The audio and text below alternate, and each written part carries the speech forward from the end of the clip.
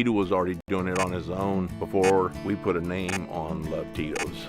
He used to give it away, which of course included charitable events. Tito allows each of the employees to choose what charity in their local community they want to give back to. I think that's the end goal, is to do something that has meaning and purpose. We're here in this company to make the world a better place, and we like to think we're doing it through Tito's Handmade Vodka.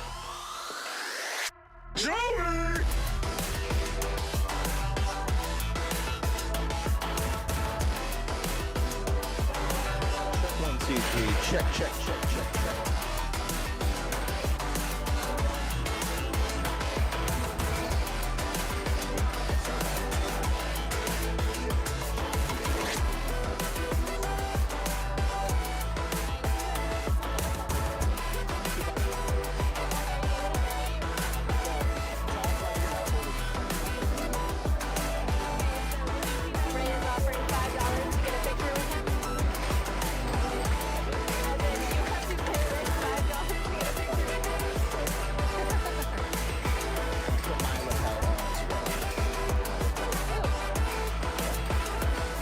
there?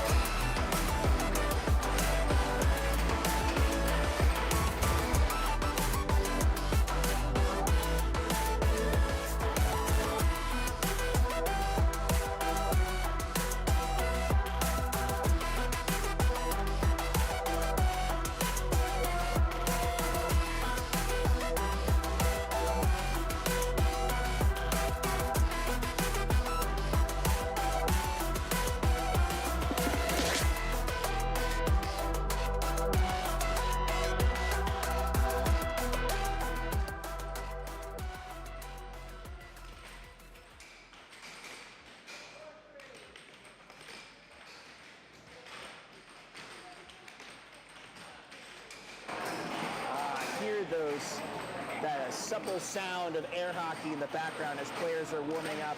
If you can hear us, let us know in the chat. We are just getting our 2024 State Air Hockey Championship underway. I am joined by the one, the only Jody Action Jackson here today. What do you want the people to hear today, Ms. Jackson? All right, thank you, Spidey. I think you said supple and you meant freight train. It is loud, it is energetic, it is buzzing in here.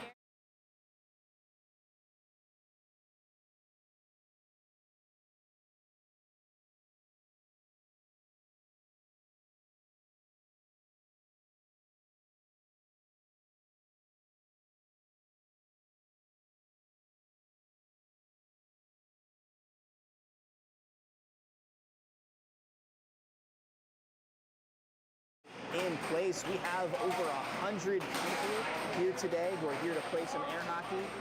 We have folks coming from all the way from Illinois. We got players from Texas and all over North Carolina as well, because this is in fact the North Carolina State Air Hockey Tournament.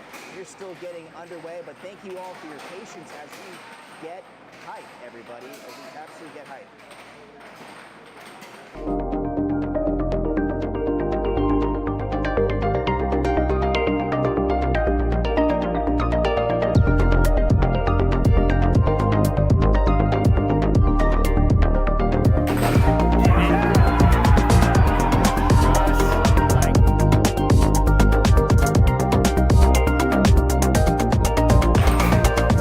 Just like that, with the over, with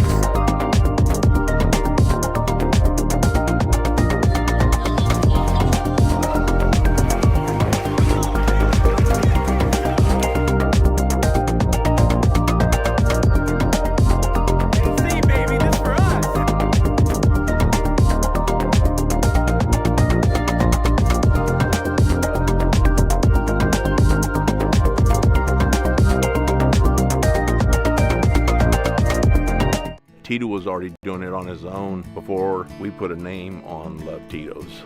He used to give it away, which of course included charitable events. Tito allows each of the employees to choose what charity in their local community they want to give back to. I think that's the end goal, is to do something that has meaning and purpose. We're here in this company to make the world a better place, and we like to think we're doing it through Tito's Handmade Vodka.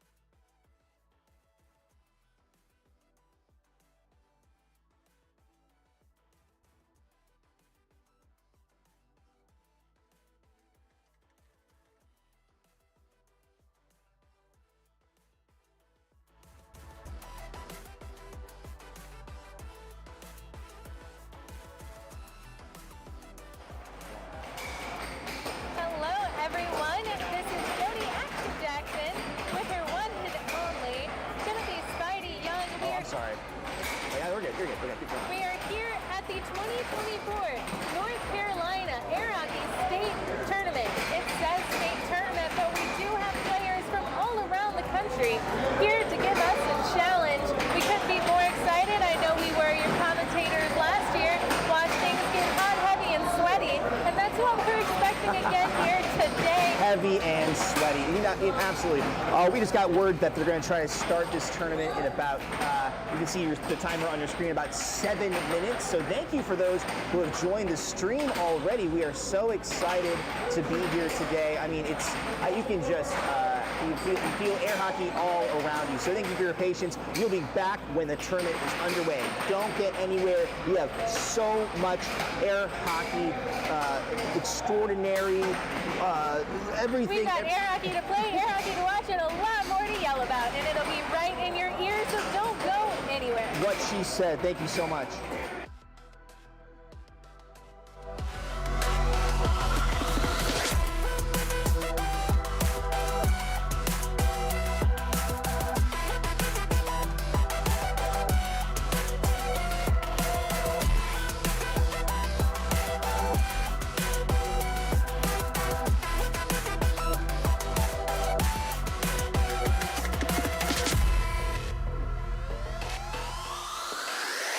Join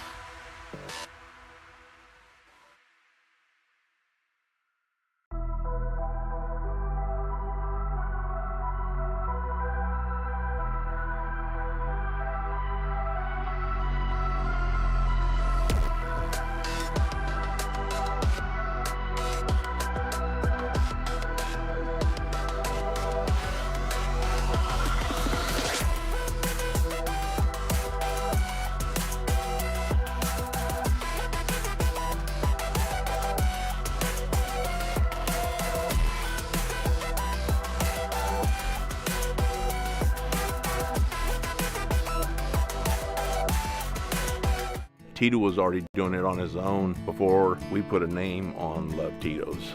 He used to give it away, which of course included charitable events. Tito allows each of the employees to choose what charity in their local community they want to give back to. I think that's the end goal, to do something that has meaning and purpose. We're here in this company to make the world a better place, and we like to think we're doing it through Tito's Handmade Vodka.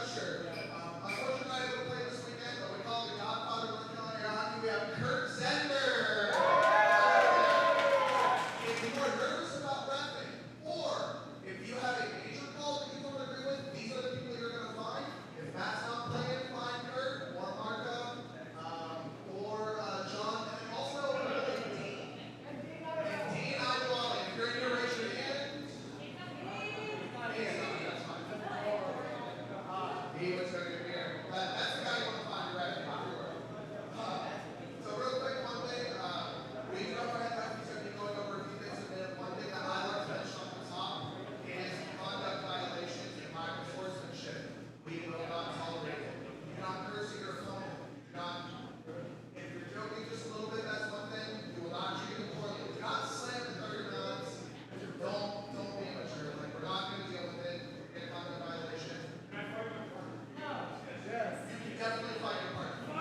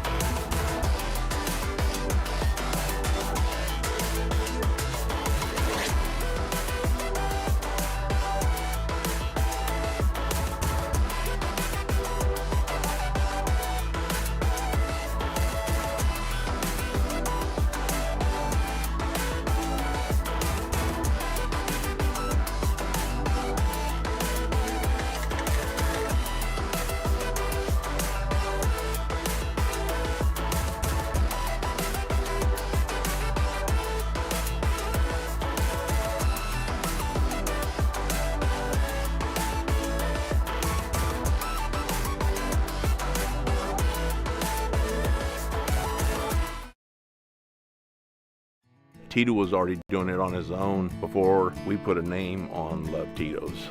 He used to give it away, which of course included charitable events. Tito allows each of the employees to choose what charity in their local community they want to give back to. I think that's the end goal, is to do something that has meaning and purpose. We're here in this company to make the world a better place, and we like to think we're doing it through Tito's Handmade Vodka.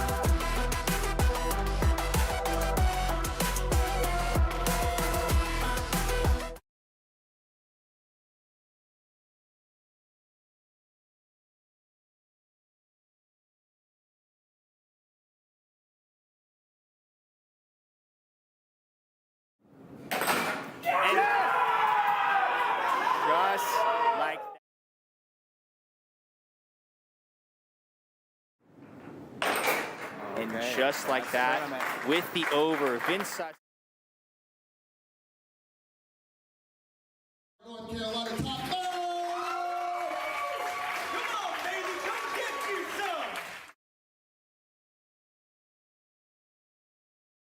NC, baby, this for us.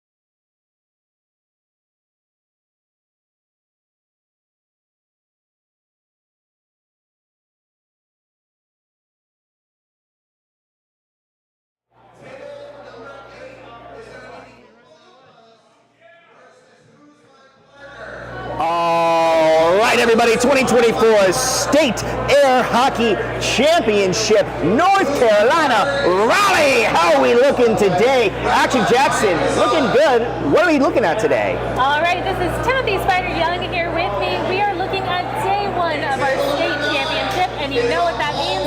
It is doubles, 2-on-2. It's a different way to play air hockey. It's a lot of fun. You see people with their partners, and their partners, I know Timothy Young, this is the first time since the last time that we've been commentating on such a fun match. We've got our own personal friends on the table for the first time. Absolutely. Action Jackson, we just got the coin flip of the match. This is Cherry Bombastic versus Milo and Winnie. What we're looking at was a chance to abdicate the typical North Carolina face-off, and they went to flip the puck. And that can happen where sometimes when players can't reach the center line. But it looks like we have Cherry Bombastic versus Milo and Winnie to kick off our feature table here at the 2024 North Carolina State Air Hockey Championship. And you know what I love about this match off? To kick it off, we've got two kick-ass women here on the table, and I'm dying to see what they do. Yeah, I mean, absolutely. These, when it comes to air hockey, I've seen these players before, and they kick some They've ass. kicked mine many a time. So, I mean, I have played, let's talk about some of the names we're looking at today. I mean, like on the Milo and Winnie team, we have obviously Joey List, the number one ranked player. He was the highest ranked North Carolina player last year's tournament. And his partner, Taylor White. What do you know about, what can you tell me about Taylor? Taylor White is a very clever player. She's going to think about every shot she takes. She's not going to rely on speed or aggression, but rather she's going to think it through and get it in. And on the Cherry Bombastic side, we have Christopher Webb, they, them pronouns, and we have Allie Hester as well. We're both new to the North Carolina scene. I played a challenge match against Christopher Webb before, but I know they've been frequenting the Raleigh. And they were at States last year as well. Oh, you're right. They were Chris at Webb States, absolutely so was. we say new, it's an old boys club, and we're always trying to get fresh blood, and we're very excited to see Allie on the table. I know she has been training extra hard with a lot of different people. She's kind of jumped head first, and she's making a great dive. And So it looks looks like we're about to go to the start. We have our very own Ray Nugent reffing this match. Looks like they're officially going to be doing the face-off here. Oh, that's, yeah, Be that's careful, folks. Ray did split his pants about 20 minutes ago, so avert your eyes. He split his pants. Here we go. You really had to out him like that. Wow, all right, we are right. Like I said, she's going to think about it. Just impressive. There it is. All right, and in this doubles edition, we are going to switch when you are scored on. I know other places do it the other way around, but again, players will switch after they have been scored on. What are you seeing here on the table, Tim? Taylor's really maintained possession. Yeah, and that's really the key to shutting this game down, because in doubles, all you really have a chance is to defend against one puck. Because if you hit the table and you can't let your offense warm up, you might be switched off the moment you get switched on. So, all right. All it takes is that position. Okay. So, folks, Timothy Young is up and playing. So you are going to hear me and my dear friend Sabrina. You may recognize her from last year. She was a co-commentator with us as well. She is here all the way from Florida to talk some snacks about some of our favorite players. Joey Liss is on the table. Mr. Number 1, Mr. Air Hockey himself. Again, playing smart. And he's got it in. Now, there is a strategy to playing doubles. You have to decide who you want to go first. Do you want... All right, we will switch again. That is leaving us at 2-3. Mylon Winnie.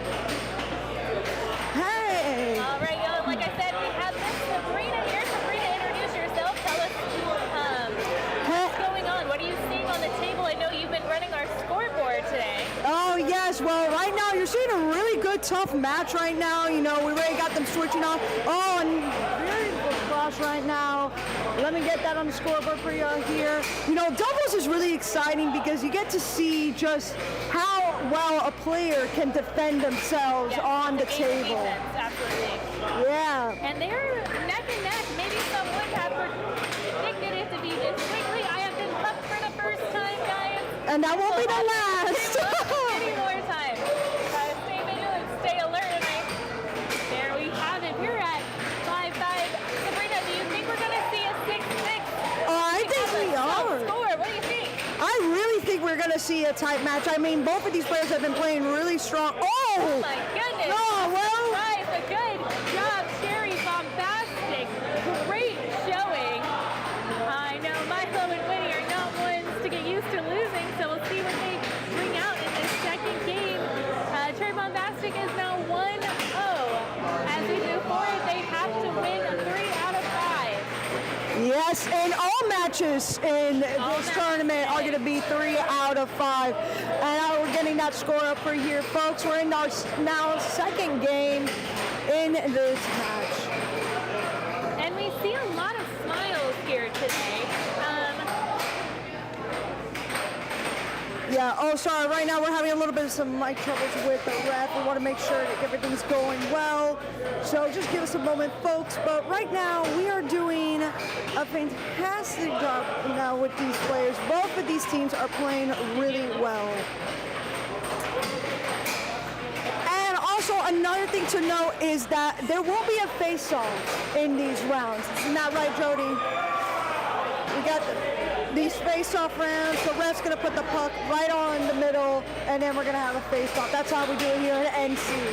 And Sabrina, for a long time, the face-offs have been called the North Carolina way, but we've been seeing it on all kinds of centerline competitions. It's really also taken a foothold in Houston, and we're seeing it spread. And I think players appreciate how extra competitive if you have to fight for the first puck.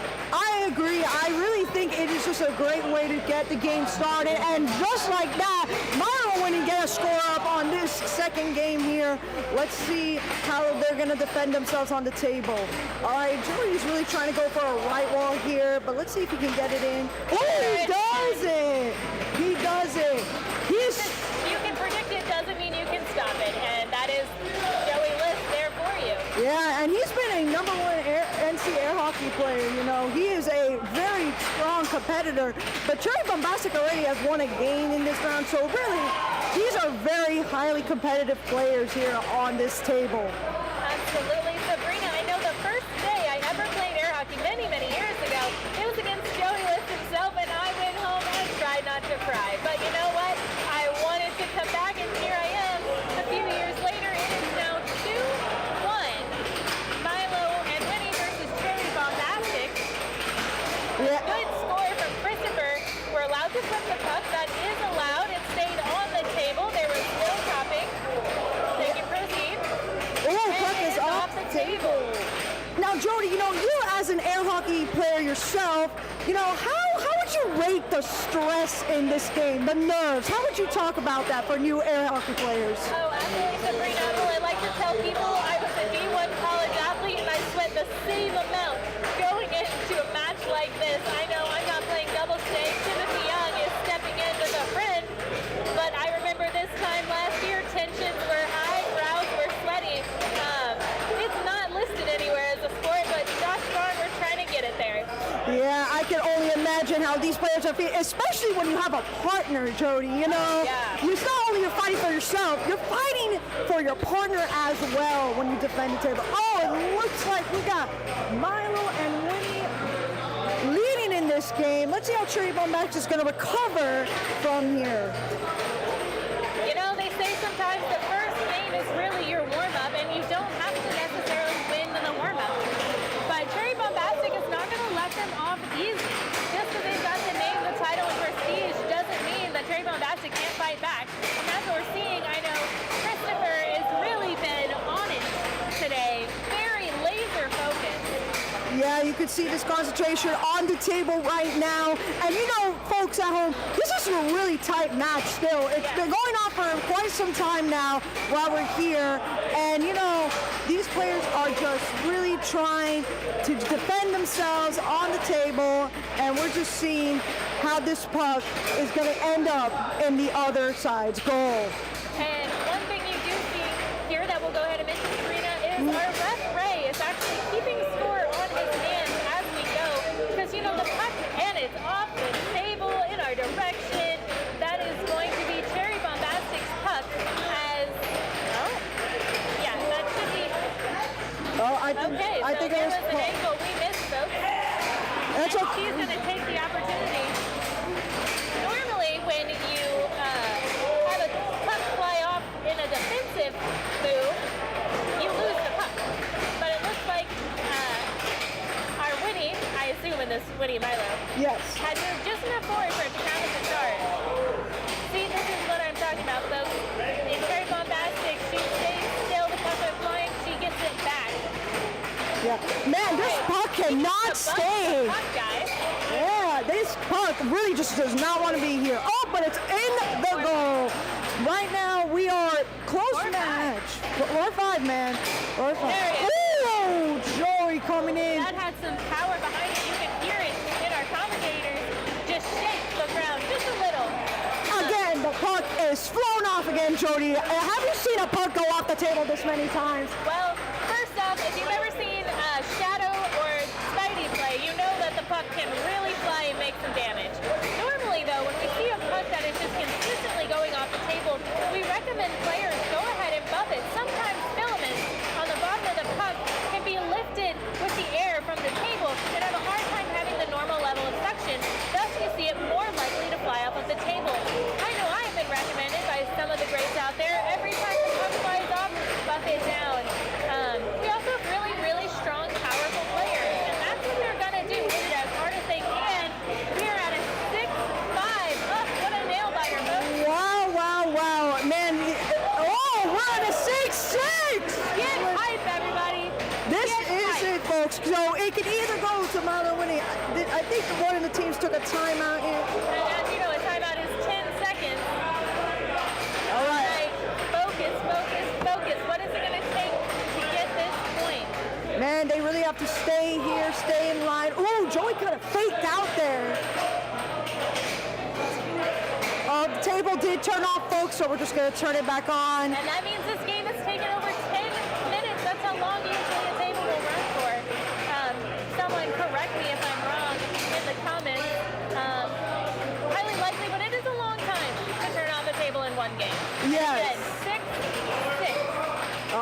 folks. This is what we in the air hockey community talk about, the 6-6 games, because they can end in that 7-6. It's a really high intense moment, and there it is. 7-6, our first 7-6 of the day, folks. This is what we love about air hockey. We I know absolutely. 7-6 tattoos all around. Spidey has it, Cam has it, Joey has it, we all have it. It is actually precious. I was just looking at Joey, that's not what I meant to say. However, 7-6 is what we play for. It means everyone's putting it out on the line, and it comes down to usually who has the puck last. Yes, you said it best, Jody. Honestly, this is a really good game to watch, especially the first game to open up NC State Air Hockey's tournament. This is amazing to see here, folks. And this is just, you know, kind of a sneak peek into what's to come this weekend, folks. I'm so excited to be here.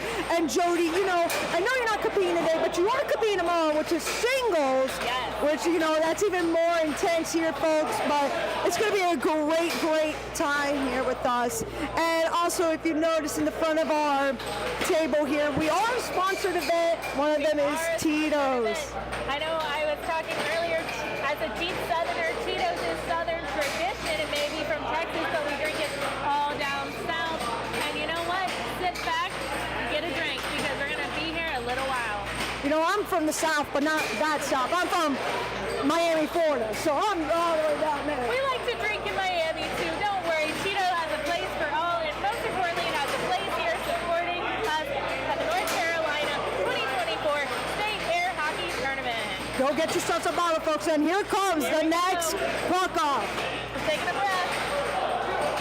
Oh, and first possession is going to go to Milo and Winnie. Let's see. Oh, he's really leaning on that right wall, but they are killer right walls, I gotta say. Look at that power, speed. absolute. All right, she's trying to go here.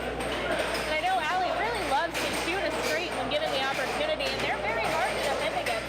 If she's patient, it's possible. Oh, Milo and Winnie is starting off.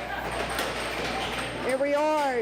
So for the folks just joining us now, this is our third game in this first, you know, matchup between Cherry Bombastic and Milo Winnie. It could be anyone's game, honestly, Jody. It's really just a tough match right now, you know? Oh yeah, it's 1-1 games, and they've already timed out the table, so we know we're going to be a while, but they're giving us a lot to talk about, a lot to look at. Jody is considered essentially the master around here. I know he's helped me with my game more than a few times, and that's it. That's why he's the master. That slender was sick, it was smooth. He absolutely just demonstrated that on our table here. And also we got Cherry Bombastic, who has been doing pretty strong. But right now this game, I guess they're getting a little thrown. They got to get the groove in because, man, they guess they just found it. Commentator's curse is real, folks. And that's why we're here. All right, absolutely. Got Taylor White back on the table versus Christopher Webb. Like I said, Taylor's a very patient player, but Christopher is not going for mercy. They haven't once this whole time even thought of the word.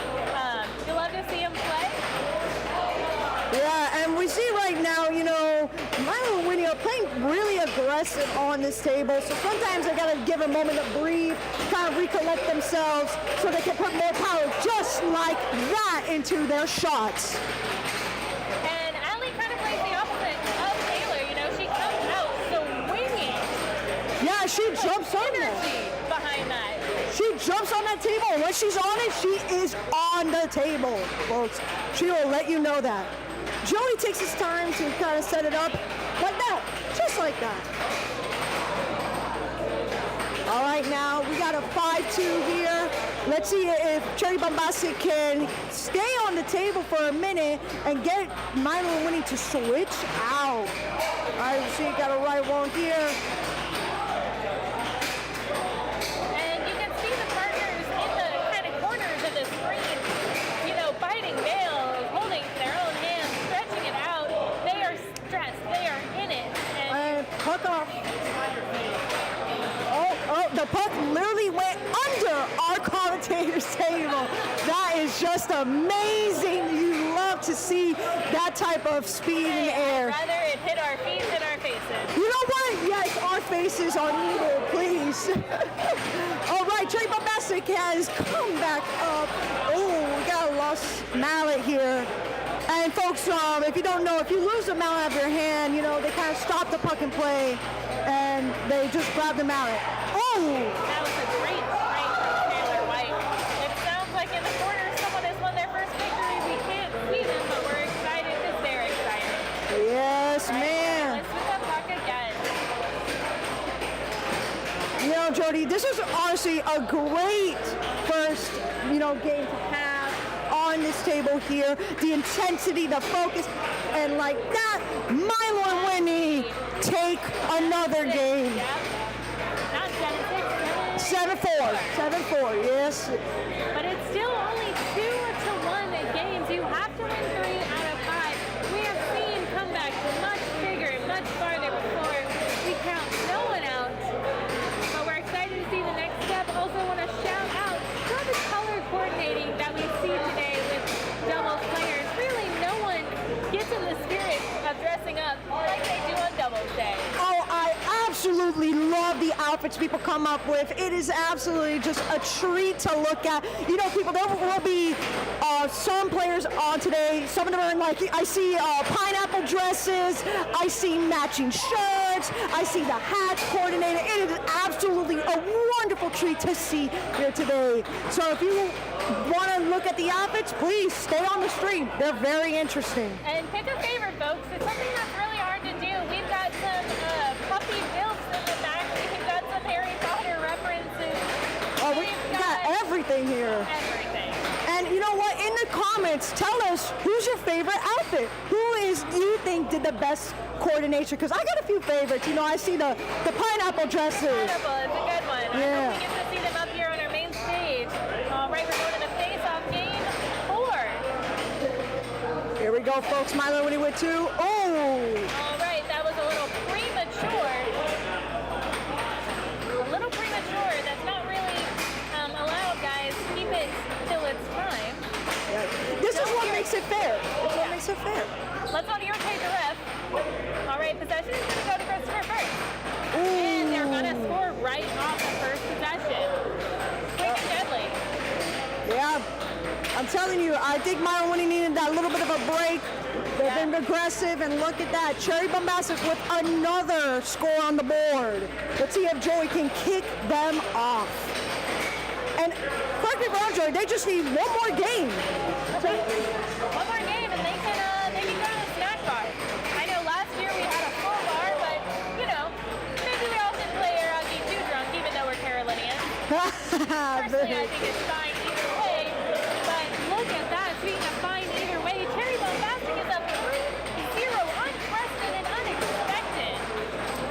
Look, see it, folks. You can see that intensity right now. You can see it here. Just really trying to keep that possession, trying to grow that power. It's usually just, you know, is it in the arm, Jody, right? I'd say the flick of the wrist. The puck is right we've got next to another me. one on the table. There we go. Either one is going to get the shout out for taking us out, but their pucks are flying. You know, they want to win. You know what they say, you just don't give a puck. Well, Give a puck. if they throw it at you, just take it to their face, I guess. Well, Sabrina, I usually say this is a contact sport for the ref. Wow, this is amazing. Christopher is on fire today. Just staying at this table. You know, he's not only going against one player, he's going against 2 players right now. So he has to learn both their styles. Oh, but just like that. Finally stopped by Joey List with 1 point off of us. And now Allie is on the table. How do we feel about Milo and Whitney getting their comeback? Because it is now 2-4 after a shocking 4-0. You know, I think it's just you got to get your groove. You know, there's a lot of endurance in this sport. A lot of endurance. And if you get tired out, you get tired out. But the key is to keep a clear head and a clear flow for your body, just to keep your arms and shoulders moving, as well as just your nerves coming into play, Jody. It's just really intense here, you know? Absolutely. I know that there are definitely air hockey workouts that one can do, and we are separated by only 1 point right now. The crowd is as watching as intently as we are. know, that's what happens here, folks. You know, people start gathering around with matches, especially like this one. It's really no one's game. It is just sitting here watching how these players take on each other because, you know, again, it's a double, so you got to learn not one, but two different styles of people. And we've got a switch out here. Christopher taken off the table. It's on Allie's shoulders, you know, to get Taylor back on the table. That puck did a little dance for Joey right there. And it's going to go back to Joey after she accidentally touches the puck, something that is not allowed. All right, folks, we see the possession went right back to Joey. He does like this a little bit like a juggling with the puck, just to get a little flow of it. Yeah, his dribble really helps him out. Oh! And gives him time to think, time to decide where to place the puck. Timeout. We got a timeout here, folks, which lasts, again, for 10 seconds to get their breaths. You know, you see Joey and Taylor right now, they're kind of like hyping each other up, because if they win, this is theirs. They're done. They're done, and again, they can go to the snack bar. Right here. This is a double elimination. We want to make sure we're pointing that out. Terry Malvasic or Milo and Winnie. And just like they're going to get it. That'll be 3-1 winners of our first set. And we love to see the sportsmanship. You know, everyone's cool, giving hugs. You know, look at that right now. It was just a really strong and good matchup here today. You know, folks. You're right, and I can see just barely from here, Sabrina, Timothy Spidey Young up against Cam. I see sweat dropping on the table. Folks, don't think he's just our commentator extraordinaire. He's our camera guy, our computer guy, and right now, he's the guy who's about to win his team this very first game. That's right, folks. And, you know, right now on camera, what you're seeing, you can see the other matches kind of happening in the background right now. And it is just really, you know, in the background noise, just everybody really focusing in on their games. You know, they got to just cut off the noise, focus not on the players, but the puck. They got to really focus on that puck. You know, you can prep for the player, but at the end of the day, it is the puck, the table, and you that's going to decide who wins. I know we've got a lot of very fun and exciting first games all around the room, really. We have 13 tables this year, so do the math, guys. That's quite a few players. I know we have over 100 registered tomorrow to start our singles competition. Yeah. And while we consider the doubles a little more fun, that makes it no less competitive. Exactly. And you know, folks at home, we want to hear from you. You know, go in the comments. You know, we got a lot of big players here today. Who are you going for? Who are you going to see on the table? Oh yeah, I'll let make us it know. work. We Who do you want to see? We want very intense matches.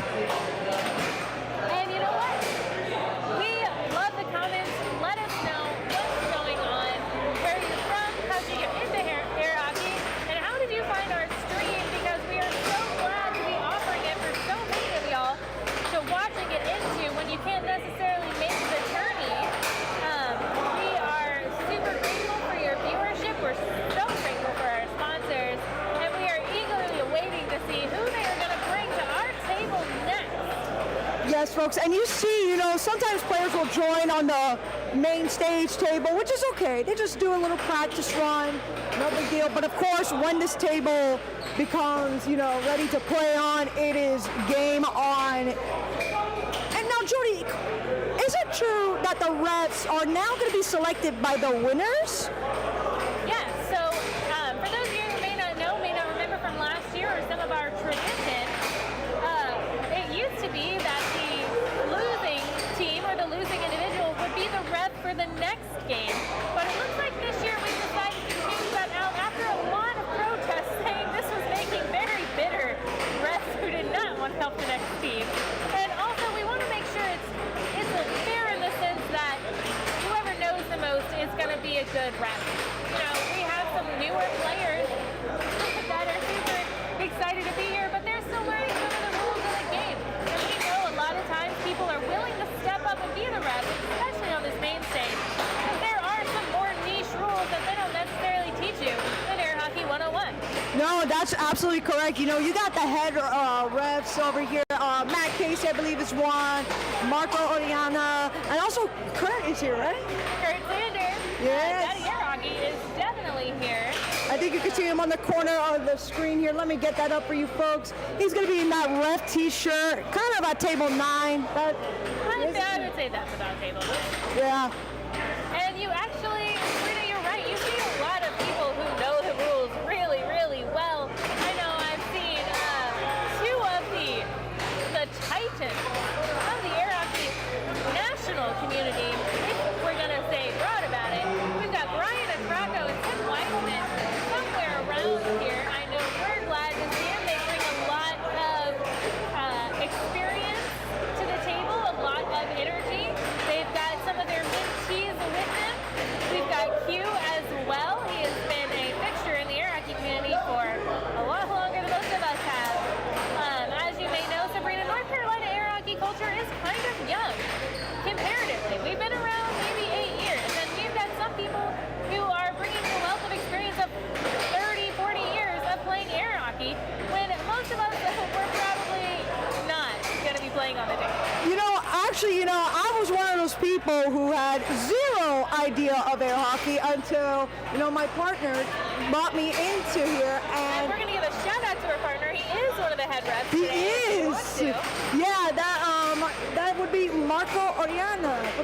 He is one of the head refs, and he was the one who kind of brought me, into the air hockey community. I was here last year for the tournament, my first air hockey tournament, here in the commentating booth, and let me tell you folks, I had no idea what a right wall, a cross, what any of those terms were. I just knew possession and defense.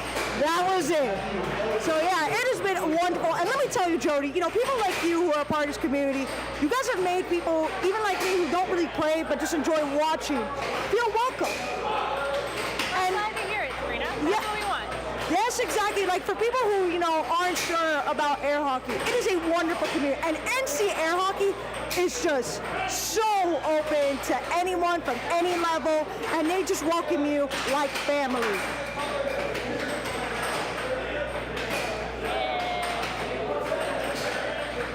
So, folks, let me just say, it is just a wonderful turnout here, and we're going to let you know about our sponsors once again, because we couldn't do it without them. Absolutely not there. We're going to get them on screen now.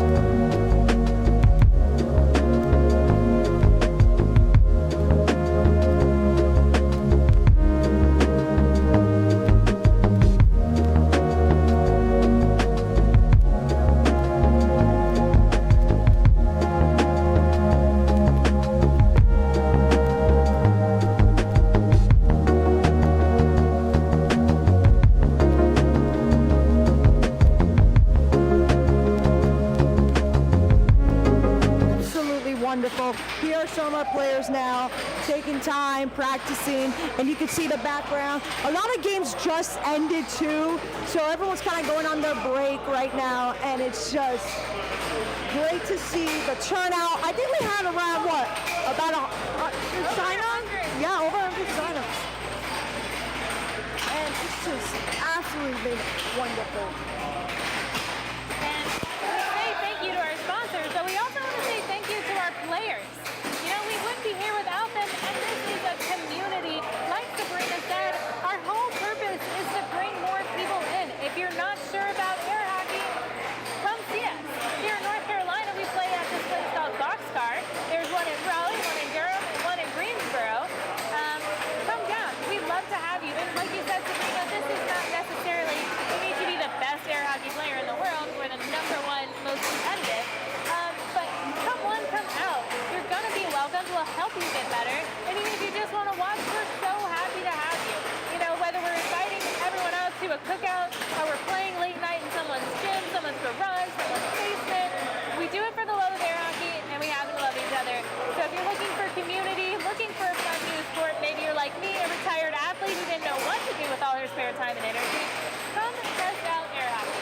Yeah, it has been a great show tonight. And you know, one of our commentators is coming back. He looks sweaty. He has really put all his energy and soul on that table. And folks, it is just a wonderful, wonderful time here. Once again, this is a great community to be a part of. If you have any, questions, you can always reach out through the NC Air Hockey Instagram or YouTube channel, as well as just give a comment. Go ahead and comment. Oh yeah. And Serena, like you said, Tim Spidey Young is over here very sweaty. And it's a sweaty sport, your heart rate is gonna go up. I know we played for our anniversary one year and burned an average of 600 calories. Oh, you got that Apple Watch notification like your heart rate? Apple Watches out. We were gonna figure it out. There's a reason you sweat and there's a reason you want to fight for it, because when your blood is flowing and pumping, you're in fight mode. And you know what? You're gonna fight to win. And that's what air hockey is about. Maybe not what it's all about, because like we said, community is ever so important. But gosh, does it feel good to win? It absolutely does. It absolutely is one of those sports that people enjoy and love. And now what we're going to do, folks, is we're going to switch off to our commentators. Right, so we are going to show you our faces. We've been talking in your ears for quite some time. That is right, folks. Let's get that But on it is Cody Jackson, Action Jackson, as I have once in a while been called by We're going to get that for you right now. With Sabrina here, we are going to We're just moving around. Your face, because right now you are watching kind of an empty room. It is the first round. All right, so we've got a lot of people yelling in our ears right now, but a lot of people have stepped out to get some fresh air. That first round of games kind of seems to have settled out. The scorecards are in. This way we'll be able to tell what is coming next for y'all to watch, for us to talk about, and it's going to be exciting. We can guarantee you. We don't need to know who's going to be on that table. I promise it is going to be a good game. Oh, it's a guarantee, honestly. And I don't like to give a guarantee, but It's a good one. It's just one of these. Folks, it is amazing here. It is amazing. We got players from all over.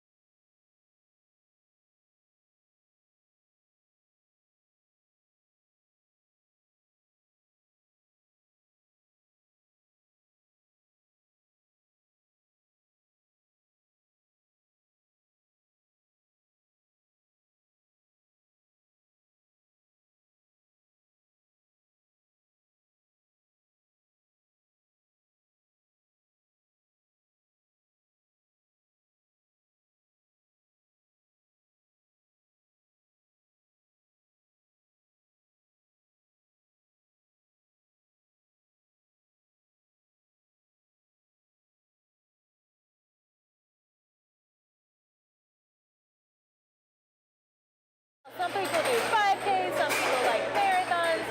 I want that air hockey shirt. I want it in every different state. And you've got a lot of players who have made it their mission and have done nothing but succeed. I know when you've got Hernandez coming up, he's got one from Worlds. It's our black Air Hockey United, which is a great shirt. It is athletic material because you need an athletic shirt. Hockey is only going to get you so far. All right, Sabrina, what else are you seeing? Because it seems like we're getting closer and closer to calling our next just watching one of our players do not just a, arm Not an arm stretch. thrust. This man laid on the floor and pulled his legs to behind his head. That's how intense this sport gets. I don't know if you're aware, but that is Brian Acrocco. Oh, of course. The guy. Oh, I Lord. remember the first time we met, I was helping with some stretches because this is a full body sport, and he is going to be prepared. If you're going to come in like an athlete, and Brian Acrocco has done nothing with that his whole career. He has been in the air hockey world for a little bit, if we're being honest, and he is here with his protege today. We saw both of them play doubles on the main stage at World. It was incredibly exciting, very intense, and I wish I had a body shield. So let's see how this is going to play out today. This is very absolutely intense, folks. I mean, again, seeing people do full-on body stretches to prepare, because you think it's just doing this. It's not. You're standing there. You're using your whole entire arm. You're doing your wrist.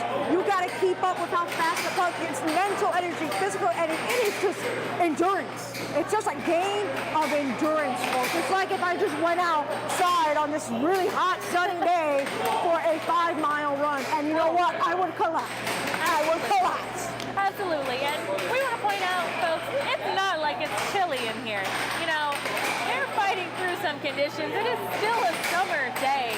You got to step out if you want fresh air. So not only, like Serena said, are they fighting on the table, they're fighting the elements of being inside a very loud, very crowded, concrete floor building that maybe isn't the ideal conditions for doing any kind of athletic activity. But you got to make do with what you get. And you know what? That just, again, folks, proves how the top players are top players. They can compete in any condition, no matter where they're at. Thankfully, it's indoors, because I would cry if we were outdoors right now in this heat. But, folks, we do have some fans here coming to help the players. Obviously, we are being safe. But, man, oh, man, it is so intense. I mean, I don't know if you can hear it on the mics. Thankfully, we have these mics. But it's loud. It really is just so loud in this, building right now with all the pucks, all the banging, all the shouting. It's just really intense, and you just feel the heat. All right. So we have got our lineup prepared on the table. We've got our judge, Joey Listen. We are so excited to see how this is going to go down. He's about to once again remain on the table. Thank you.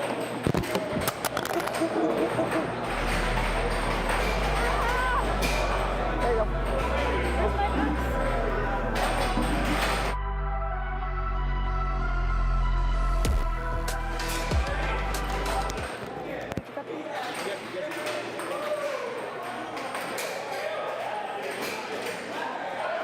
Thank you both for coming. Okey-dokey, And folks. thank you, Like we were Centerfact saying, Technical we're Staffing, excited. for We've got watching this generations. event. I hope that makes sense proud because of you. this is Hope to see you all here a next family year. sport when you think about it. We've got a lot of people who come in, their dads bring them in, their moms bring them in, their sister, their brother, whatever it may be. It turns into a family dynasty. And we've also got Who's My Partner, a little joke thrown in there. Hopefully they know, because we certainly know who they are. All right, Joey Liz is going to be the judge for our match. All right, here we go with our face-off. Joey, if you were here last time, was on this table as a player, so now he is referee. So let's see how this is going. Ooh! Brian Acrocco makes light work with the first possession, first score. And right off the first possession. And like you've been seeing, he's got another one. We are 2-0 Generations. All right, let's see here. Wow, it's going back to generate. Oh, just like that. With a left one? Kind of a sling behind that, honestly. Some flexibility in that wrist. I know we were talking about stretching, and Brian has definitely worked on that before, keeping his shoulders loose, his forearms stretched. And that's what you can do when you're prepared. He really was just stretching right in front of the commentator's booth, so very interesting to see that. Oh, wow. Look at that. And if anyone in the comments could let us know if you can hear us, that would be great. We are actually outside of our booth at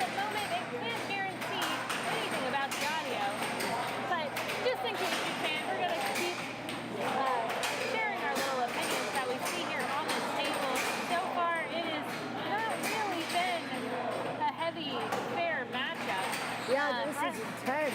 It's intense. Is Brian going to take it all 7-0? Sabrina, do you know what we call a 7-0 here in the air hockey community? No, Jody, what do you call a 7-0? Very fucking unfortunate. But it's not going to be that 10 No stuffing today. We're at 6-1 generation. Hernandez is up on the table. Let's see what he's willing to do. Can he just bring it home? Who's my partner? Oh, well, I was going to say you have to stay on the table, but not anymore. All right, 7-1. Generations not come out to lose. They never do, though. Like I said, I personally have played against these two in doubles with your very own Spidey, Timothy Young, and it was not easy by any stretch. You know, we kind of... Oh, wow, that face-off just resulted in the puck flying off the table. It's really just, you know, the nerves start kicking in and then your adrenaline's pumping and you just knock it too hard. But, you know, these folks are both very, very intense players right now. It is just, you can see how focused they are on the puck. It's an intense match. Now, Generations is leading with one game, and look at that. Already kicking off the table. Now they have another player on. They start off with the strong match number 1 game already.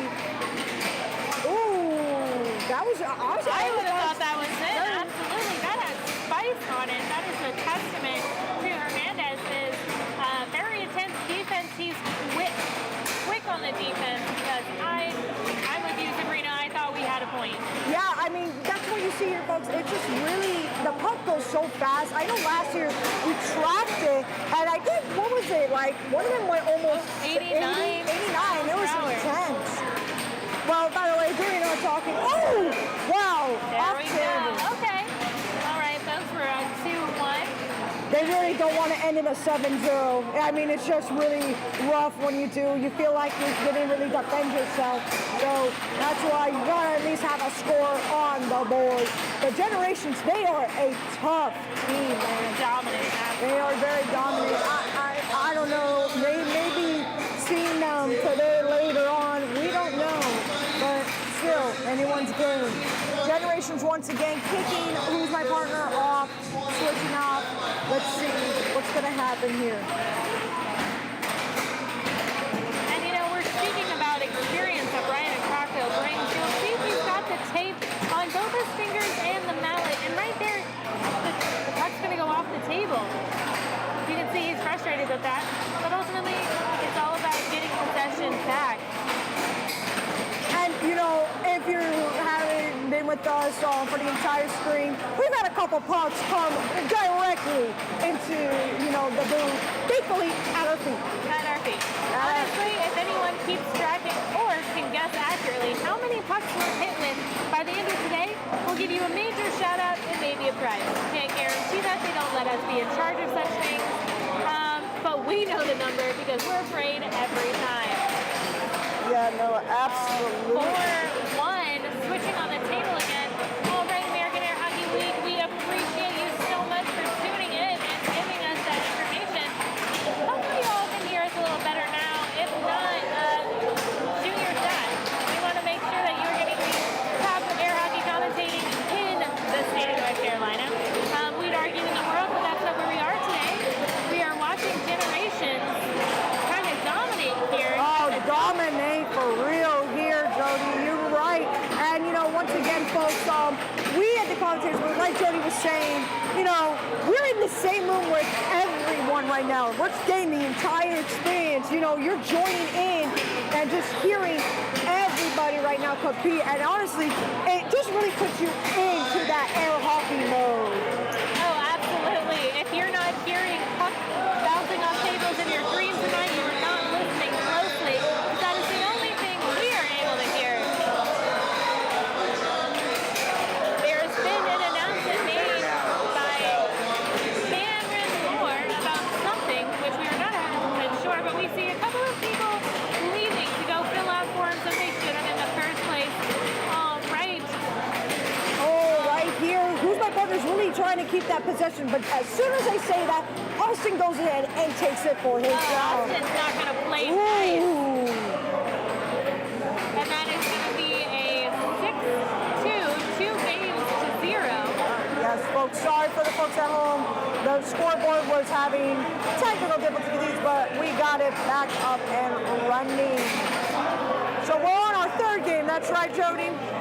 We're on our third game. It's 3 out of 5 today. And who, my partner, has not received yet any games in this round right now. So we're just going to go ahead and see what's going on here. Yes, and you know, we're not going to count anyone down and out. We have seen significant comebacks. We haven't had any major comebacks yet today, but that is what we're watching for. It is officially 1-0 Generations. Like Sabrina said, we are trying to fix our scoreboard, and it looks like hopefully that is accurate. We want to make sure you have the most accurate and updated information as we all watch this very powerful team take on one of our locals. It is going to be 2-0. Wow, Generations is going to really not get to game 4. They want it to just end right here, right now. Just like that. Wow. Wow. Austin hasn't left the table. Austin has not left the table yet. And, you know, we had a game number 1, I believe, where we were not sure Brian was ever going to leave the table as he was up 6-0. We'll see if his protege is able to do the same thing. It looks like during our commentary. Oh! Wow, that's a loss of matter, y'all. You see that as ever. And sorry, by the way, we're at 5. I just got refs notice on that. So we got it right here up to date for you. Thank you once again for joining us and everyone watching. We really do appreciate you joining us here as we. Wow, so fast we can barely keep track.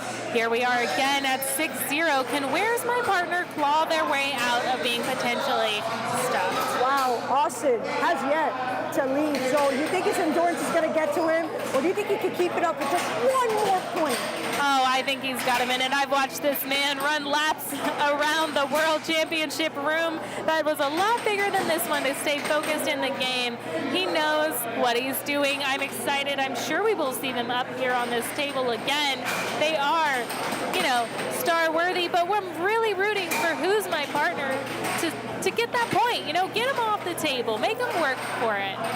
Wow, it's really just, and we got our first 7-0 of the day. I don't know that we'll see too many of those, but that was just a dominant performance by 2 of our biggest key players here in the game. They are from Houston. They're here for a reason, and that reason is to win. I know I spoke with them many, many times in the winner's circle at Worlds, and as we set it up for our own North Carolina 2024 State Championship winner's circle, I'll have them up again and again. All right, Sabrina, any last thoughts about this match? Honestly, it's just really kind of heartbreaking when you see a 7-0 game. It is. It's just, especially like, you know, when you're going up a team like Generations, those 2 players, like Jody was saying, they are just such powerful and just coordinated, and they've been doing this for so long. They know how to just get into people's heads. They have intense, you know, puck-offs. It is just really, really one of those things that you just have to prepare for, because in an NC State tournament like this one, you're going to see players from around, you know, the country. You're going to see players who have, you know, some experience, and you're going to see players like we just saw who will whoop you on this table. But you know what, folks? What I've learned in my own experience, getting whooped makes you better. It makes you want to work harder. It makes you think about your next shot. Sometimes we are the 0 in a 7-0, but that doesn't mean we walk away with nothing. We learn so much about ourselves, about the games, about our opponents, so the next time we're on the table, we're even better. And this is a double elimination tournament. I think I just heard our announcer say we're going to get the wise guys. So those are the Wisemen. The Weissmans, again, all the way up from Houston. I remember remember commentating on these two before, and I'm just in awe every time. I have nothing but respect for the players that we're going to see on this table. And also, I'm just going to shout out to Tim Weissman because he was really nice to me last time I got stuck trying to set up my sound booth. So, you know, we have a bunch of great players and a lot of great people. We may have our tiffs and our scuffles, but ultimately we care the most about progressing air hockey, and that means we're going to work together, and that's what you love to see. I'm glad that we're able to host our Houston counterparts so we can show them how we work together. Exactly, that's right, folks. Just as Jody said, what we're doing right now is we're going to get a confirmation about, you know, who's going to be on table one. We'll get that all nice and set and ready for you.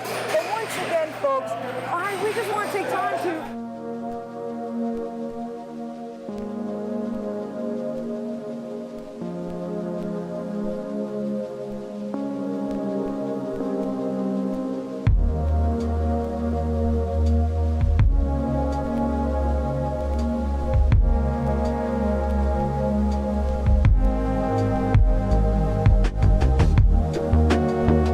Tito was already doing it on his own before we put a name on Love Tito's.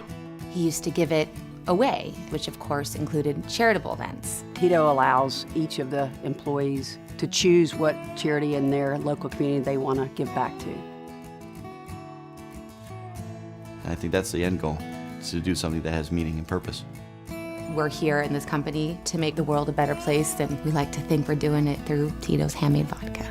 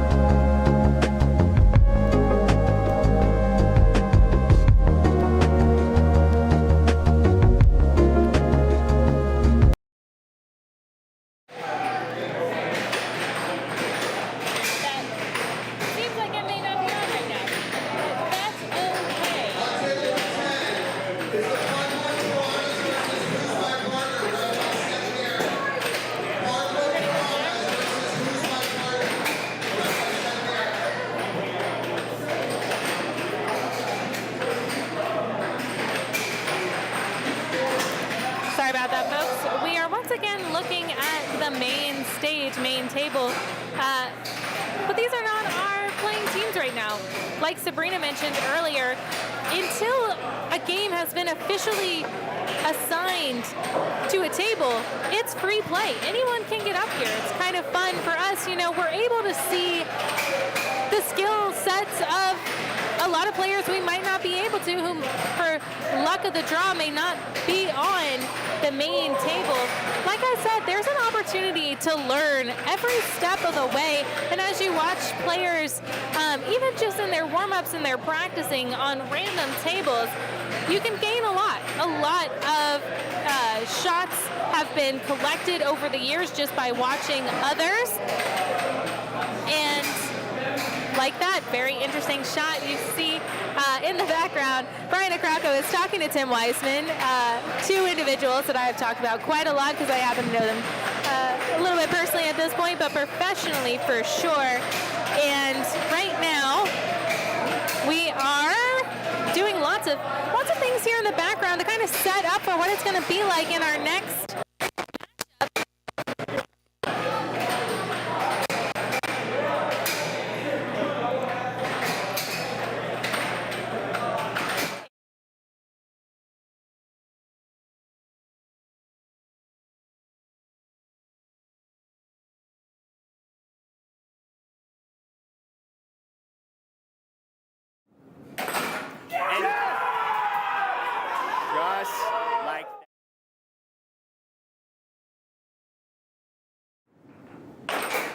And just like that, with the over, Vince Sasha.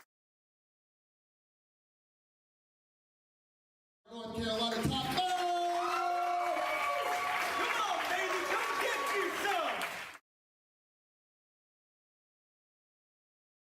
NC, baby, this for us.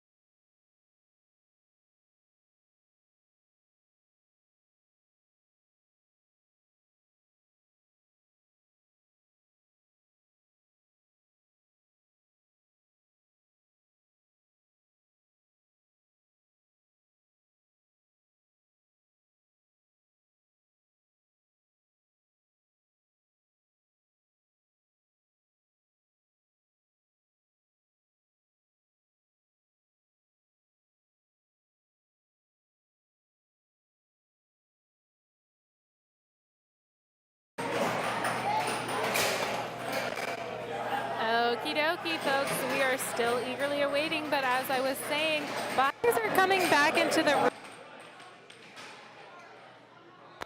I am really excited about this one, Jody. This is, you got two very intense teams here. Once again, the Wise guys are very well known in the air hockey community. The Wisemans, man, this is just going to be a good show for y'all right now. And we actually have Brian Krako here. I know I was talking about it in his last games. How are you feeling, Brian? How was that victory for you to start out? It was fun. I'm happy to be here. I'm really excited that they took the time to put on this tournament. It's really fun to get to play in tournaments. It takes a lot of work. So it's fun. It's a great environment. They've done a great job setting it up. And yeah, we got to play that first match, and we've got a lot of matches coming up that are going to get harder and harder with every round. So Austin and I want to win. We came here to win. So yeah. That's what we've been saying, Brian. Thank you so much. We also pointed out that you stretch before every game, and that is a crucial element. I did what? You stretch pretty well before your games, and that's a crucial element. If you want to give a word of advice or warning to our listeners about the importance of taking care of your body in air hockey. Yeah, I mean, there's a lot of people that work on strength and diet, but flexibility is one that a lot of people skip on. I think it's actually the most important as you age. I stretch every day, and I work on especially my hips, my back, keeping those muscles nice and limber. That's how I'm able to play air hockey in my 50s. And of course, managing your diet to keep your body fat down and keep your organs healthy, and then also, working out your muscles, keeping them strong. Keeping that as a regular part of your life, you're healthy in all aspects, and then you better at what are things that you love. All right, thank you, Brian. You guys heard it first. And like I said, he will be in our winner's circle at some other point to be giving out such great nuggets of advice. Like he said, you got to be healthy to play air hockey. You got to take care of your body. And he really is living what he preaches. It really is. And folks, sorry if we have a little bit of overlap with the mics and the commentary. This is really loud and intense right now. We're going to try to make sure everything's working right. We just have sometimes a little overlay, but we are doing good. Just got confirmation from our tech team right now. But thanks again for joining us here. And like Jody was saying, with the interview, it's just really intense sport. Oh, hey, y'all. You guys are in transition. Sorry, we're just here, and we are now on screen.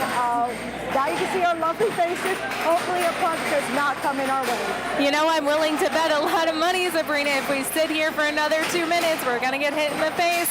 But you know what? Who cares? Who gives a puck? We're here for some good pucking, all right? And that's what we want to watch, and if we have to take it to the face, so be it. All right, back on the table. I am so excited. And these are the young Weismans. Ooh, still intense. They are not to be trifled with. They are an intense.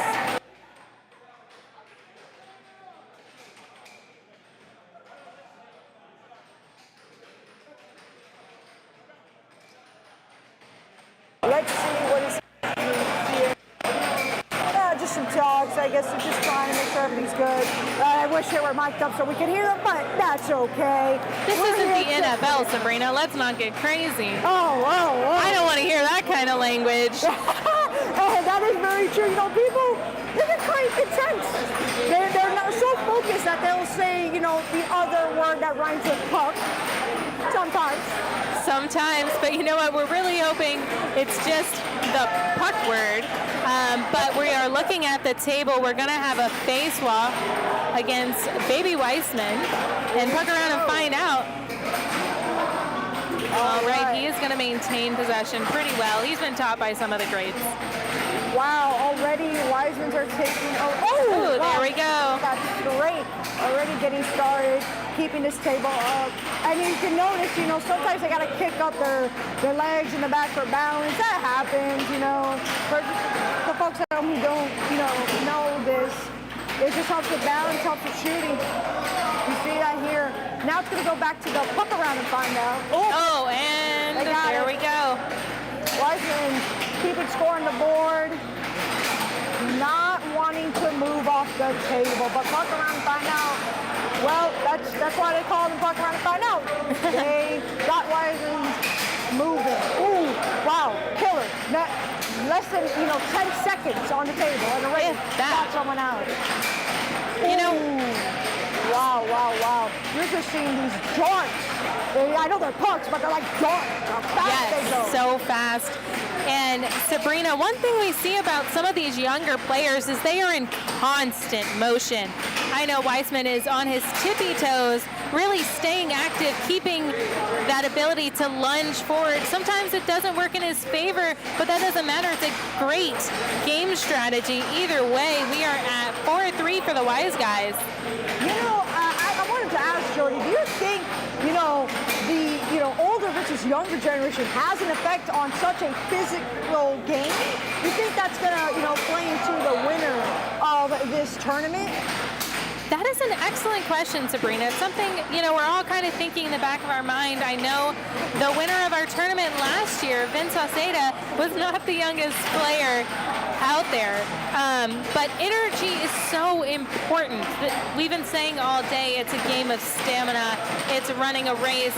It is fighting through a 5K in a very hot day. So youth has got that on its side. You're able to stay active every single second. And I think that it comes out to be energy versus experience, and it could go either way depending who's on the table. Yeah, no, I can see where you're coming from. And don't let Vince hear you almost basically call them all. Don't let him hear you say that. I would never, and you can't prove it. He was a very nice guy. Shout out to him. He was a very nice man to speak with last year when he did win the NC State tournament last year. Oh, wow. That's already the end of game one. The Wisemans take point on here. And honestly, it's kind of just intense watching these players, and especially, like Jody would say, the younger players. They really are just very, very focused on the game.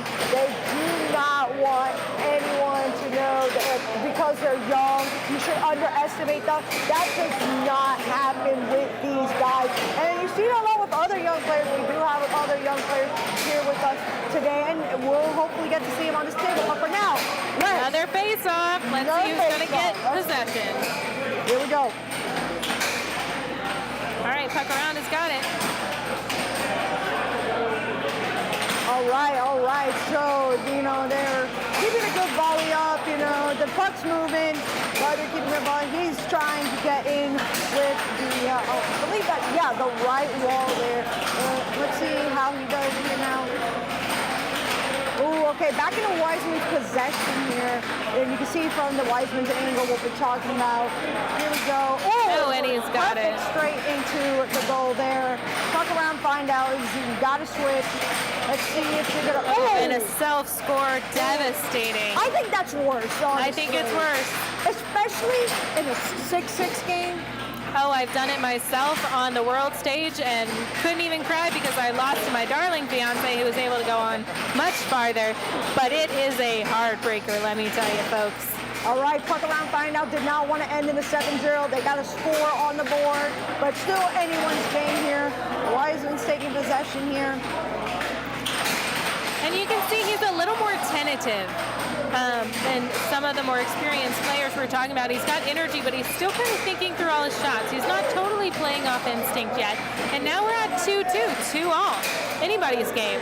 Yeah, you know, I think I just realized this, and they probably intended this, but the Wise guys, you know, Wise, you could scramble that to literally spell Wise, like W-I-S-E. I don't know, they probably intended that. I just find that funny. Clever names, you'll see that around the folks, just like the outfits we were talking about earlier. You're gonna see really funny names like these, just like Puck Around and Find Out. Puck around and find out. I mean, if we can make an UCK with a P, we're going to.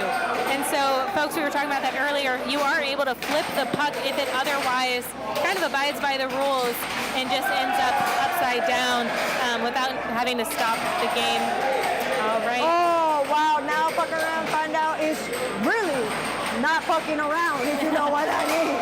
Oh, but I think that shot was absolutely dirty.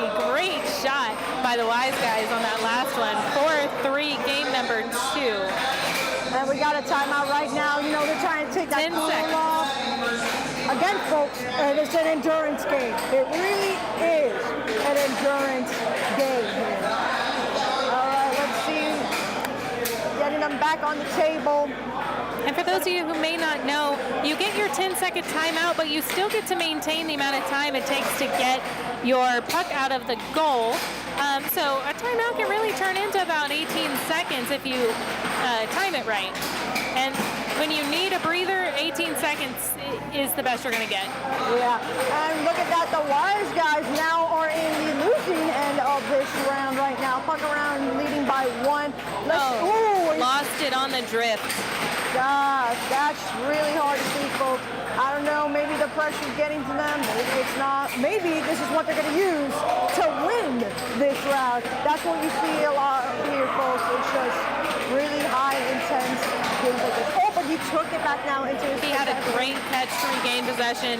That was brutal. He almost had it in, but it's actually going to be a point for Puck Around and Find Out, who's really starting to live up to their name. We got game point happening here. Now, this is really crucial. The key has to stay on the table for the rest of the game. If not, Puck Around and Find Out wins. Oh, and we are at a 6-5. It's not over yet. Can we get another 6-6 on this table? You know, like we were talking about earlier, Jody, it really, really is a high-pressure game, especially when you're playing not only for yourself, but your partner as well. He has to carry 2 7 points now. That's intense. That's a lot of pressure, but let's see if he can keep it up. And 6-6, that means we are gonna get hype. That's what we're gonna do. Get hype. Let's see. We love to see games like this, man. Oh, it's a battle now. Who wants it more? Yeah, he's really making sure that they get this second game. This is really a good game. Oh, and he's got it. We've got a 7-6 won by the Wise guys this time. Great showing. And we're going to transition to game 3. It may be all they need, but we'll have to find out. Man, Puck Around and Find Out. Yeah, you do find out with the Wise guys, man. They climbed back up to win that game. Wow. But you know what? Puck Around and Find Out, they really are playing so intense, and you can see that they're really going to get that focus, and I think they're going to bring their A game now, especially that if the Wise guys win this round, it's game over. It's a 3-5. Absolutely. I mean, Puck Around and Find Out are not giving them an easy game. They are playing their best versus the best, and it's an exciting match to watch. You love to see a dominant game, but even more you love to see a close one. So we are up 1-0, the Wise guys, and already it is a 1-all. Wow, already getting to that one game, you know, it's still in air hockey like you just saw in the last round. It could turn in just any second. Once those players find that flow, they find, you know, their headspace, they get on that table, and they don't even care who they're playing against. They just want to get that puck into the goal. That's it, nothing more. It is just really, really intensive. Okay, and So once again, it's on the Wise Guys with possession. Like I said, sometimes you see more tentative, more thoughtful shots from the Wise Guys, possibly attributable to their younger age, but also they've been trained by the best, so they know when they make a shot, it's got to be a good one. It is now 2-all, really staying neck and neck here with the Wise Guys, and Puck Around and Find Out. Find Out's not making it easy for the Wise Guys. They really are making sure if they're going to win, they're going to make them work for it. And ref Brian Krakow is maintaining complete composure, staying laser focused. When you have players at this high level, the slightest infraction will be pointed out and argued for. And that was over the line. Like I said, rules are important, so you cannot go over the line with the puck and try and score. Sorry, it's a bummer for your long arm folks. It's kind of easy for, the ladies to stay away from that particular foul because we are a little bit shorter in the wingspan. But that's the value of having a great ref to recognize that immediately and get the puck to who it needs to go to. Absolutely. That's why we got refs out here. You got the head refs making sure that everybody is aware of what is going to happen, what's not. And I know there's a little bit of discussions about what rules should stay in place for all tournaments, what rules should be held only at state tournaments. And folks, everyone does agree though, it's just up to the refs' call. What they see is what they see. And I know everyone here does try to play a fair game. Yes, Sabrina, the reason we don't have instant replays is for that reason. Everyone is going to play with what the ref calls. It wouldn't be fair for us to instant replay this table and not the table next to us, both with a challenge of a call against the ref. Ultimately, what the ref says goes. Luckily, we are fortunate that all of our refs, especially our head refs, are so well versed and educated in the rules. It's not often that we have a challenge, and that's also why we would like our more experienced players to kind of help us out. I know I needed a lot of help before I went to Worlds to make sure I understood all of the rules, but once again, we are tied, or we are at 5-4. Yeah, but yes, Jody, like you were saying, it really is just when you have games like this, you see how fast the puck moves, and the ref is the only one who can really try to see it, and we can't do that Monday morning quarterback. Exactly. It just happens. You got to trust the ref, but we really do make sure that everyone tries to play a fair game, and that's just what you can do, and that's what we're here for, folks. Just a nice, clean, and fair game. And we are in a very familiar position. We've got 6-5, Puck Around and Find Out. Lost. And that hit my foot. Lots of puck, but it really just got to us, so we know where it is. And, okay, we see... Get us some wearing tennis shoes and not sandals. Yes, folks, keep your feet protected in this kind of game. Okay, 6-5. Are we going to see this go to 4 games? It's close, and we've been here before, but we're going to find out. I mean, we've seen it. That they made a comeback from 4. Oh! I guess not today. We got a 7-5. That's going to be to game 4. Wow, wow, wow. Man, Puck Around Find Out, they're going to make sure that they're putting up a fight, and they certainly are. This is a great game. We're entering game 4. Not the first time we've seen it on table 1, this table right now. We have seen it before, with the first game we had gone to game 4. But now we've seen it once again with the Wise Guys. Man, Puck Around and Find Out. Wowee. This is really great, folks. And I'm glad to be here enjoying this with you, Jody. It's honestly a treat. Oh, a pleasure. Watching this. And just for all those at home who may not know, there is a 1-minute break that players are allowed to take. They can start when they're ready, but they do get 1 minute in between games. So we see them taking that there. Sometimes you see players use it as a breather. Sometimes they kind of stretch out. Other times they're so ready to go that they don't want it. They do not want a minute, so they try everything they can to hop right back into it, kind of make it a continuation of the last game. Possession goes to Wise Guys first. All right, here we go. Wow, just like that, Puck Around Find Out. They're getting their groove. They got it. 1 game on the board, and now they're like, you know what? let's go for 2. They want it. They want us to go all the way with this. They want to have another round of win here. Oh, but the Wise guys, I don't think they're going to allow that here. They really are honing in, focusing. Just look at the intensity, but like that. Like that, they are off. Well, it's about momentum, I think, in air hockey, which is very hard to do and hard to keep up in air hockey doubles. I know a lot of people dislike it for that very reason, that it is so hard to keep any kind of momentum when you're switching in and out.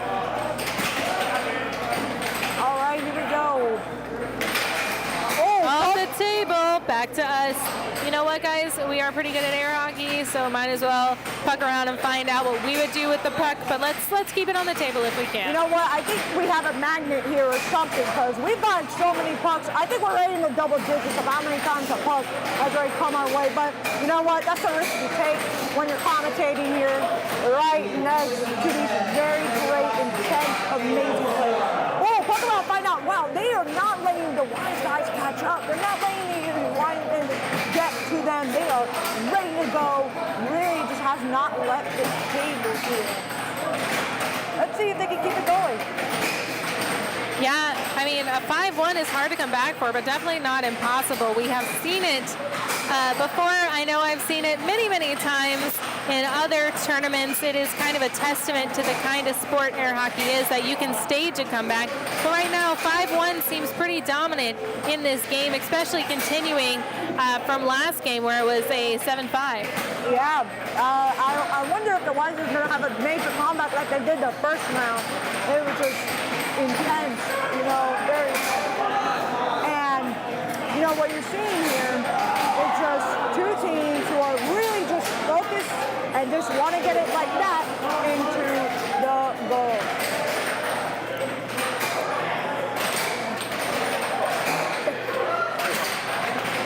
All right, and it is still 5-2. No longer just 1 point. We've got 2 on the board. It is all about puck around and find out, maintaining possession and scoring, which is, you know, the tenets of air hockey. But with these young, active players, you're not going to wear them out. So you got to outthink them. Yeah, you got a lot of endurance here. And look at this dribble coming up. Oh, does he? Wow, he gets it back into his possession. Look at that. Really seeing the lining up the shot. Man, you know, the way he flicks, not just his wrist, but his arm there is just so and and like that. He is not letting puck around and find out. Go all the way to 7. Wow, wow, wow. These Wise guys really are intense opponents. But you know what? Puck around and find out. They really are a challenge. They are opponents at hand. Keeping it up right now. It's going to be in their possession. See, and he went for the under and didn't quite hit it, but gosh, you could see it rattle the knuckles of our puck around and find out player. I gotta say, puck around and find out's had pretty great defense as of late in this game. Really not letting those Wise guys get around their mallet. They really are focused on the puck and not the opponents they are playing against. Yeah, and thankfully we haven't seen a self-score yet in this game. Like we were saying, it is the most devastating thing to happen, other than losing, I'm sure. But right now it's been clean shots, no accidents, no mistakes.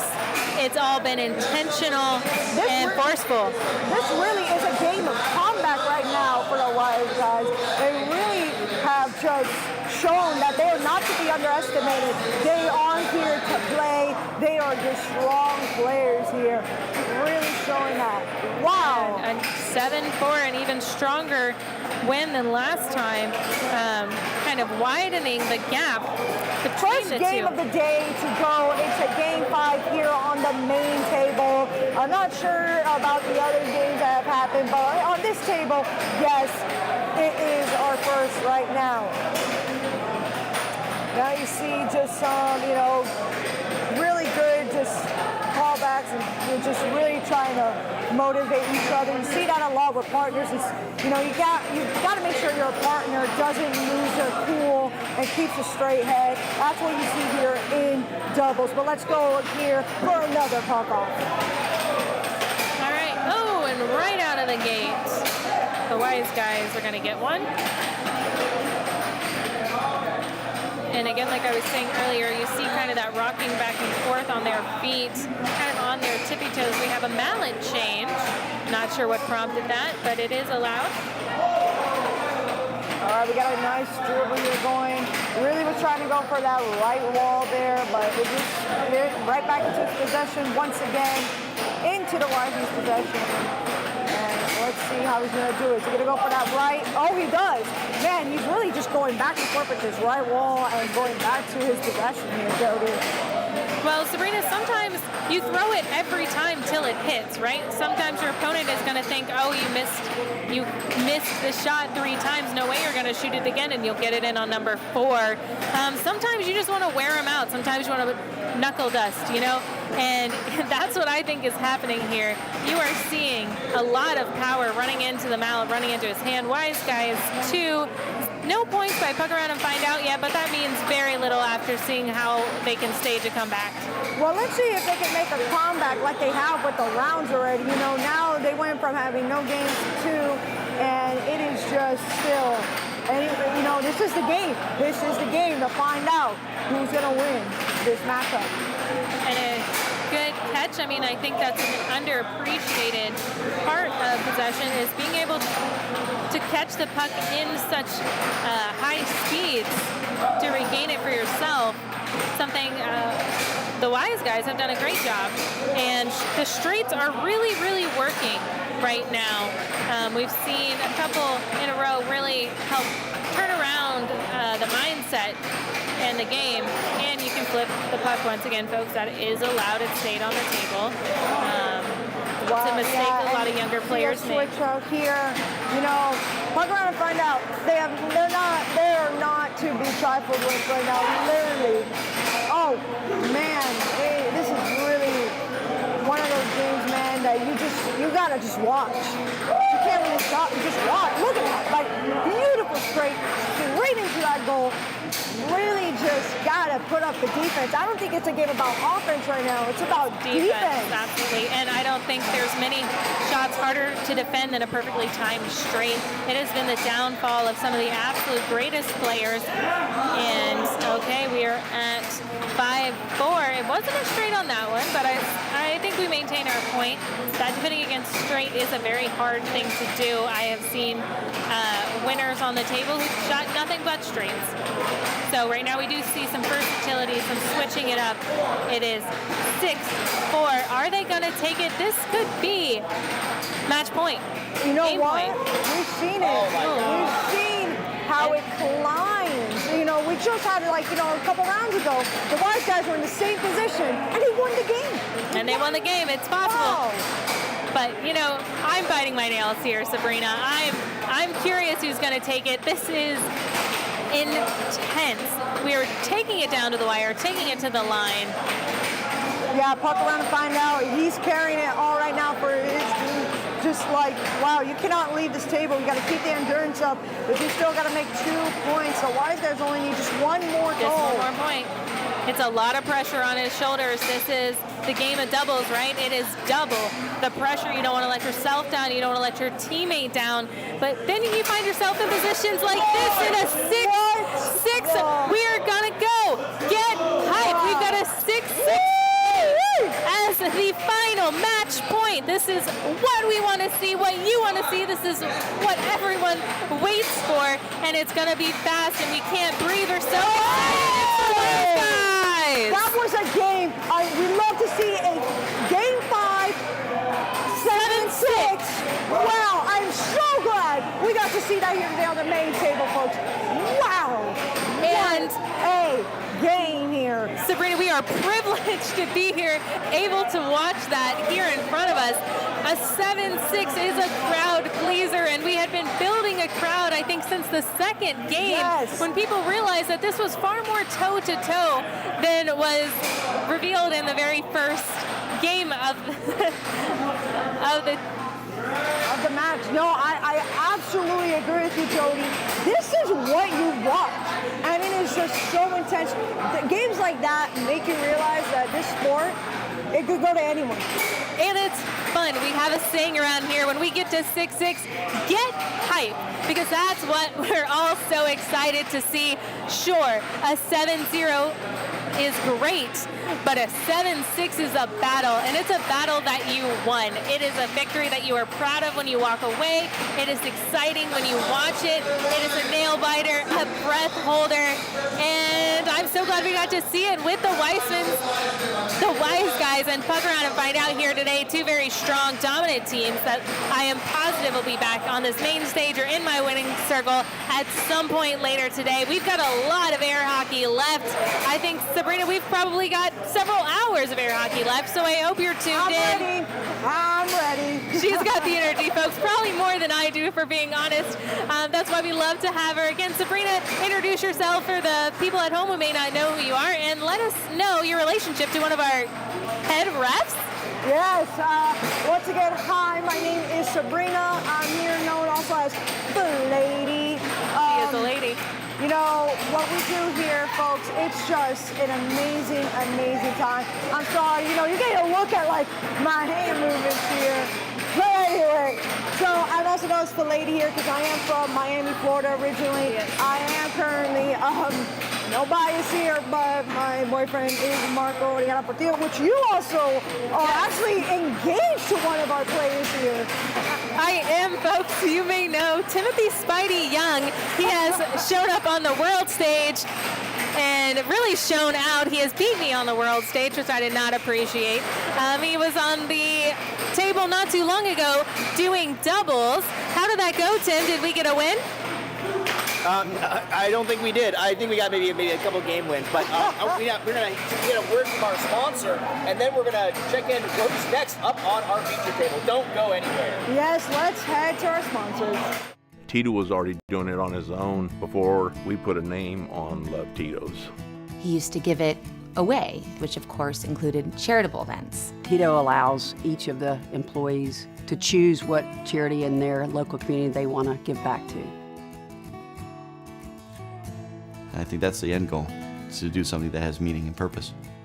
We're here in this company to make the world a better place, and we like to think we're doing it through Tito's handmade vodka.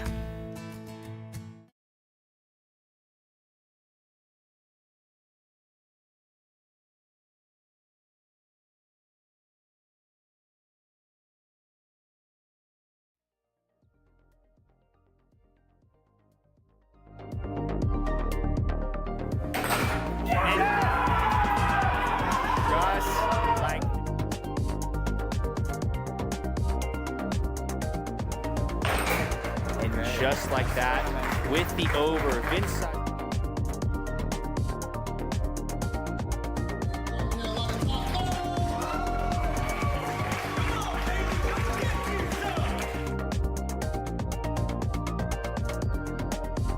NC, baby, this for us.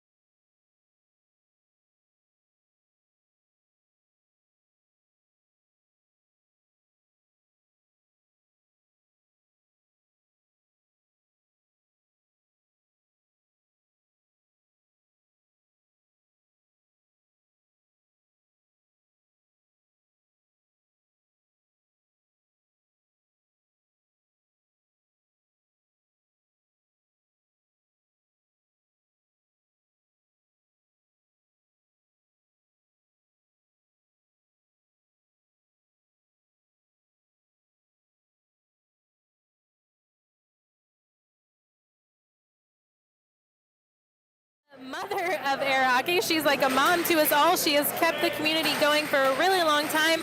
And my, oh my, is she a really good player. I have seen her absolutely dominate for years. And she's up against Ray, someone with an equal pedigree.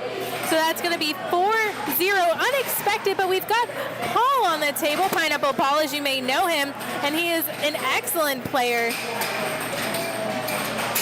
Yeah, we got Paul Philly's going to have to try to turn this around for himself, or else we're going to be faced with a Ray Nugent shutout. 5-0. Look at that.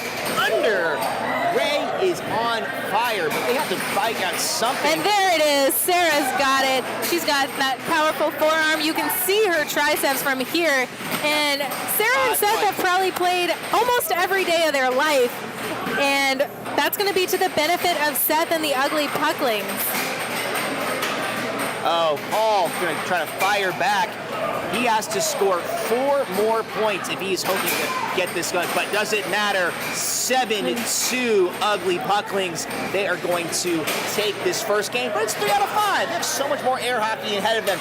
But Seth and Ray, I've known them as double partners for quite some time. They've gone to Worlds as double partners, and so I think that they are really in sync with each other and definitely have warmed up for this match. That may be true. However, as far as in sync, are we really going to step away from the fact that Paul and Sarah are wearing matching pineapple dresses and tank top? I know Sabrina said it was her favorite outfit of the day, and that's hard to argue. We are going into game 2. Sure, Ray and Seth match in their World Air Hockey shirt, but we have them too. So let's go, Sarah. We're always rooting for the women of air hockey. Yeah, unfortunately, your style only does so much for your game. Might help you psych out your opponent, but if you can't make that translate to the air hockey table, you're going to get 7-2. Well, I'm willing to bet that it will not be a 7-2 again. I'm always going to root for the women of air hockey. Sarah Mann has single-handedly taught most of us how to play over the years. She's a dominant and thoughtful player. Paul is all about speed and finesse, and you see it there as we get a 1-1, technically tied. It's a good under. Maybe see if you've got how many more of those in him. It's like a cannon running out of ammo. Out of ammo. This man ran a marathon only 2 months ago. What a cut. Great shot. And it's back in possession. Oh, Sarah loses it on a drift. Always difficult. Not what you want to see. But she's got it back now, and it's gone. That's okay. It's kind of a slowness in this game that you don't see in a lot of them. Tim, would you agree that there's a little more calculation than just like a bloodbath that you see in some of them? No, Seth is a sniper of a player. When he gets you in his sights, it's not very hard to for him to kind of, I think he just really sees what he wants and he goes after it in this case. But, Paul is not going to let this be a shutout. He takes that, puts Ray Nugent back on the table. Dang, that was ridiculously fast and powerful. Definitely a signature Ray there. Ray making a statement with that shot. Oh no, a self-score. Unlucky. Happens to all of us. Happens to the best of us. Also just unlucky. But Seth is right back into that diamond drift. He's very methodical, very calculated. He's trying to psych out Paul, but he unforced error there. And Paul is keeping it close to the line, but it's not enough to stop Seth. It is now 6-3. Are they going to finish it out at, hey, I promised it wouldn't be a 7-2.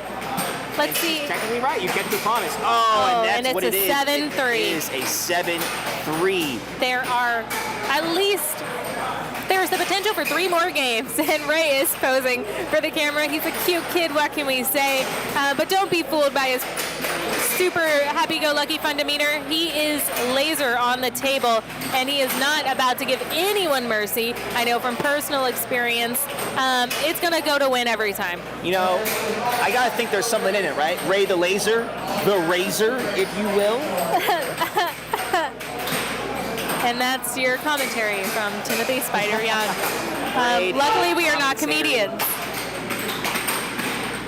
Kicking it off. This is potential set game. Full name man has to find an answer. That answer is not going to be getting. Oh, that was double. crazy. Seth is not slowing down. Oh, there we get it. We love to see that.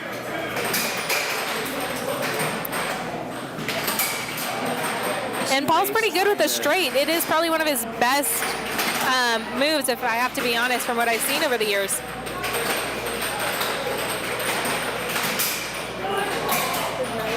Good shot, Paul, with that pineapple mallet he's wailed in today. But it's not enough yet.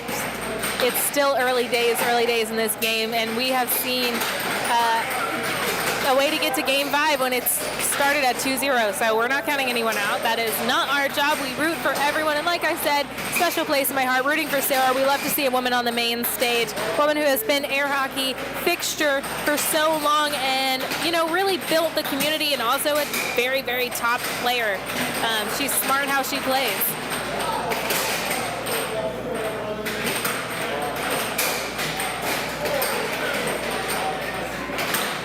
And she's got it back. A brick wall, that Sarah Mann trying to keep her defense from letting the Ugly Bucklings trying to run away with a 3-0. But in order to match your defense, you still got to score and find that ball back on the table.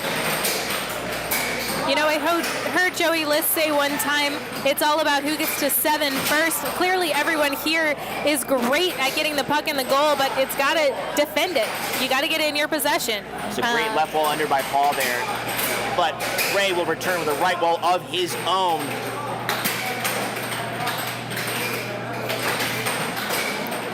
It's 5-3. Just a reminder. 6-3. Pineapple has one chance, 4 shots really, to try to make this game anything more than a 3-0 shutout.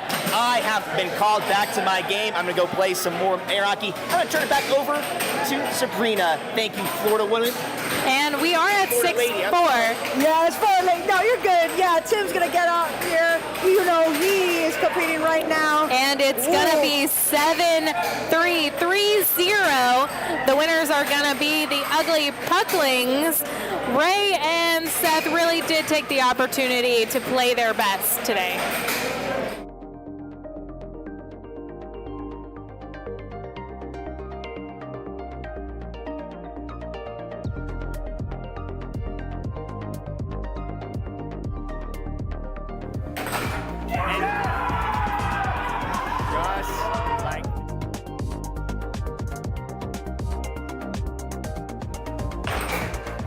Just like that, with the over, Vince.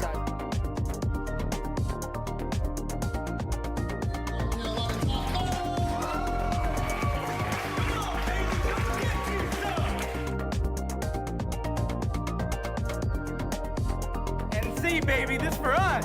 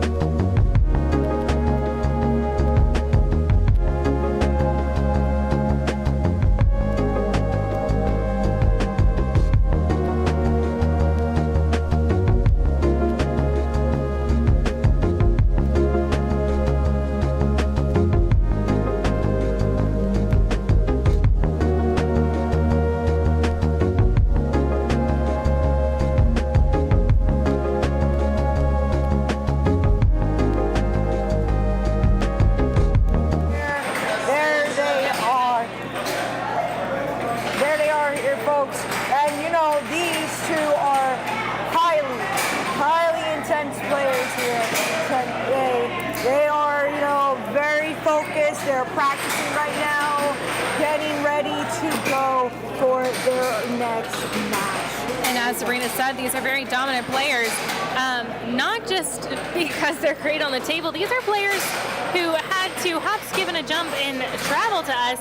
This is Dan Meyer and, as you may know him, Q, kind of like founders of air hockey. They've kind of focused in on the community for so long. I know Q was, in fact, a head ref at Worlds. He is an expert at the rules and someone I lean to when I'm unsure of something I've just seen or something I've just done, if we're being honest, because nobody's perfect. We are very excited to see what's up next. We're moving through these games, but it's still going to be a long day. We've had our first 2 spin-offs announced, and for those of you who don't know, this is a double elimination tournament, so you have to lose twice before you're out of the tournament. However, we also have spin-offs, so you can keep playing for your ranking even after you're out of the main tournament. It's a very merciful system, but it means you're going to play a lot of air hockey. And whenever you think you're done, not quite. You've got a lot more in you. You better keep playing.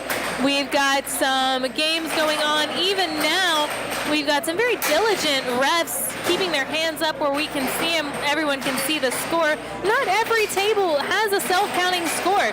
Some of them are unreliable, so we really depend on each other to keep track, and by each other, I mean largely the ref, to keep track of the score. The last thing you want is to think you're up when you're down, and then you realize you've got way longer to go. You know, if I said it once this stream, I'll say it 1,000 more times. A game of endurance. It really is a game, folks, that you just gotta be prepared to rock and roll. You gotta be prepared to get on that table and keep up with your opponent. It is really, really just not something you gotta just think about. You gotta really think and get into it, too. You gotta get out with that flow. Speaking of thinking, we've got comments here from Will Upchurch. Great guy, possibly even better player. I know he came stay with us in North Carolina for just a bit. But before we give his full life bio, he has given some words, food for thought in our chat, including Seth's cross straights are on fire. 100% agree. Also, what a charge. Ray knows how to charge. It's brutal. I do not want to be up against it. And last thing he said in our comment section is Puck Buddies. We know who you're rooting for, Will, and it's hard to disagree. They're a very strong team with some really great players, great guys. I know we're very excited to see how this plays out. We are just waiting for the clock to tick down so we can get started. Ray is going to be the rep for this. I believe so. Oh, yeah. No, just kidding.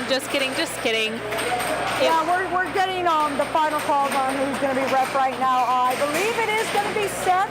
Seth this time. He was just on the table moments ago, so let's see what's going to happen here.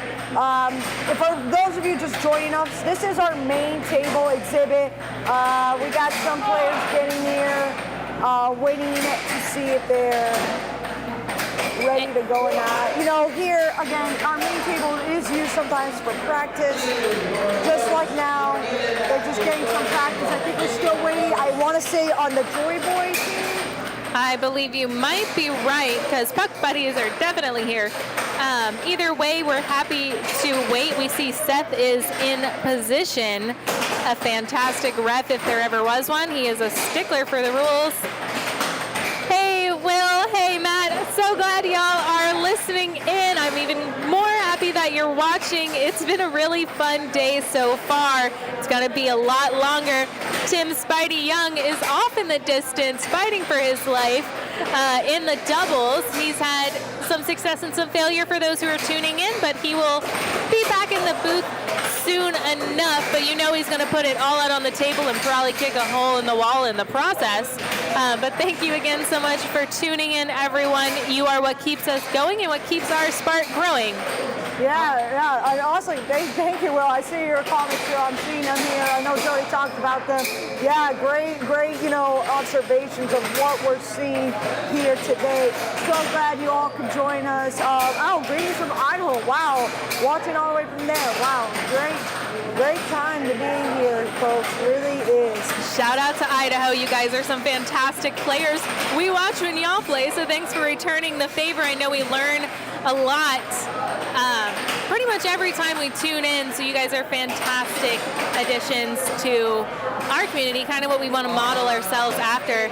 Like I said, and sorry I'm biased, I can see Tim Spidey Young from here laying it all out on the table while simultaneously listening to the stream. Y'all, that man loves air hockey. More than most people I know, but he's going to put it all on the line in any way possible.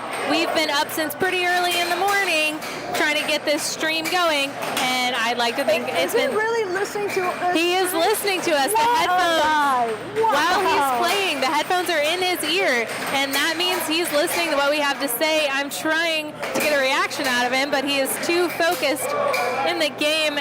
It's a tough one from what we can see. I'm unable to tell who the opponents are, but these are not first-timers they're playing against, that I can guarantee you.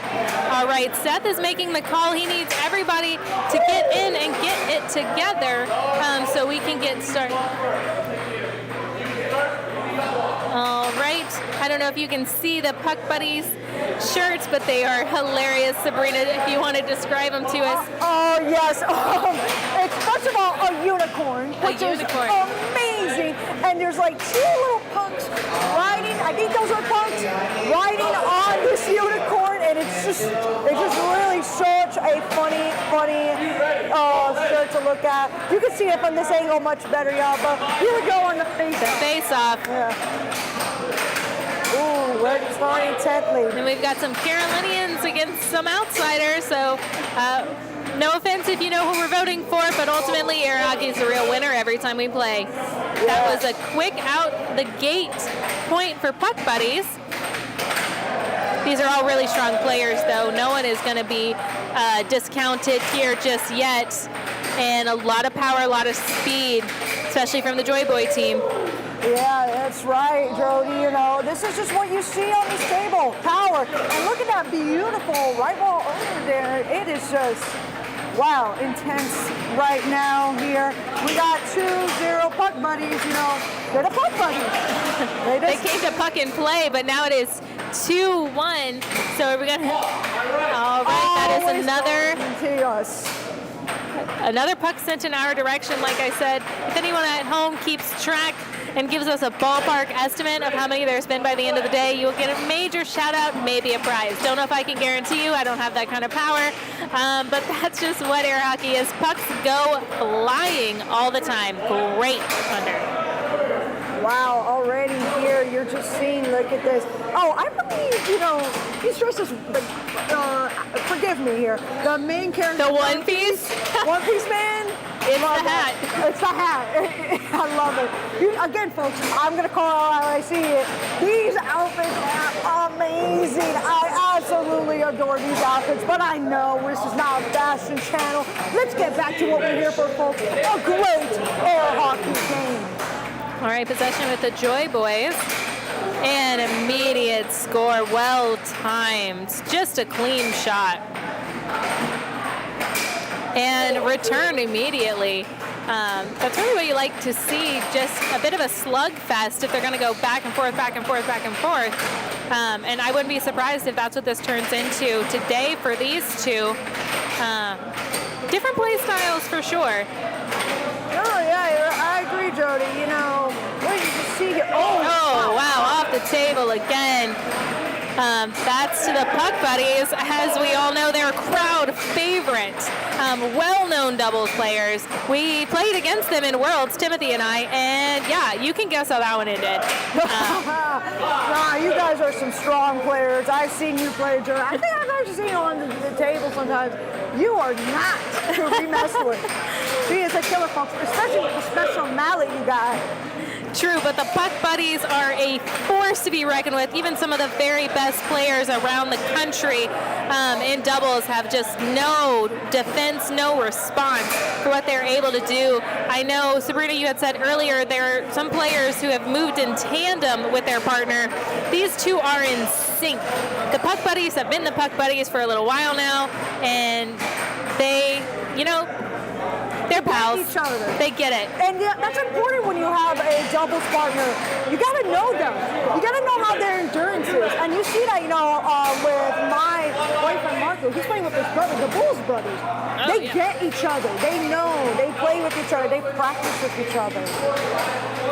Ooh, we've got a conflict going on. The Joy Boys disagree that Q should be on the table right now. Disagreeing with protocol or disagreeing with execution, not 100% sure. But like I said, ref is a very meticulous ref, and his call is to be accepted, and he said it is Q's time to start on the table. And so that's what's going to happen, and I think it's probably... I'm not sure on that rule. I'm not really clear on which player is allowed to start, but like you said, the ref's call is ref's call. That's just what you're going to see here. Ooh, in and out, that's always good, but that went in. Hey, man, so Joy Boys are down. Yeah, man, these puck buddies, they may have a shirt that looks, funny and all that, but man, when they're on the table, they're animals. They are animals on this table here. All right, coming back onto the team. Yes, I agree, Colin. If the puck buddies are playing, it's going to be a good double tournament. I absolutely agree. Yeah, the puck buddies are as talented as they are entertaining. We love to watch them on the table, and gets it in, just a nice clean shot. You don't see a lot of accidental happenstance kind of shots that you might see with more erratic, sporadic, high energy players, because the puck buddies know what they're doing. They don't need to rely on chance and luck. They're gonna get the point because they know they are. And looks like that one-piece hat came off. He's already sweating, man. These puck buddies really are putting them through the test, but they've been putting up a good fight right now. They got some points on the board, and they're gonna make sure, that they represent themselves right now. Oh, just like that. That was a left wall over there. What a shot. Puck buddies, let's see if they can climb from it. Wow. And that's what happens when you have a lot of power behind the puck. Sometimes you do have to try and rein it in just a bit to keep the puck on the table. But these high-level players, it's not unexpected to see something like that happen. Luckily, they're able to transition back to movement pretty quickly. And now we are at 3-all. The Joy Boys are definitely bringing it a little more than they did in the first game. But, like I said, some people view it as a warm-up, as a way to suss out their opponents and figure out what the rhythm and groove is. And maybe that's what we saw here, because it is a different game, especially as we're tied once again at 3-3, kind of early, only in the second game. No, absolutely. When you get that groove, we kind of almost are like unstoppable because you're not focused on the player. You're focused on where that puck is going. And if you can find that puck and get that movement down like that, as demonstrated by the puck buddies, you know what? It's killer. You become a killer. And I don't know if y'all can hear that. We actually have a protective board for our streaming lights, and the puck just about knocked it over. There's a lot of power when you send it flying off the table that easily. But that was a fantastic charge, a bit of a stuff almost by Joy Boy against Puck Buddies, keeping them up 5-4. And we're kind of getting a crowd gathered around here because, folks, it's intense, We have some people to the left of us just watching, seeing how to really play this game because the Puck Buddies, man, oh man, they really demonstrate a good air hockey game. Yeah. But let's not, great defense. Yeah, that was great defense there. Joy Boys also, they really are showing how to keep up their defense. Woo-wee! Game point, Cody. It's game point. 6-5. Are they going to run away with it? All right, he's trying to go for the right wall here, but it's just not getting there. Here we go. Oh. I know it's hard for us to find anything to say. We're so intently watching. It's really turned into a one-for-one at essentially every change in possession. That's a difficulty with commentating. We get so into this game, we forget we're commentating. And we're going to end with a 7-5 for the Puck Buddies. They are up 2-0. remember, this is 3 out of 5. They only need one more game to win, but on this table not too long ago, we also saw a 2-0 end up being a 3-2. So anything is possible. We know the players are not they don't want to take a break. They want to play through. They want to get it in. We see our ref, Seth, writing on the scorecard. He's probably the most trustworthy person to do that. He never forgets. He also keeps it very interesting and entertaining. You see a crowd, in part because he's able to announce what is happening loudly and clearly and keep everyone informed when there is a rule infraction or something worth noting. Wow, right. Wow. The face-off.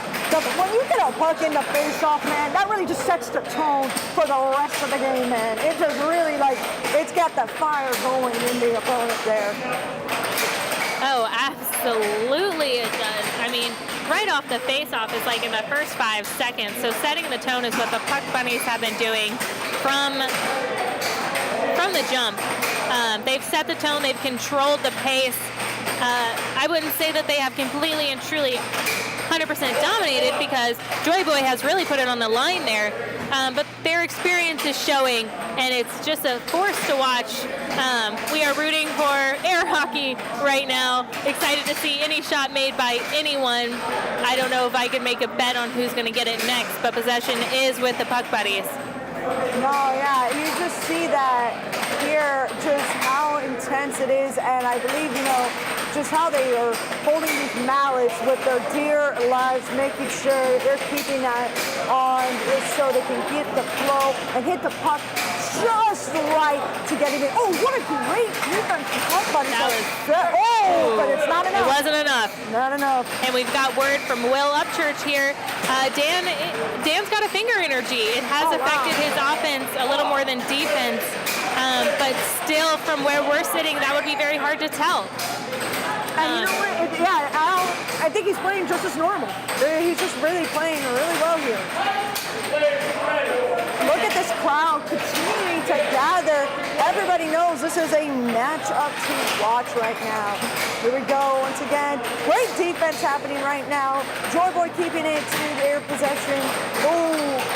Going now to the Puck Buddies to see what's going to happen here. I think he'll be punished for that, and he was. That was a possession that, handing over was difficult, especially when you know who's on the table. And there we go, 3-2. Wow, Puck Buddies really are going to make... Oh, and we've hit the ref in the eye. We're going to take a break to see if Seth is okay. Yeah, we are going to take a break.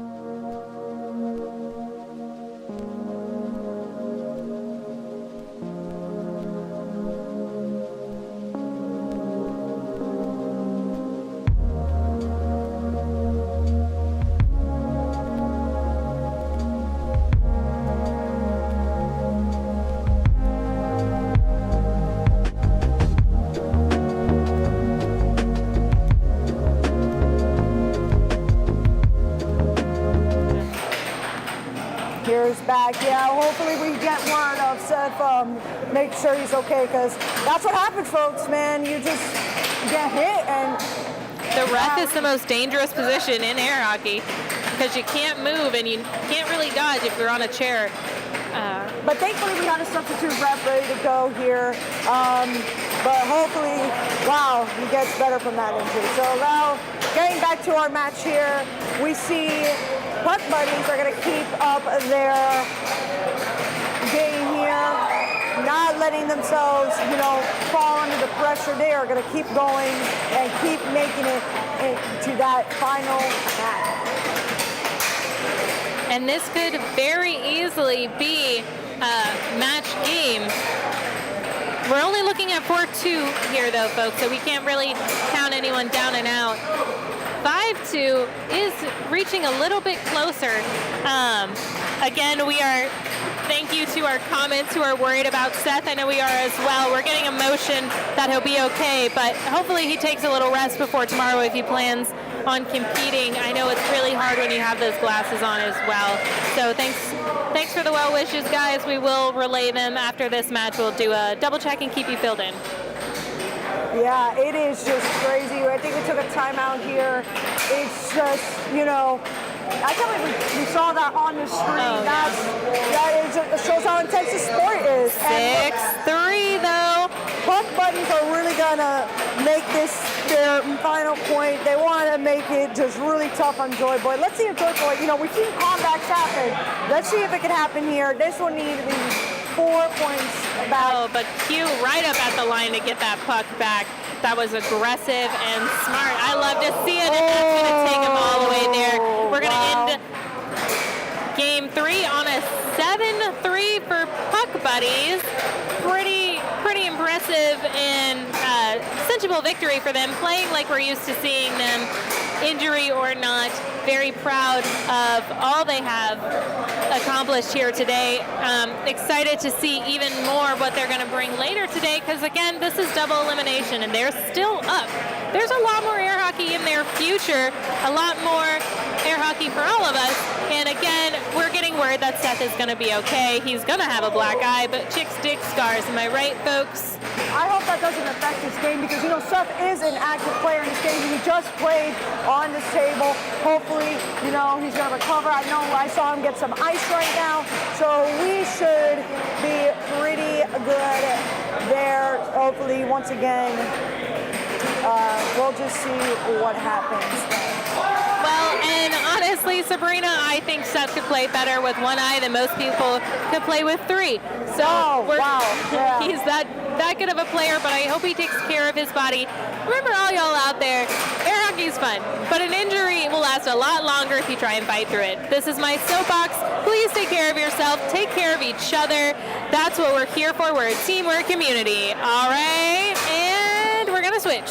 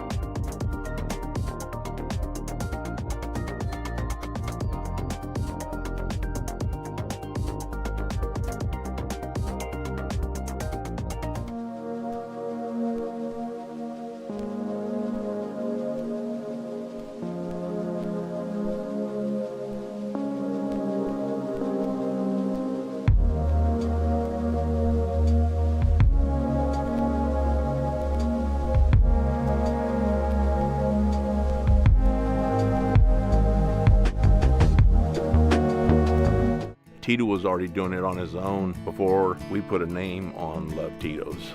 He used to give it away, which of course included charitable events. Tito allows each of the employees to choose what charity in their local community they want to give back to. I think that's the end goal, is to do something that has meaning and purpose. We're here in this company to make the world a better place, and we like to think we're doing it through Tito's handmade vodka.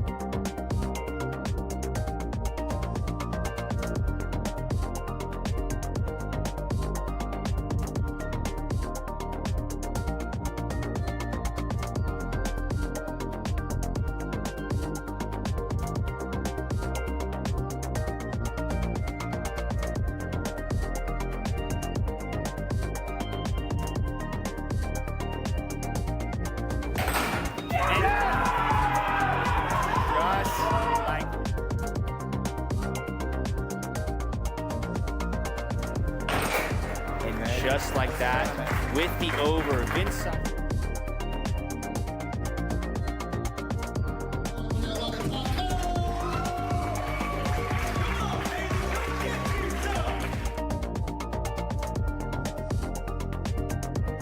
NC, baby, this for us.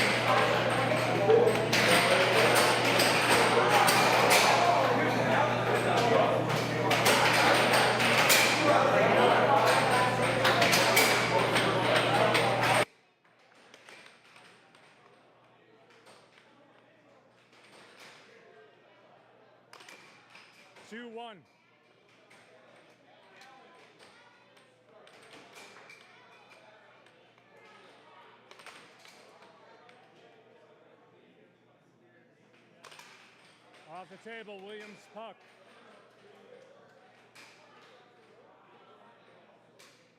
Score is 2-1, Williams puck. Billy, ready? Play.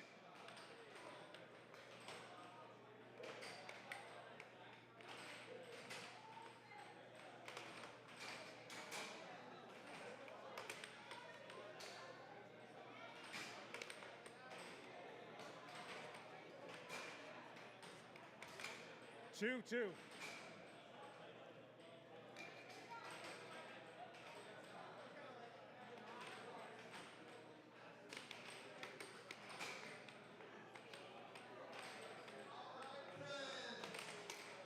3-2.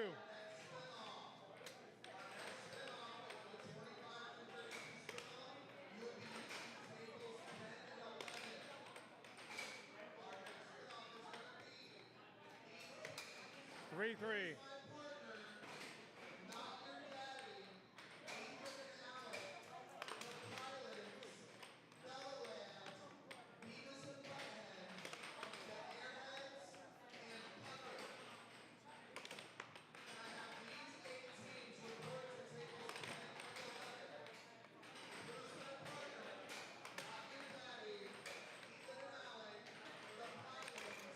Four, three.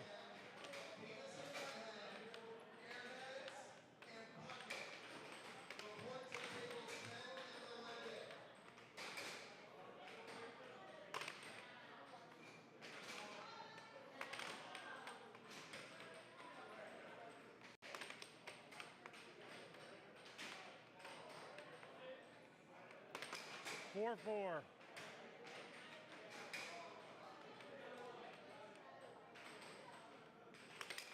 Five, 4.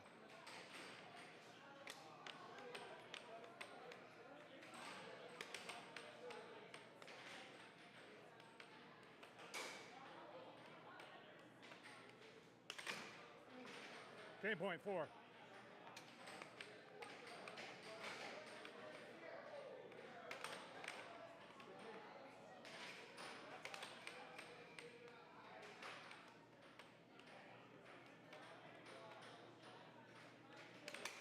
Game 7-4. Switch sides. Tim versus Noah.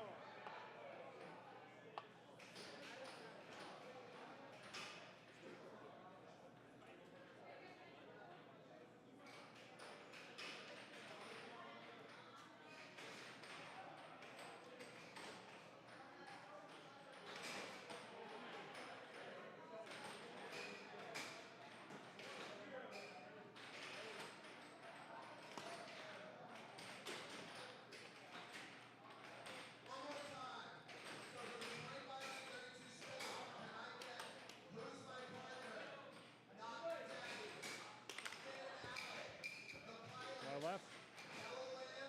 Ready? Play.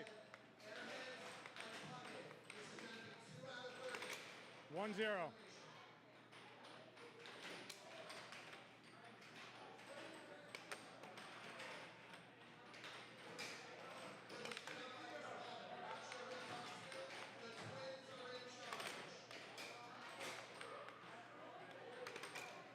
Two zero.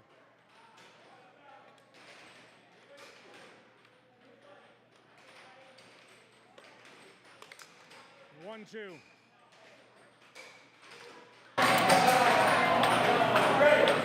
Okay, folks, we are tuning back in your commentators, Jody and Sabrina. I'm not sure if you picked up from the names, but this is a bit of a family grudge match. We got Father v. Son, the Wise Guys, versus Wiseman and Stubbs. I'll say that like one of them has a slightly more fun title, if we're being dead honest. Right now you see it here, you know, I think this is their father, correct? Am I correct here? Yeah, father versus son type situation here. You know, they're really just showing, is it as a student become the master, or is the master still the master here? Let's see if we can, hear now. All right, this is the energy we were talking about, the youth versus experience. Billy Stubbs catches that real quick, and it goes flying off the table, and a defensive move by Wiseman. Great job. You know, I actually did get word for those who were wondering in chat about Seth. I did let him know you guys the same things. He is recovering right now. He needs to take a break from playing. His eye is kind of just shut right now, so hopefully it heals, but he's walking and talking fine, but let's see if that will heal. Thank you for the update, Sarah. I know we were all definitely thinking about him. Glad to hear that he'll be okay, if not playing for the rest of today. Good thing is, there's a lot of opportunities to play, and you only have two eyes, and even if a fake one, it's really not as useful for the game of air hockey. Now we're seeing here just what does it take to beat your own father at this game. You know, they practice with each other. They know each other's skills. So do they defend from it? Do you help? It's like, how do you do it? It's like, hey, I just taught you. Do I want you to beat me, or do I want to beat you still? You know? It's absolutely true, Sabrina. It's like, how much am I competitive and how much am I proud? I believe we have a 6-5 right now, though. Will this family grudge match be a 6-6? I did notice we're here on game 2 right now, so let's see if the Wise Guys can take a round. Ooh, but we're gonna actually go into another game, game 3. Now these boys are definitely demonstrating just what it takes to be an air hockey player. And we are also realizing that the scoreboard was in fact switched. But this is Wiseman and Stubbs up by 2. And it only takes 3 to win. They have been close.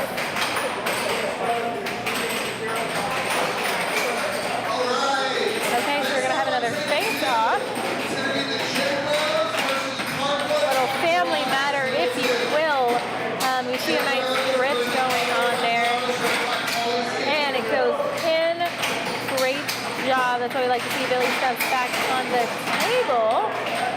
He has a killer level of force behind every single puck he puts through. And that's going to keep them at 1-all. And just like that, you know, we're at a 1-1 game. You know, this is still a strong game. The boys are going to show what they are here. Back on the table now.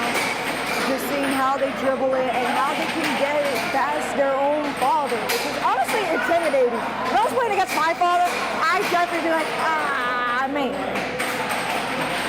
So double the pressure, I would say, on this match. Timeout has been called.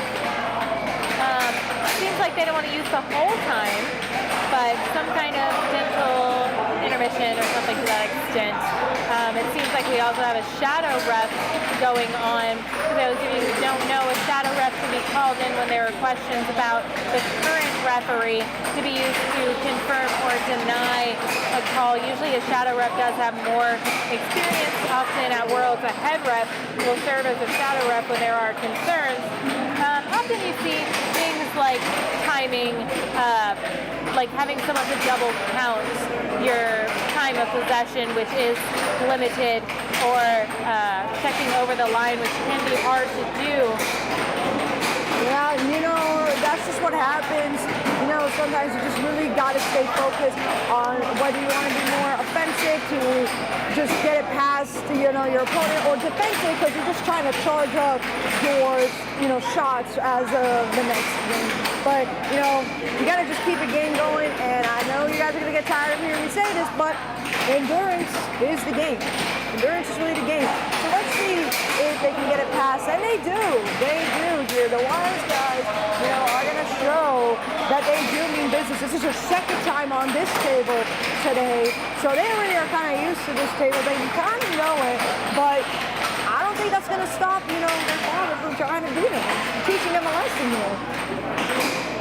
Absolutely, Sabrina. And these are such high-level players that are very used to being on the main stage, very used to finding their way into the winner's circle.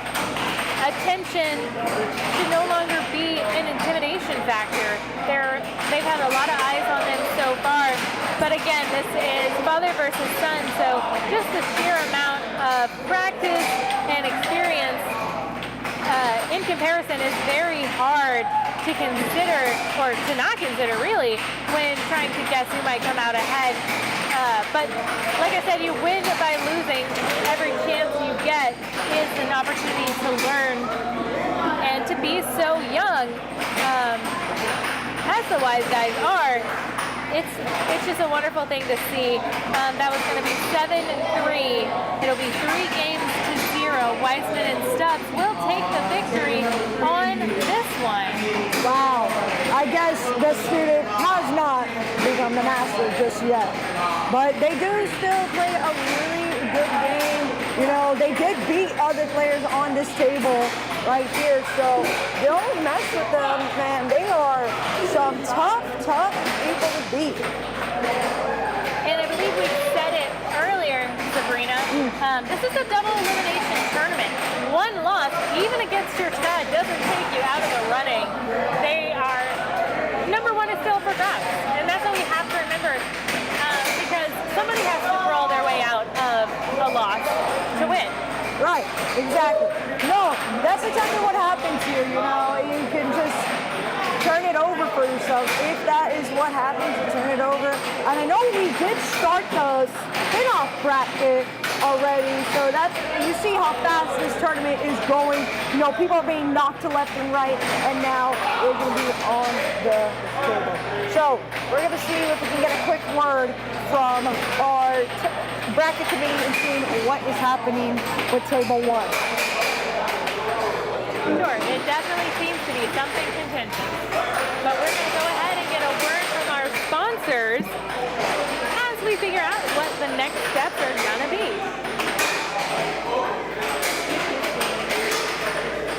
And again, we have a number of fantastic sponsors this year. We want to say thank you to all of them. Thank you to this venue for hosting us. I know we are a bit rowdy of a crowd, but we appreciate your belief and faith in us enough to let us host our fantastic tournament here this year. Also, of course, thank you to Tito's Vodka. We love to drink around here, so you're supporting us in more ways than one.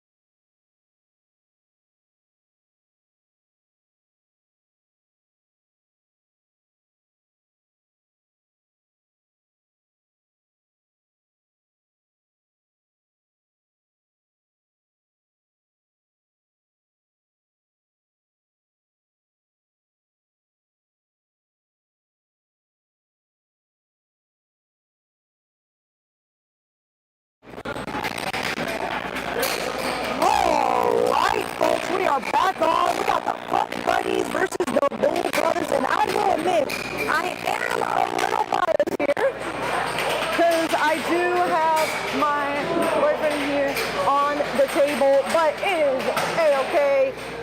We're still going to have a good match here today. The Bulls Brothers and Puck Buddies are fun to watch. They both bring a high energy and passion to the game.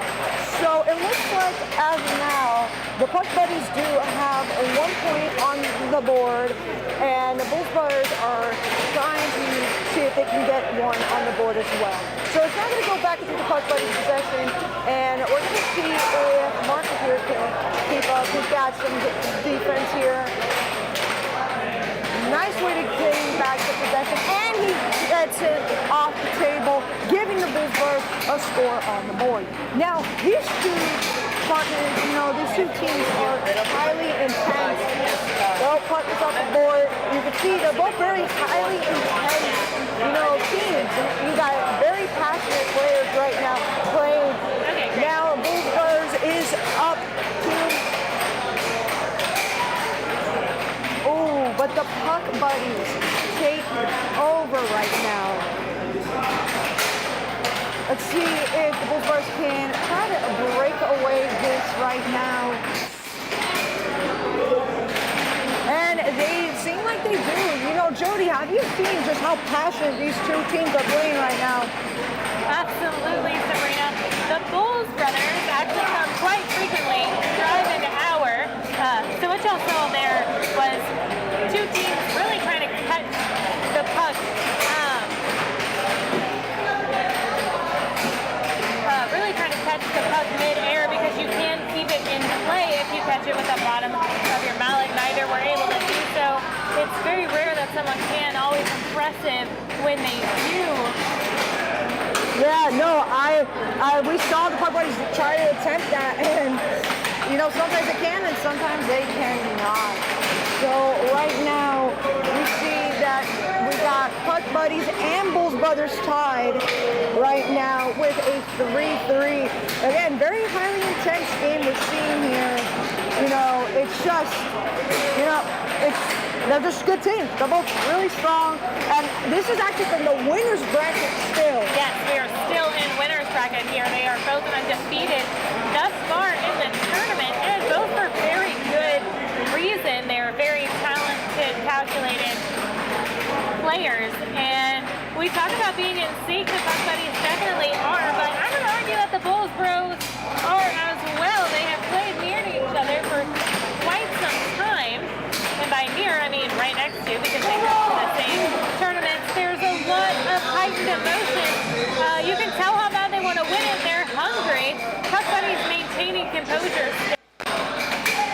Like that, you see how the Bulls Brothers keeps that time, and they did take it. We're sorry we forgot to put this point out. It is Bulls Brothers first game to them, and the Puck Buddies 0. And, this could fire the fuel. Because you know what? They got passion. They got energy. They bring it to the table. But the thing is, the Bulls Brothers do the exact same thing. It is insane that you got two teams just as hungry, just as competitive. And that's why both of them are in the winner's bracket right now, man. It is insane. Well, it's interesting you say both as hungry. Sabrina, I might even argue that the Bulls Brothers wanted more. They've never really had a chance to be on this stage in this way, whereas Puck Buddies are kind of fixtures in the doubles tourney. Exactly. You know what? They're going to make a name for themselves here. That's what the Bulls Brothers want right now. They really do want to make a name for themselves. And you see here that they've got a lot of mental focus. You see the focus right there on Rich face right now. He is focused. He is in the game right now. And so is Marco and the Bulls Brothers. They are just focused on that puck. They don't care who they're playing against. They are just focused on getting that puck into the goal. But the Puck Buddies, man, they are tough to beat. But just like that, the Bulls Brothers are keeping up 3-0 in this game. And 3-0 is a fact and overstatement for now. They were able to get that 1 point in the second we took a breath. But then, so were the Bulls brothers. man, the Bulls brothers, as soon as they come on the table, they just want to end it. Oh, but the Puck Buddies do the same thing. It's really just, you got strong and passionate players here, and they're also so fast with these moves. But it's all about, I think in this game, focus. It's all about that mental energy. It's all about just seeing what is going to happen, following the puck and not following the opponent. They're trying to keep cool under pressure. The Bulls brothers right now at least got a game in their pocket, but the Puck Buddies, that might fire them up to get one in their game. Do you think this will go into game 5? Oh, that's a great question, Sabrina. We talk about hunger with the Bulls brothers, finesse and experience with the Puck Buddies. I would say absolutely I can see this getting to game 5. I imagine they're both just as capable, one is just as bad. Ultimately, this will come down to, I don't want to say luck, but I don't know how else to differentiate. We are also very, very biased to the Bulls brothers here. Yeah. And lost a mallet, but Q uses a string in his mallet actually, so he can maintain it even if it slides off. This is particularly useful in instances like that, where it would be a lost mallet, but it's literally tied to his hand. Yeah, he makes sure that that mallet stays, with it. A timeout has been called. These teams, I really think, Jody, it is going to come down to that mental focus. You see the Bulls brothers are kind of just really getting ready to go right now as the Puck Buddies are just getting hungry to get a game for themselves. But it's still anyone's game. You got a 4-4, but the Bulls brothers go right in, sneaking in. Now let's see what's going to happen. Oh, what a... It's a slugfest out here. Wow. It is shot for shot. Oh, did you all see that? Wow, it was almost a slow-mo in real time of that puck going in by the Bulls brothers. Oh, we've got it. Oh my God. 6, folks. Get hype. Get hype indeed. Now, the thing is, he's a lefty, Rick's a lefty, so that could throw people around. Oh, the Puck Buddies! Wow! The Puck Buddies now have got a game for themselves. We got a lot of clapping here. We got, people watching right now with us here, folks. It still is anyone's game. What an intense, tense game we have here right now, folks.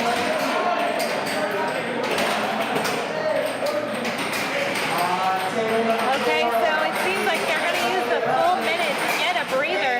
Kind of staring each other down out there. A little bit of walking, pacing. The adrenaline is high. I guarantee you the blood pressure out there is well above healthy. And we're going to see who needs it more. Do the Bulls brothers, kind of newcomers ultimately in comparison to the Puck Buddies, or do the Puck Buddies need to keep their name in the business more? We've got the first possession with Q, and he immediately takes it for a straight. Wow. You see them pacing around right now, trying to get that blood flowing, to get them in the flow. But man, these straights. He's getting brutal with that straight. The Puck Buddies are mad. They really want to knock these boys off. They want to keep their name in the game. Just like that with a right wall under there. Man, the Bulls brothers are really going to have to get this to fire their fuel now. And a timeout called by the Bulls brothers. You see them talking, kind of strategizing, getting it together, focus, a little bit of dabbing up, which is important. You are still a team in this. And we'll see how that come together benefits them. And another thing is you got two teams that both know their partners well. They train, they practice, they know each other's flow, they know each other's strengths, they know exactly the endurance that each other have. So you got two teams here who know each other really well. Now the Bulls brothers are going to keep that position, but they give it then to the Puck Buddies. Oh, but it goes right back to the Bulls brothers. Give a good dribble. Oh, and you could hear that shot. That charge was in fact pretty successful. Got him the possession back. And now we've got just some cautious dribbling, but there's a lot of force, aggression. One doesn't say anger, but that was pretty mean. I think the Bulls brothers are literally seeing red right now. They are. A giant F word being shouted in the background. Folks, I'm sure you can imagine what that means.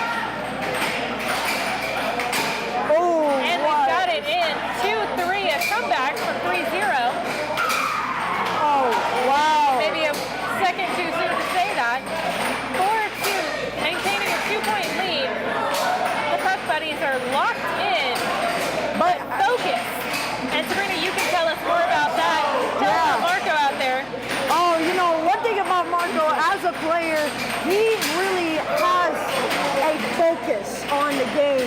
He really just wants to focus it on the puck. I know he's always talking about that. He's always says it's just really honing in on not being pressured by the opponent, but just doing his thing and focusing on his game and his game only here. And you see that also from the puck buddies. They are focused on their game as well. That's what makes this game so great. This is a great matchup with the players. And we see the puck buddies getting the nurse on the board. I see the Bullsbars actually walking pretty far off to just shake off and get right back into it right now. Let's see, that was a nice dribble. Oh, wow. Great shot. That, I couldn't even see that on camera. That was so fast. Well, and you can see how large the crowd is. There are multiple people with their phones out recording this. This so far, it has been the match to watch. It's been close. It's been aggressive. It's been what you want to see out here. And you've got young blood, and I won't call him old, this one told me not to, but you've got some experienced players. You've got, and you know, the look on their face has changes. From the other games we've watched them play, this means something because it is a slugfest. No one's going easy.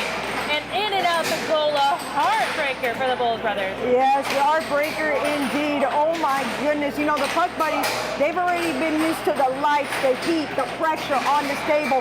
The Bulls brothers, we're seeing them for the first time, but that has not stopped them. They are still fighting for their name to be known, and they surely are making a name for themselves. Absolutely just keeping up this game. And I really am going to predict here, we may go into game 5 with this. These are two. Oh! We've got a 5-5. And you've got the crowd behind the Bulls brothers. These are our hometown boys. These are our Carolinian players against some outsiders. And we're proud of these boys, no matter how it turns out, but a victory is still within their reach. Man, Marco now has to remain on the table to get this game for the Bulls. And he got it another 6-6. He is staying focused. He is watching that puck. He is not going to let him distract him. Oh, good catch. Good catch. What And we're on our feet. You can see the crowd absolutely starting to lose. Oh my gosh. We can't breathe over here. My heart rate is up right now. I want to stay quiet, but I can't. This is an intense game. It is quiet. Let them focus. Let them play. This is probably the most intense we've seen all day, and I'm excited to see what else. But this is what we're here for. Come on, Marco. It's on your shoulders for Carolina. Let's see if he got it. Oh my goodness. Okay. Wow. Wow, wow, wow, wow. This is, oh my goodness. Q maintaining possession for the majority of this last point. Marco unable to keep. No. I mean, yay. I mean, no. Wow. Wow. Wow, wow, wow. Wow. That's all I got to say, folks. I'm sorry that you don't like this commentary right now. All I can say is, wow. A 7-6. Look at them, boys. They're hyping each other up. The puck buddies are kind of looking calmer a little bit now that they got a second game under their belt. But you know what?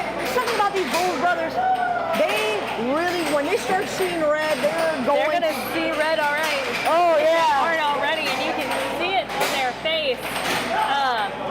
It seems like the puck buddies have to remind the Bulls brothers that this, in fact, is game not 2. It is game 4. There was some confusion. We've been keeping track. It is game 4. But as you can see right now, all they can see is winning. You can't keep track what the other person is doing, what the other team has on the board. It's only what you can get on the board.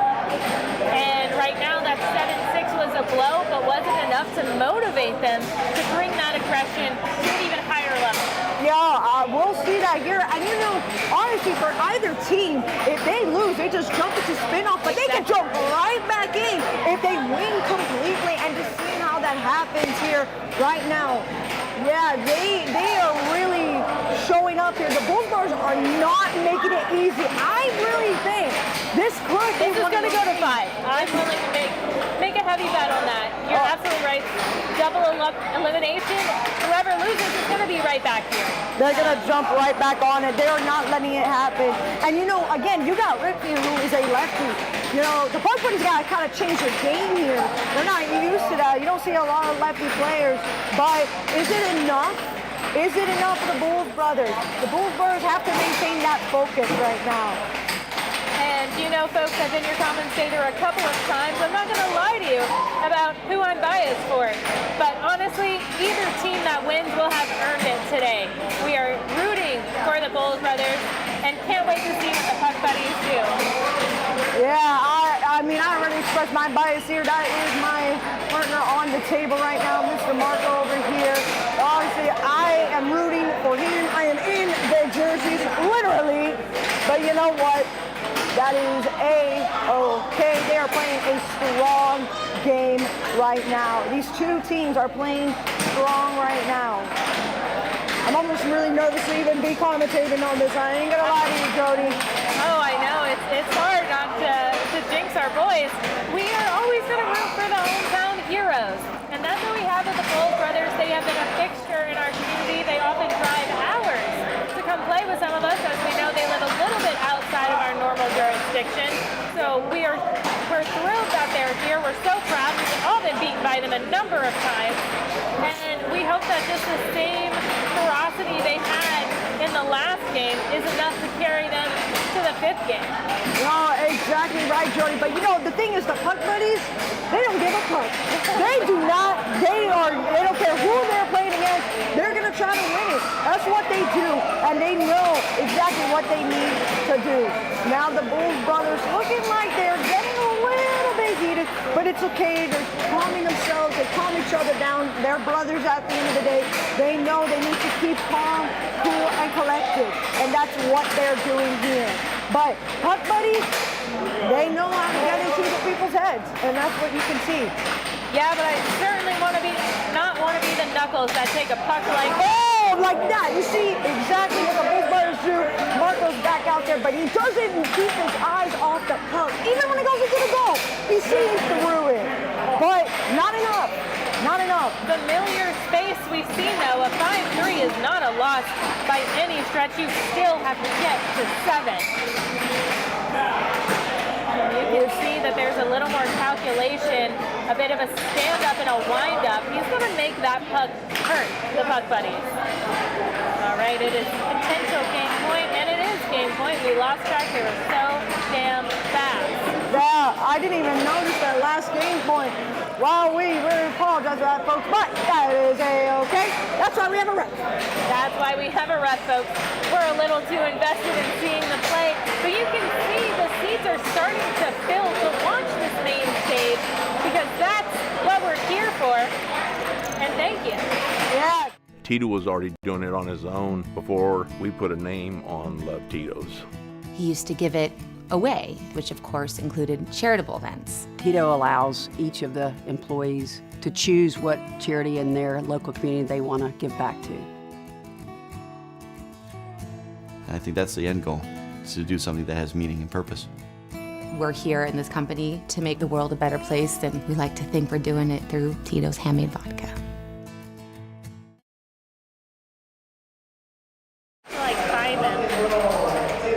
Almost want to ask Sarah if we could just give them a certificate and then reorder nice. Like a really nice one and a nice frame, and then ship them.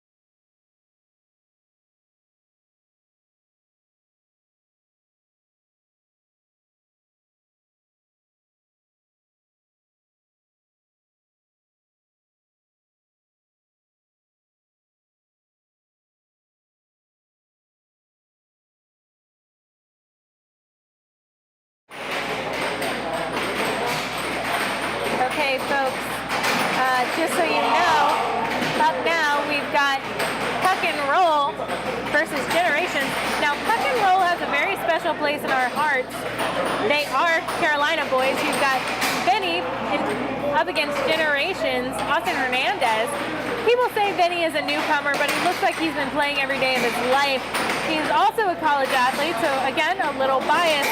He's a goalie, and we'll see if that defense translates. Right out the gate, Generations scored 1 point, but it is immediately returned by Puck and Roll.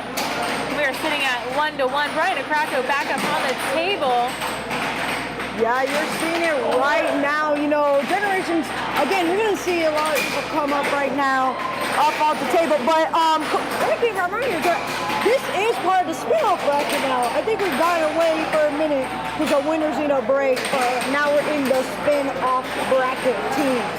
I don't know if we're quite in the spin-off, but I think we're in the losers. Oh, we're in the loop, correct. Sorry, excuse me, folks. Losers bracket. Yeah. Man, that's just worse to say than spin-off, I swear. But yeah, so that means we got, like, they haven't been kicked off from the tournament just yet. And that point was done by Benny. Like I see, again with the youth, you see this bouncing on his toes, rocking back and forth near the table. He is a goalie for his college. So let's see what that defense translates to the table. He's a very fast player in general. He keeps his movement up, his energy.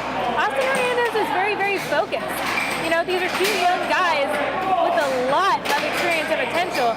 That charge was successful, but it loses him the puck. It's going to go back to Austin in Generations.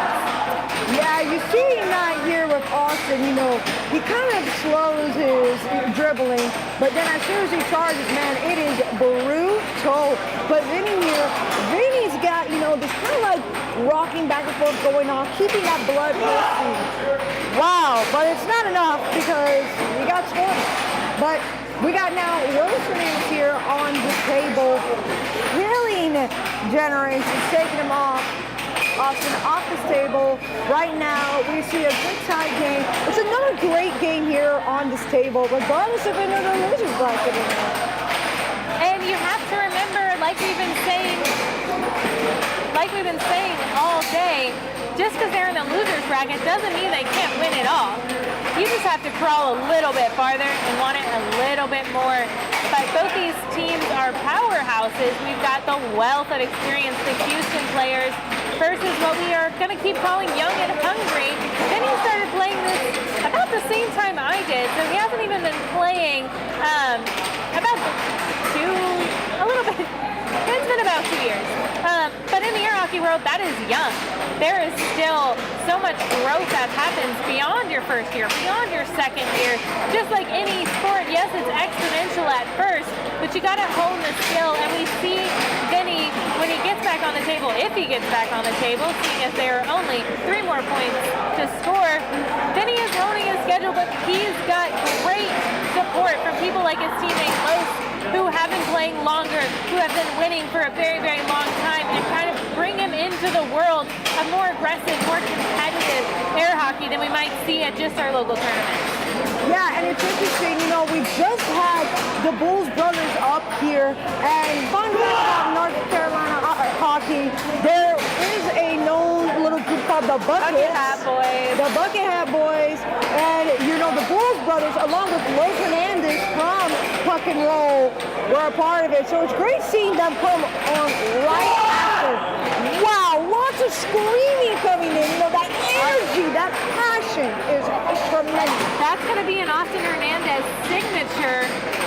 We know that he gets so into it that he's definitely willing to yell at the table, to kick something around in the background if he has to. This is a typical way that we see Carolina players, but it is also a great opportunity to show the different styles, community, and standards that we have as players all around the world. We do see Vinny kind of go toe-to-toe with Austin with that level of energy and aggression, and he's not going to do anything but defend against Brian Acraco, and there he catches it right back. This is great play, trying to fake him out, not quite. Acraco has a lot of experience, especially with young players.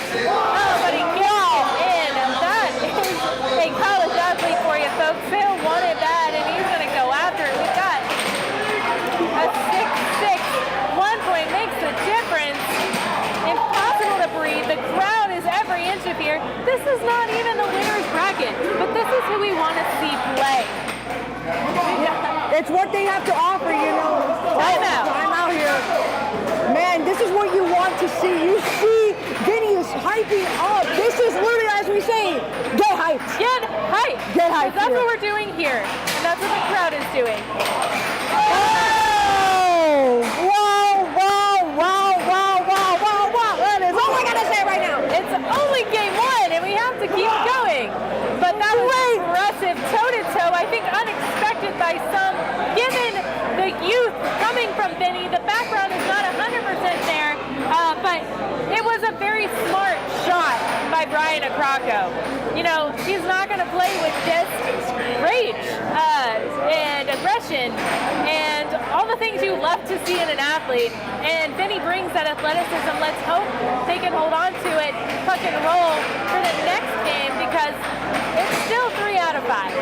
Yeah, it really is. So still anyone's game right now. Literally anyone's game. We're going on into game 2 now here, folks. Folks join us at home. We're about to have our face-off. This has been an intense match, and man, oh man, we got these guys ready to go. And there was a little premature tap. You can't do that, guys. Oh. But possession goes to puck and roll. That's good. That's where you want to start to be. Man, what a great way to catch that puck back from Rose. You know, he really just wants to keep it, but it just goes right into Austin's hands, and they're going to toss it back.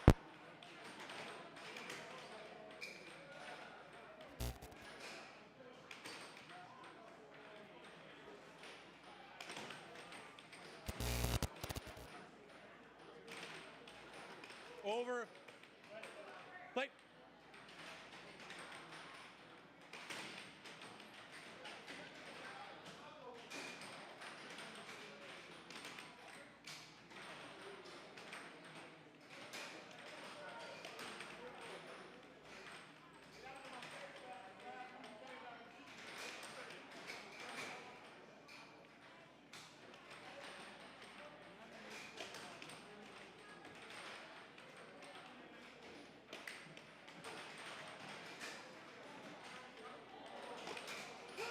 One.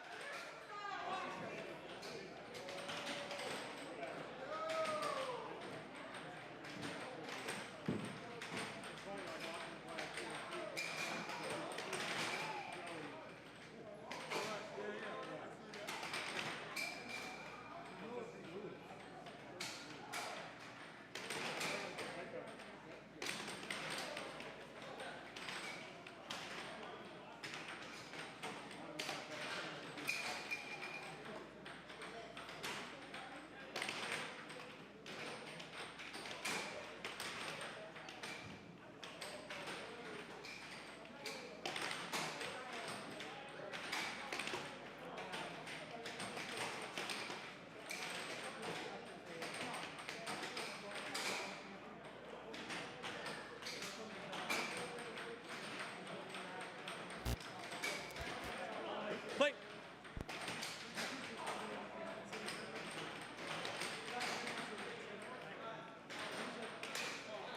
Two.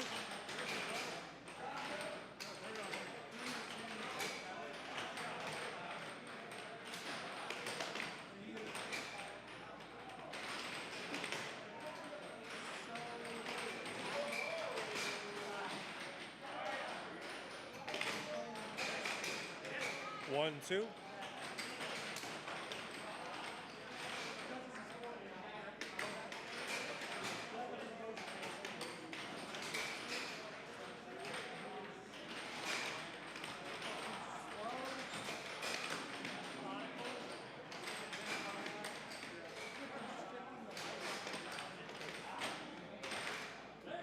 Three, one.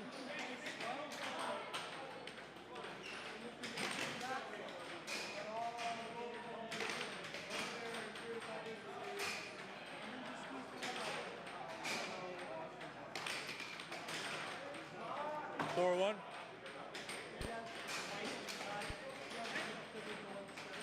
This thing's dying. Yeah.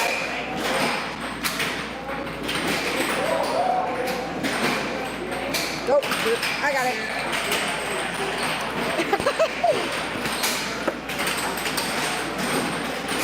And we've got, Yeah. You're coming through again. All right, sorry about that, folks. We were dealing with a little bit of technical difficulties with the commentary, but we should be. 3-5.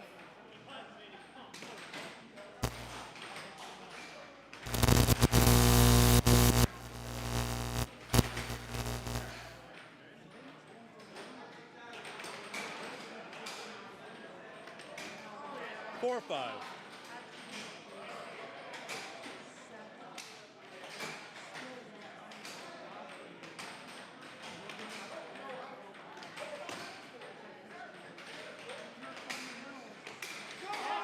Five. Timeout called.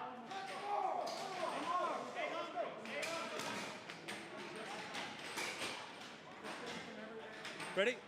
Play!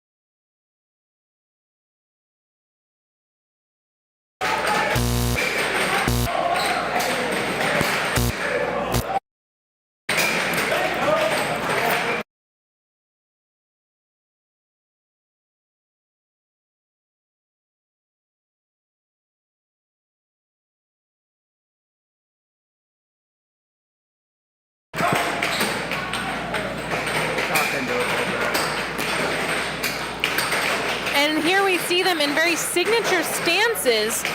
It's only a 2-point deficit for puck and roll.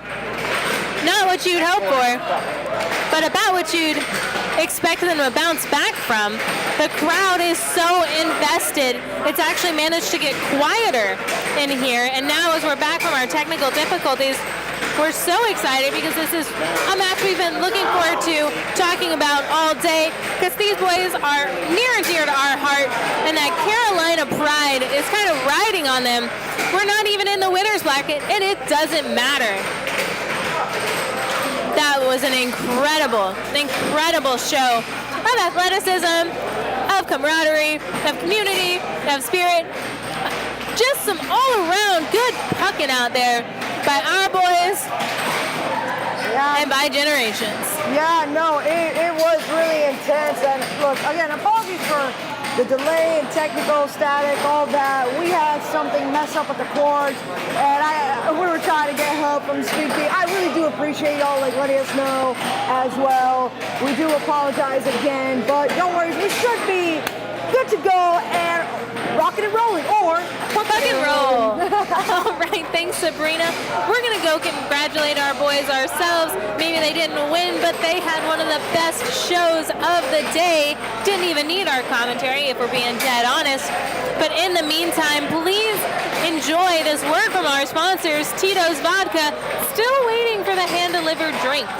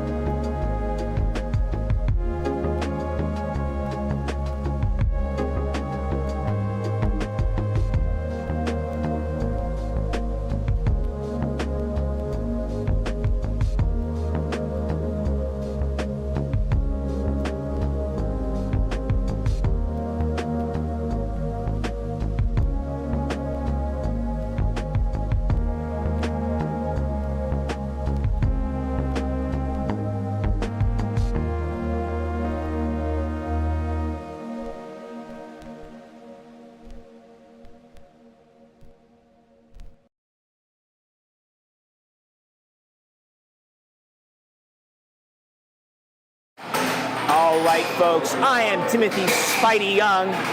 I'm Jody Action Jackson. And we have a special treat for you coming up, a North Carolina slice of competition. We have a Paul named Man versus the Brothers of Destruction, meaning Sarah Mann and Paul Creeley versus John and Matt. Oh my gosh, I completely lost your last name. Casey. Matt Casey. I'm Sorry, y'all. Someone has not been paying attention to the I've stream been playing today. a lot of air hockey, folks. My own team. But right now, we're going to watch the face-off. As you know, this is the Carolina way. We love to have a face-off in every go. Now, the Casey brothers are fixtures in the community. They've been here even longer than Paul and Sarah.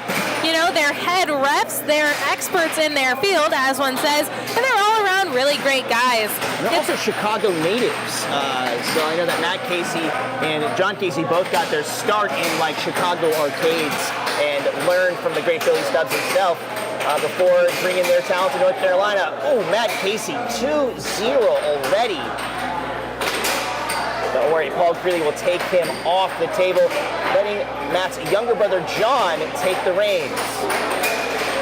Now, John Casey is a fantastic player, but he's also a really good coach.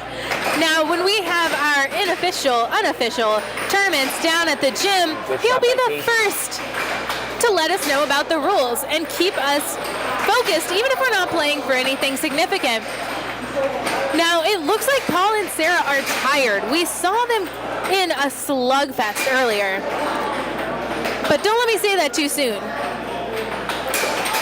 Wow, Matt Casey kicking kind of Paul off the table.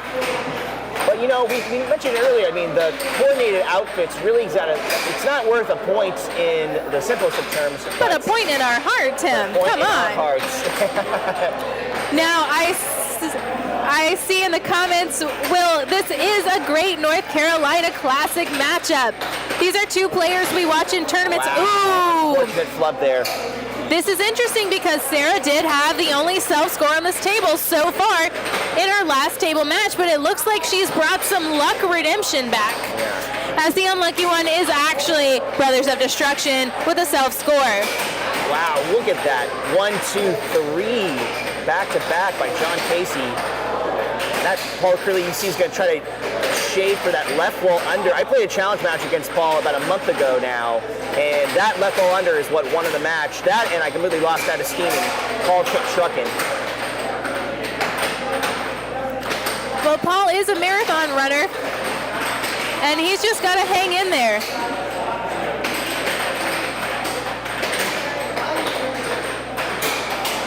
And that's okay, folks. We may have Carolina pride, but we're all pals in the end. 7-3, Brothers of Destruction.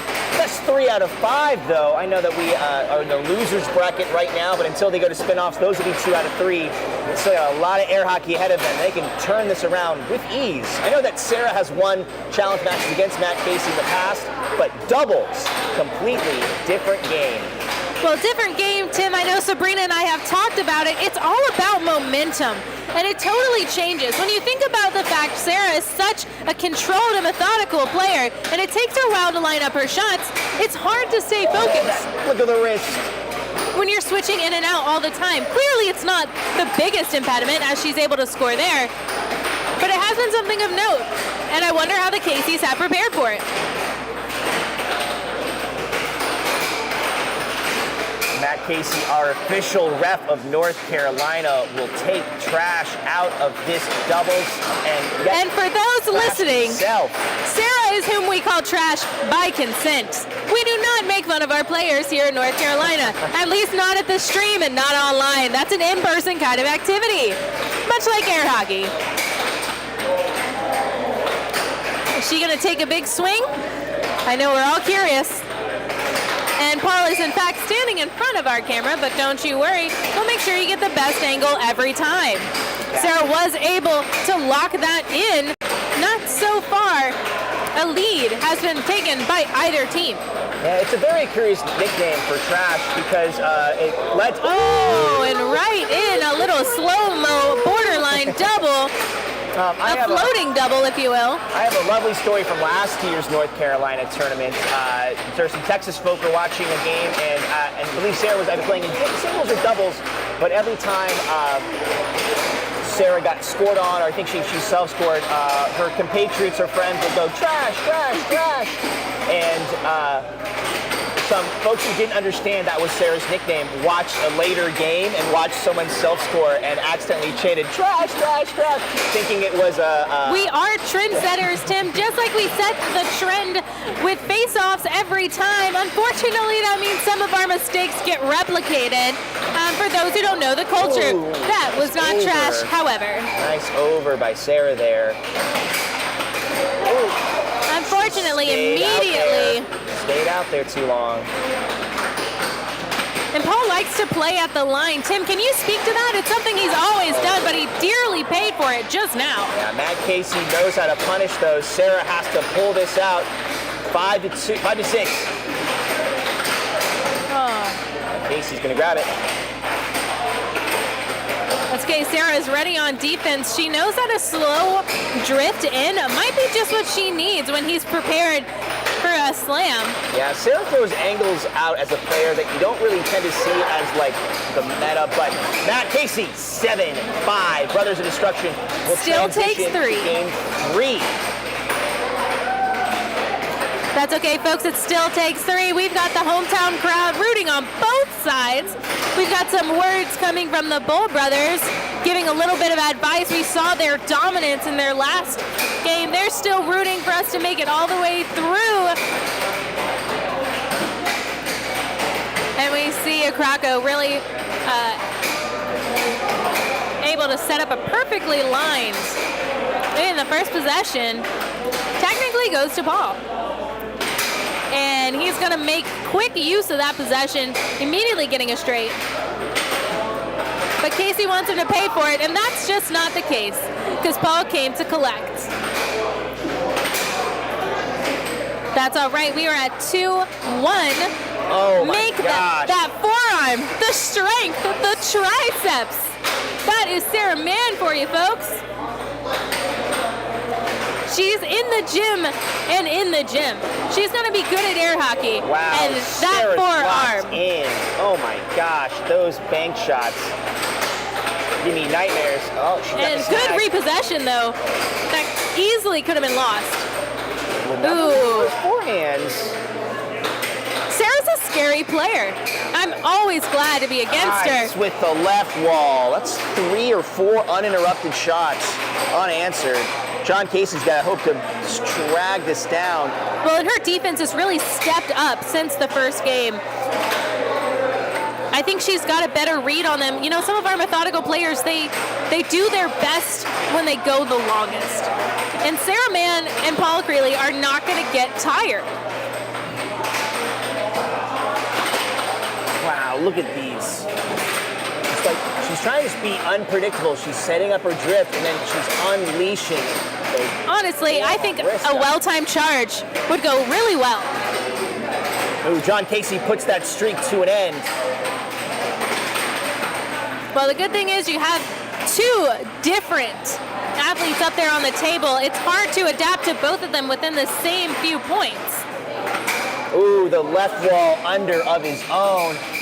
John Casey's going to try to be the gatekeeper for Sarah and Paul to stay alive in this game. But Sarah is patient. If she gets possession, she's going to get it in.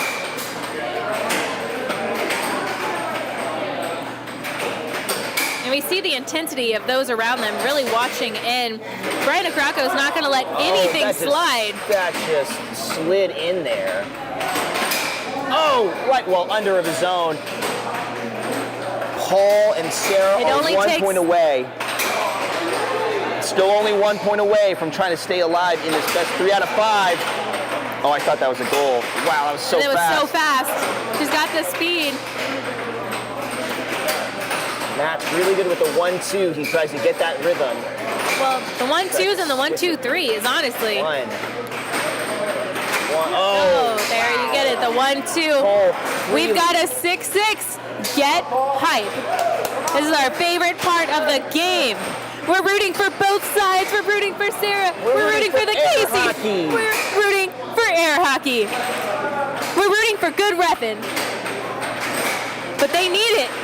They need this point to stay alive, to stay in this game. Can Paul pull it out? Oh, loss of possession. Big moment here. Come on, Paul. Oh, no. Block.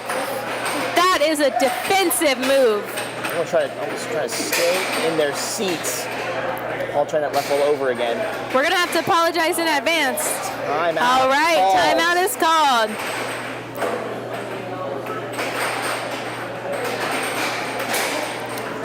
You can see the Pineapples have a lot to say. They know this point is going to be the point to keep them out of the spin-offs. One possession. What a great read by Matt Casey. Charge that. Oh! Got the straight. They secured. And we got a 7-6. Good job, Carolina. Good job, air hockey. The Brothers of Destruction continue a massive A trudge to the top. We love to see it. Everybody, thank you for watching. That was the Brothers of Destruction versus a Paul named man. Up next, we have more high-octane doubles for you coming up. But until then, let's hear a word from our sponsors. Thank you. Tito was already doing it on his own before we put a name on Love Tito's. He used to give it away, which of course included charitable events. Tito allows each of the employees to choose what charity in their local community they want to give back to. I think that's the end goal, is to do something that has meaning and purpose. We're here in this company to make the world a better place, and we like to think we're doing it through Tito's Handmade Vodka.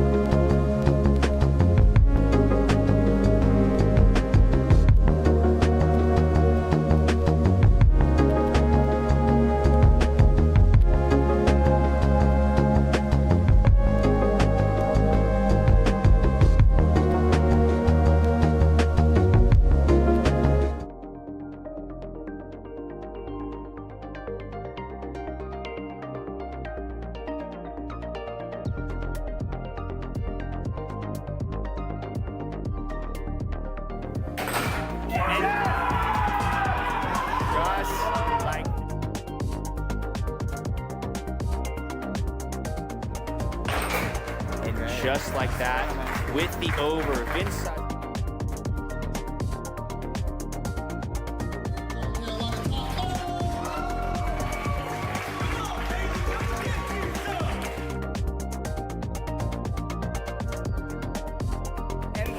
I don't know what's up here. No worries.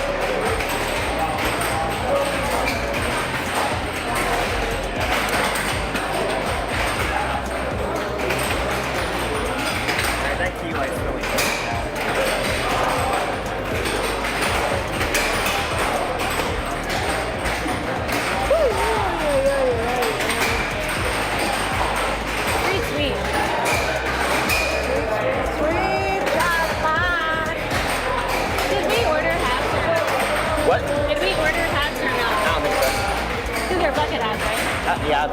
haven't seen them, so.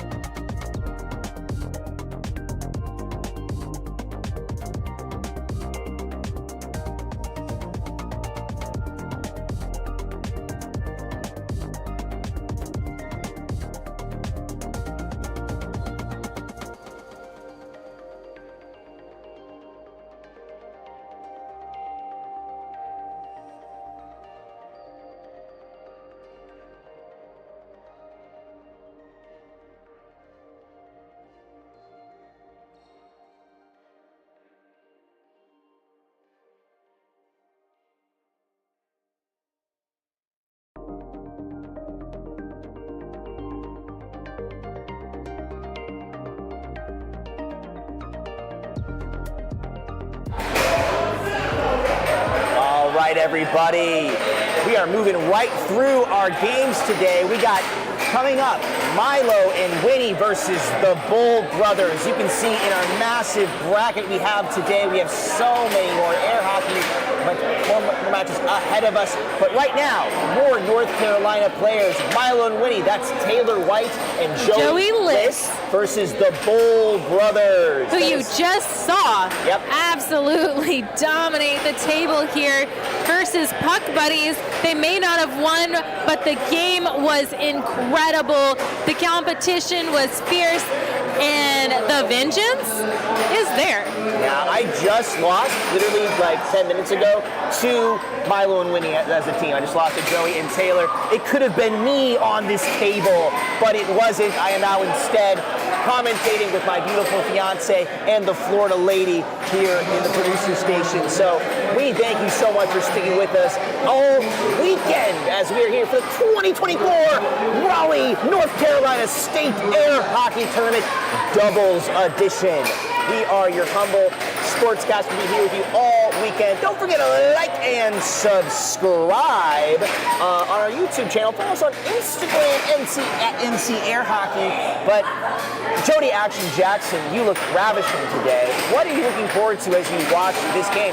You literally told me as I was facing Milo and Winnie, I don't want you to win. I want Joey and Taylor to win. What? Explain yourself. So to everyone out there listening who might not be as familiar with our North Carolina key players, Joey Liss and Taylor White. Joey Liss is #1 here in North Carolina, and his partner, Taylor White, is an incredible player, one of the best women players in the state, in the world. She's fierce, she's calculated. I am always excited to see her play, and the balance that Joey brings with his high energy, more aggressive style, they make a wonderful doubles duo, and I'm sorry, Tim, I love both of them, and I'm always happy to see them succeed. And on the other end, even if it's against, I don't care who it's against, they have beat us a couple of times, so be it. They're hungry, they're talented, they're fantastic technical players. And in the Bulls Brothers, on the other side, we also have a little bit of a preference. Yeah, you already know my biases are going to happen, but listen, I want both players and teams to have fun. Of course, I'm going for the Bulls Brothers, obviously. I gotta just do it. Let's see locking your bets now. We're about to go to the face-off, everybody. I'm betting on air hockey. I am betting, always bet on air hockey. Our lovely ref, Sarah Trashman, with her ref outfit. It's going to be Rip versus Taylor on the first face-off. Ooh, come out swinging that left hand cannon. The wrist on that shot was just incredible, but Joey Liss is now in possession up on the table. He's a hard man to answer to, but we know Los is a very talented player. Excited to see how this first exchange is going to match up.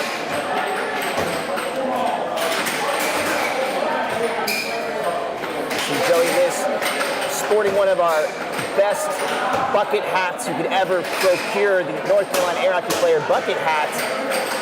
Definitely a hat of champions, but let's see if it'll affect the Bull Brothers versus Milo and Winnie. Bull Brothers up 1-0 right now. Now 2-0, putting Taylor back on the table. And Taylor has not forgotten that first shot, and she quickly returns it in the exact same manner to Los before now she has to fight it out with Marco. We're at a 3-1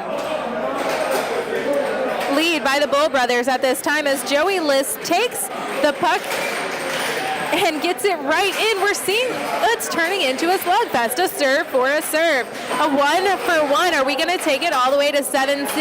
I think it's likely. In and out there. Ooh, tried it again and sealed the deal, putting Taylor White back on the table. We want to shout out to our ref as well for keeping the score on her fingers for us to keep track. Shout out to Sarah Mann and all refs who do that. Thank you. Now, I have a question for you in the case of Joey and Taylor's team names. Which one is Milo, which one is Winnie? I think we've decided that, in fact, Winnie must be Taylor. But I also don't know the reference, and I don't want to be corrected. Oh, it's the name of their cats. That's the name of their cats. It is the name of their cats. Yeah. All right, puck off the table, possession. Gonna go back to the Bull Brothers.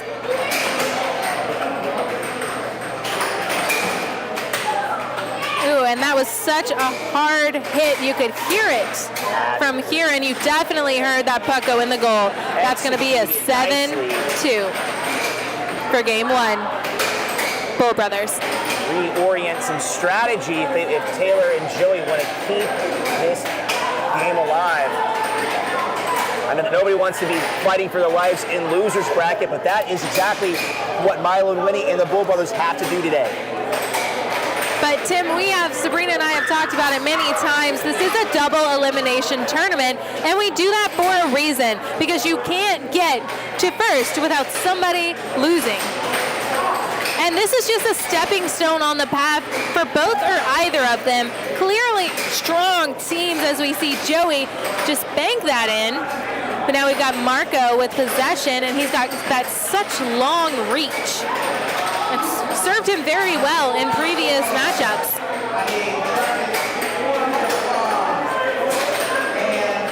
Slow and controlled here by Joey.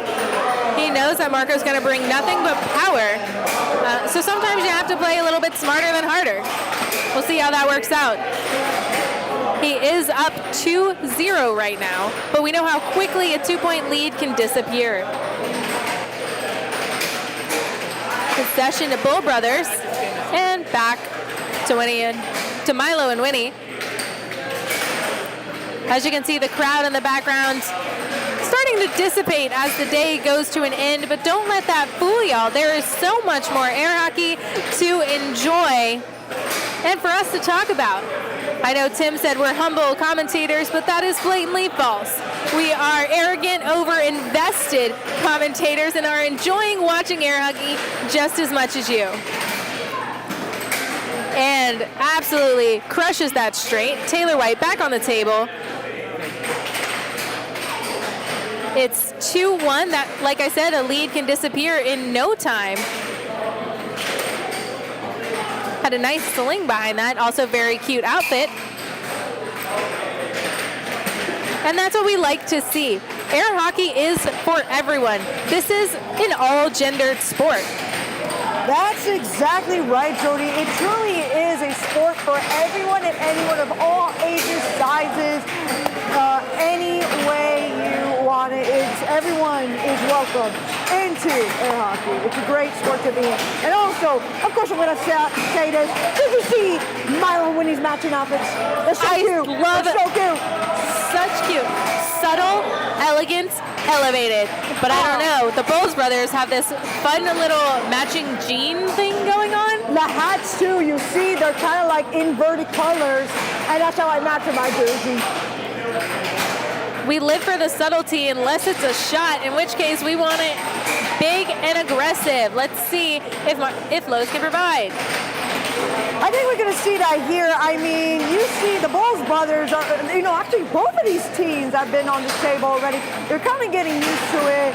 And the Bowles brothers are really focused in here, trying to get that possession. I think they're building up their energy, playing on defense right now. Let's see what Riff's going to do.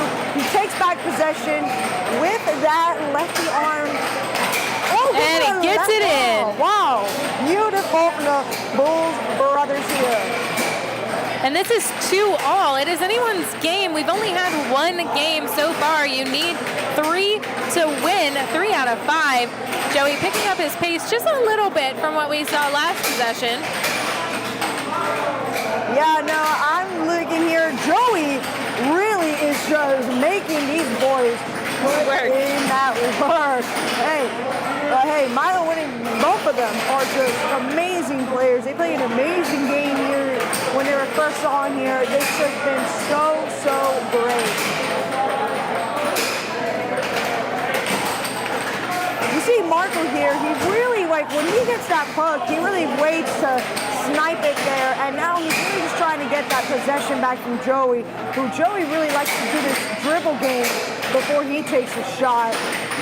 Well, Sabrina, as you know, you get a certain number of seconds to keep possession, the puck on your side, before you have to get rid of it.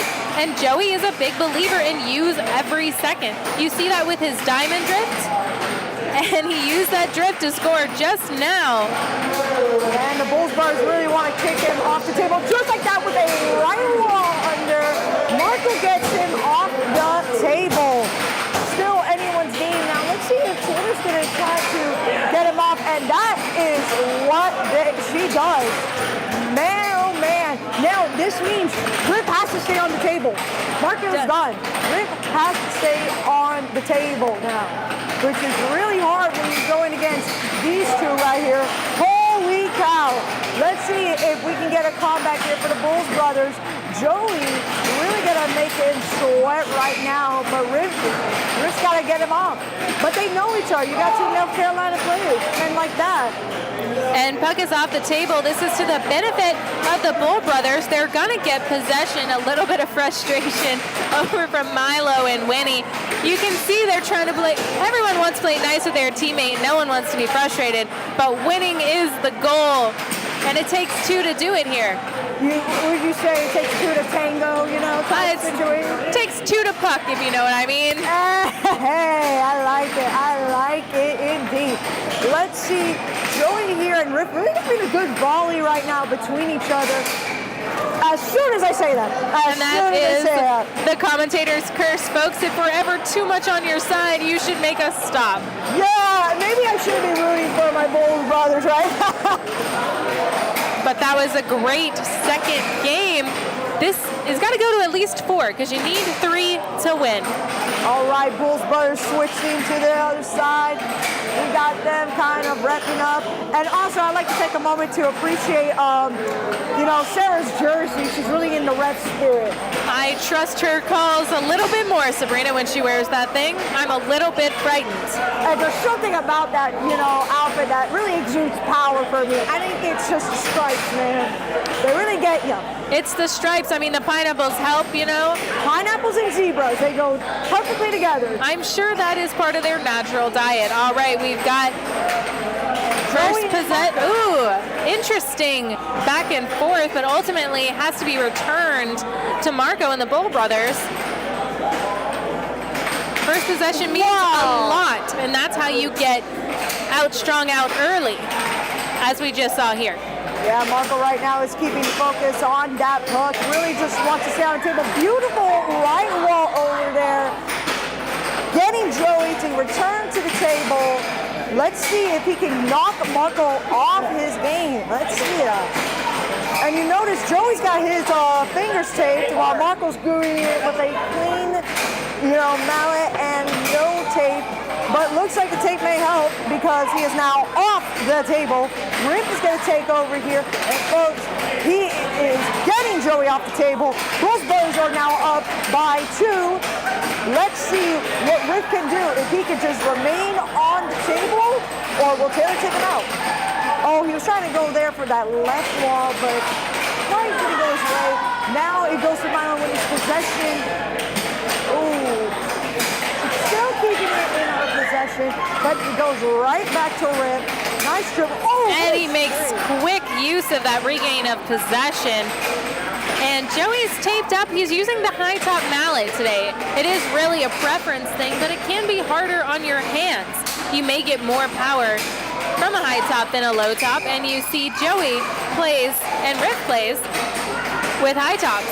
However, when she's back on the table, if she's back on the table later today, Taylor uses a low top. You can let us in the comments know what your preference is. I myself use a very strange Bulgarian mallet that tends to irritate people on the table. I want to apologize, but I also want to save my nails. There's a lot of variety out here in mallets and mallet choices. You can have the string like we saw in Q earlier today. You can change the materials, high top, low top, or as I do, an extra high wall. But let us know, what's your preference? Now, speaking of mallets and creative choices with stuff, if you notice, Joey seems like kind of almost cut. Like he has a hole for his finger in there. And Bull Brothers pulling out ahead. It's a 5-2. That can be hard to overcome. Man, the Bulls Brothers really making it a tough game, but it doesn't phase Milo winning. Yes, you see. Great shot by Taylor White. Beautiful straight. Really a signature for her. Taylor's really going to make sure these Bulls Brothers start seeing red. Well, she's not going to let him out easy. But she shouldn't underestimate the Bulls Brothers by any stretch. We all have seen them grow up in the same community with the same skills, same teachers. So it is going to be close every time they play. Man, that was, by the way, a beautiful left ball by Rip here. Rip really, with that lefty, can throw you off his game, like I've said before. It really throws people off, but Joey and Rip train. So he's kind of used to this. Well, and you may not know this, sometimes Joey practices with his left hand, kind of to balance it out, but most unfortunately, Rip is going to do a self-score. It was a little too fast, a little too out of control. Oh, Marco secures it for the Bulls Brothers, giving their second win in this match right here. We're moving on to Game 4 now. Now, Jody, do you think this will head into Game 5? I absolutely could see it heading to Game 5. These are two very competitive teams. These are teams that match up against each other all the time. These are friends here on the table and out in the world. I know they both want to win, but I don't know that you're going to see the same level of aggression to where a table is getting kicked when these two play each other. But skill levels and determination, absolutely, I could see this game going to Game 5. I will not count anyone down and out, although the Bull Brothers need just one game to win. It's giving me a little bit of a flashback to that Puck Buddies match with the Bulls Brothers. Again, you got two very passionate teams and two teams who know each other really well. They know each other's endurance levels. They know each other's skill levels. They know exactly what the other needs. That's the thing with doubles. You got to know your partner too. You keep them on the table, see what happens. How do you line them up? It's all these decisions that make or break your team. Now, Bulls Brothers is opening up this match with 1 point. Joey's now on the table. Mark is going to see if he can defend against Joey. And not quite, not on that shot. Joey gets it in one try. But you're absolutely right, this is doubles. It kind of changes the whole game when you consider that you need to think like your partner as well. Well, I think Rip snuck in that straight shot to Joey there. Really sneaky shot there. But hey, there's nothing for Taylor. Let's see how she's going to react to his game here. It still remains in his possession. You know, he's got that focus face off, but he gives it to Taylor, just like that. But she gives it right back. What a What a nice game. nice you know? game between two friends. Love to see it. Oh, wow. Going right back to Joey here. Bulls brothers now are not letting this stay. Oh, puck is off the table. Puck is off the table, but the Bull brothers will maintain possession as it flew off the table in a defensive move from the power of Joey's shot. I know we've seen games other times here on this table where it seems like every other possession was in fact the stands or the ref. Not quite what we're seeing here. Rip is not allowing Milo and Winnie to stay on the table. Taylor and Joey have kept switching out. Rip just remains here. He's getting comfortable. He's finding that flow, but will he get tired out? That's important because right now Marco's gaining his energy, his endurance back, while Rip is slowly losing it. But it looks like he hasn't lost it yet as he puts another score on the board for the Bull brothers. And the Bull brothers only need 2 more points to cinch this. Does he have enough endurance, enough, will and clever to beat Joey out for 2 points? I think it's possible. Oh, looks like that timer ran out for Riff. Marcos will turn the table, but I think Marcos gained his energy now, but so does Joey a little bit, but it all depends on how Joey can keep the maneuver going. Wow, Marco, great catch there with the puck, but unfortunately goes right back to Joey's possession. Wow! But it doesn't matter. Up to 6-2 for the Bull brothers. They need only 1 point to win. I think Rick is now wishing to get back on the table. He's played a long time there. Marco's just going to have to make this 1 point for the team. And he does it. Light work for the Bull brothers. You know what? They were cool and calm in this game, and it certainly had paid off for them. What a great match. And this was still in the losers bracket, I believe. So that means the Bull brothers are going to move on and could potentially win it all. Yeah, they can win it all. We don't know. We will have to see it then. All right, folks, we are going to wait for the next lineup. But until then, please enjoy this ad from one of our biggest sponsors, Tito's Vodka. Tito was already doing it on his own before we put a name on Love Tito's. He used to give it away, which of course included charitable events. Tito allows each of the employees to choose what charity in their local community they want to give back to. I think that's the end goal, is to do something that has meaning and purpose. We're here in this company to make the world a better place, and we like to think we're doing it through Tito's handmade vodka.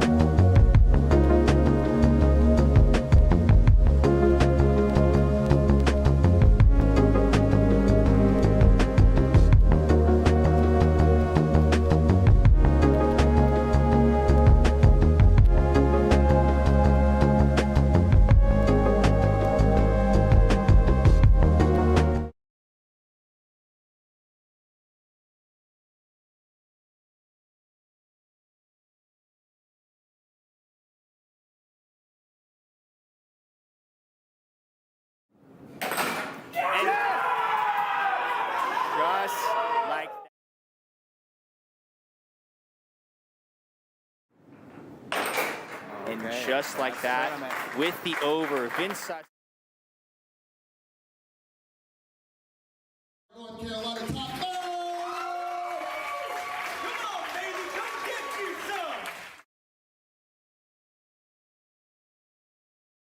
NC, baby, this for us.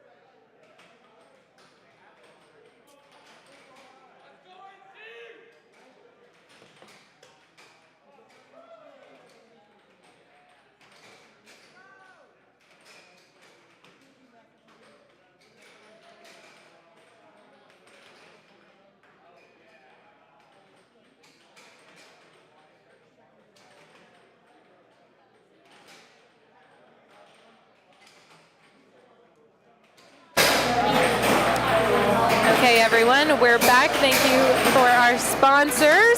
Appreciate both your ads and your support. We wouldn't be able to do this tournament without you. Also, big shout out. Thank you to the venue for hosting us. I know we're a little rowdy and prone to ruining floors, but you have been the best. We have enjoyed it. Thank you very much.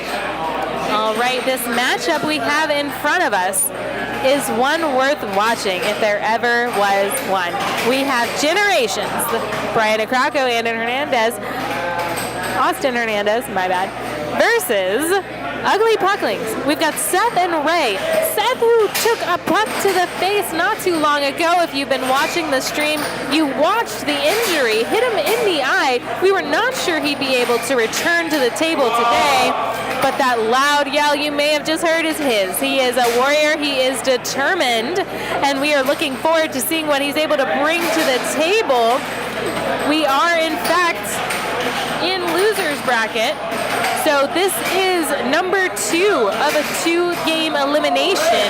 Both of these individuals, both of these couples really want to be here and they want to go farther.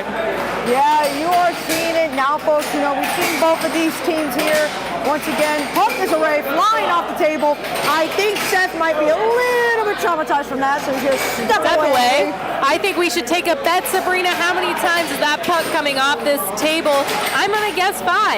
I think more. These two teams, you know, these are really strong players, and let me say, pretty aggressive. They get really, you know, when they hit that, they're aggressive in their hits. They're powerful, man.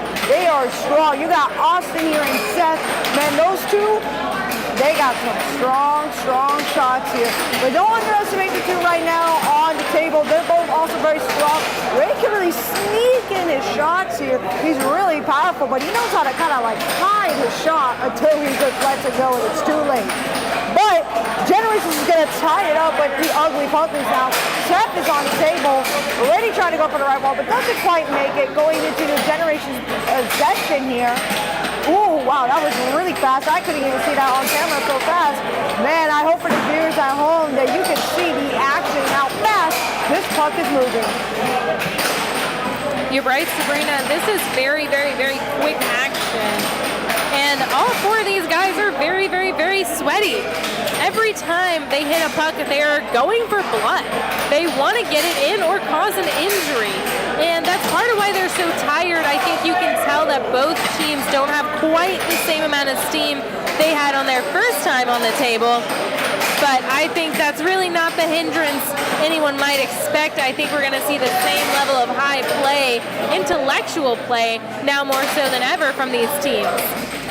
Yeah, we're really seeing just how these teams manage to hold their own right now. I mean, look at them right now matched up in this first game. It's still very strong. You know, we have these 2 players. Oh, Seth and Austin now are going to be on the table with a 3-2. Seth is not going to allow Austin to stay. And he's not going to allow any injury to keep him back. You know, as his friends, we said, man, you're playing tomorrow. Like, if your face hurts, take a break. He was not going to accept that. He's not going to miss an opportunity to get on the table and get a win. But I don't think Generations is going to allow him to stay. He's powerful. A very determined play from the Ugly Pucklings and equally matched by the Generation. Oh, wow, loss of possession here. 2 Generations. But it doesn't matter. Doesn't matter. For all. A close game, you'd expect nothing less. Yeah, you see, Austin here is really keeping his cool right now, but we know when he gets near to, like, when it's game point, he starts to yell, his famous yells, which is quite a sight to see, and man, oh man, is it scary as you're his opponent, because it's like a call, a battle cry even. You're right, I do not want to be on the receiving end of that. He was calm, cool, and collected for exactly 5 points, guys, and I gotta hand it to you. Great job, Austin, but he doesn't play calm, cool, and collected, and he is very used to winning, as we see in that 7-4, beating our very own Ugly Pucklings. But at the end of the day, one of our main players is in fact suffering an injury. So we expect nothing but the best and accept whatever they have today. Well, honestly, seeing how Seth's playing right now, I don't think really that injury stopping him. He's got his both eyes wide open and on that puck. He really is trying to see what he can do, representing North Carolina right now. So, you know, as commentators, we want to root for the team we're here for, North Carolina. But look, we're just here for air hockey. Very true. Oh, sick, sweet, all the adjectives you can think of for what Austin Hernandez did just there. And that was 22nd like no thoughts, all gas. Man, oh man, seeing these players right now getting intense. Ugly Puckers really want to take at least 1 point on to the game. But I don't know if Austin's going to let that happen because, you know, as we've seen before, Austin will be very, very stronghold in his game. He holds up a very strong offense as well as defense we've seen here today. His defense is a strong offense. He plays so, you know, puck forward that he doesn't really have or need time to worry about blocking as much as someone else might. No, very true, very true. Now, seeing these two, you know, we got two strong, in my opinion, offensive players here. Seth really is a killer with his shots, as well as Austin. Now, seeing how they fight for possession is very interesting, folks, because it's like once the puck is let go, the other one snags it really quickly. See, Seth now has the puck in his possession, but he goes straight back into Austin here, seeing it from a different angle here, folks, just to help you get a better idea of what you're looking at. Oh, wow, Seth now is joining in on the battle side. I mean, these are two high-level, aggressive male players, and if one's yelling, the other one's yelling too. You can't show fear. And ultimately, it's about matching, meeting, and beating your opponent. All right, let's see here now. You know, you got Ray back on the table, but as soon as I say that, he's gone. But he needs cool and calm and collected. Now, Seth is back on the table, maybe more invigorated and more rage into his gut now. He wants to get a score on the board for the Ugly Puckers, man. Just like that, he does his job. Well done here. He wants to now stay here, maybe just keep the generation switching on and off. And Brian Crocker is on the table. He's, you know, he's not one of these younger guys, but he's going to play toe-to-toe with him and show him a few things along the way. We see Seth is actually kind of fancy footing right now, trying to keep the energy up, trying to reposition himself in the best area, best zone to keep and get that possession. It looks like it worked out for him. The crowd is on his side. You can hear the yells from all the other Carolina folks, because this is a battle of honor, and we'd love to see our boys win. Yeah, exactly. Right, Jody. I mean, I can only imagine how bruised up their legs are right now. Man, oh man, they're putting so much pressure on the table. And also, our North Carolina people are really just wanting North Carolina representation. They want to see it happen. Oh yeah, I mean, root and play for the home team, especially when you're in the hometown.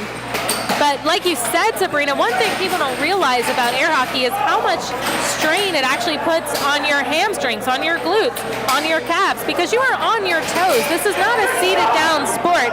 As we can see. All right, Seth is hyped up. He's hyped up. His partner, Ray, is trying to calm him down. He doesn't want him to lose focus or to forget the game plan, because that is easy to do when you are so passionate.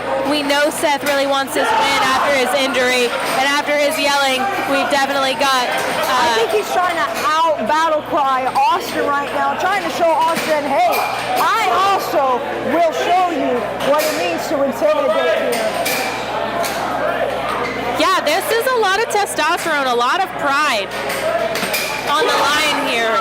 You hear Brian yelling as well. He was able to get that in. It is 6-4 3 against the Ugly Pucklings for Generations.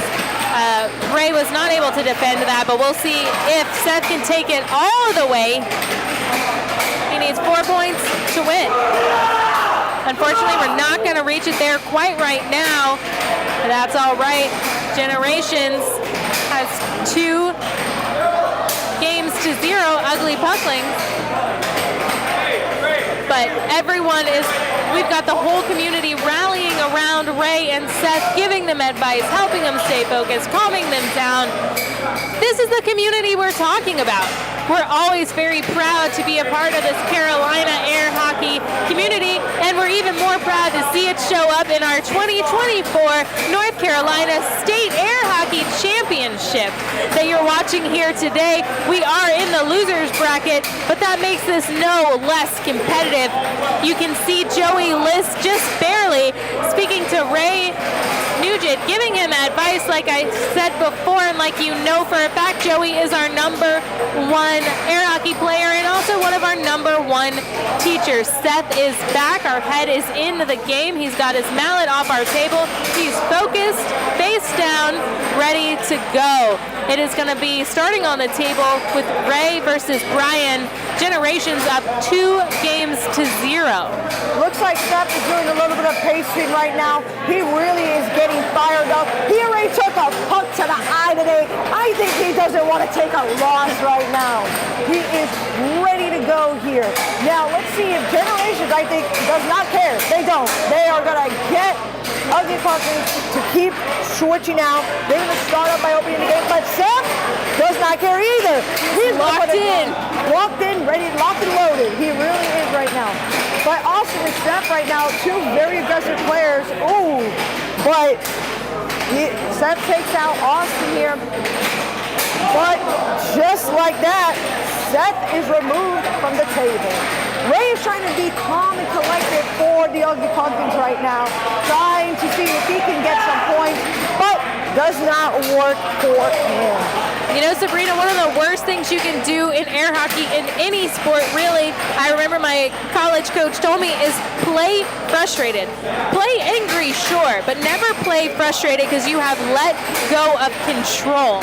And I think we saw Seth get back and give up some of that frustration so he could stay focused on the table here. And we're seeing that he's not being bested by his own frustration and emotion right now. And that's really what we need from him. Yeah, no, it's not about, if you have frustration, it's not about that. It's all about that anger. Use that to fire your fuel, or fuel is fire, excuse me.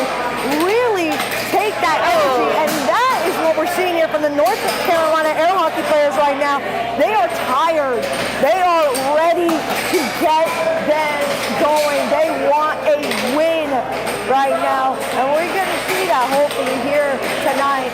But as of right now, Generations is still up 2 games to 0 right now. But maybe that's going to turn around as the Ugly Pucklings now take the lead with 4-3 in this game.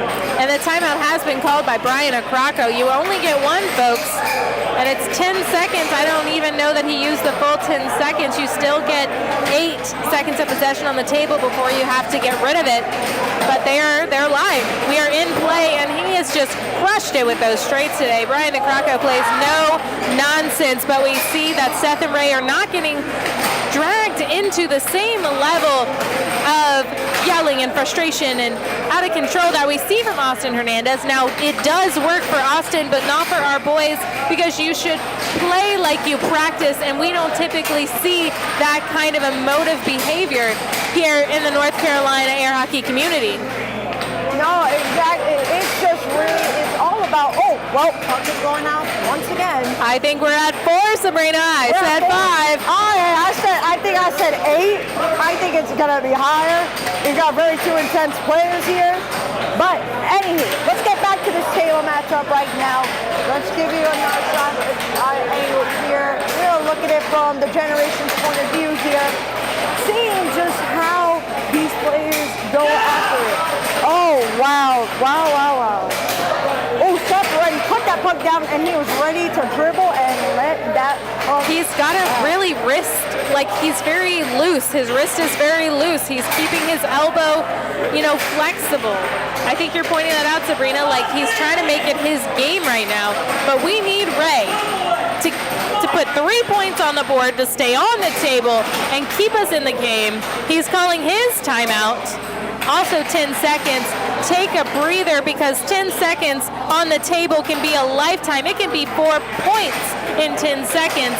But we're seeing him stay loose, keep that wrist loose. Ray is a very powerful player, and he plays with those legs. I think he can deadlift 500-something pounds. It's impressive, but now he's trying to play clever.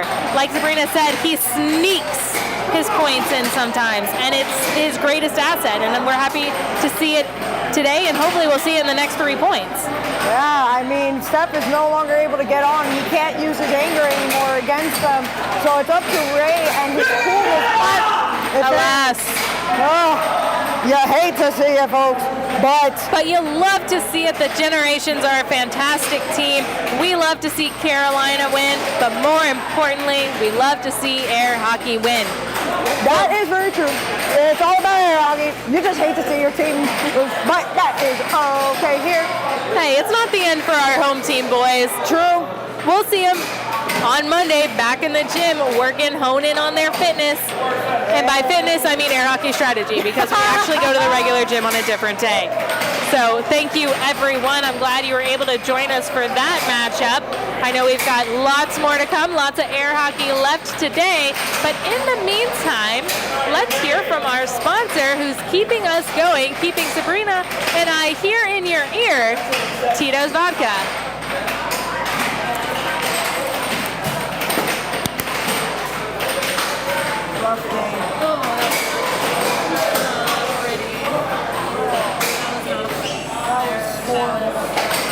What's the bracket?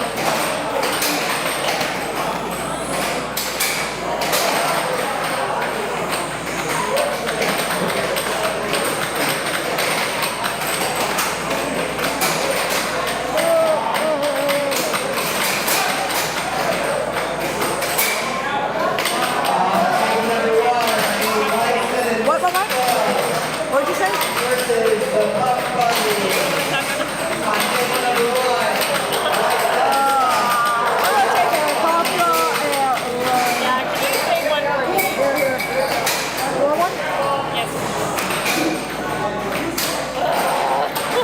We gotta do it. We gotta do it.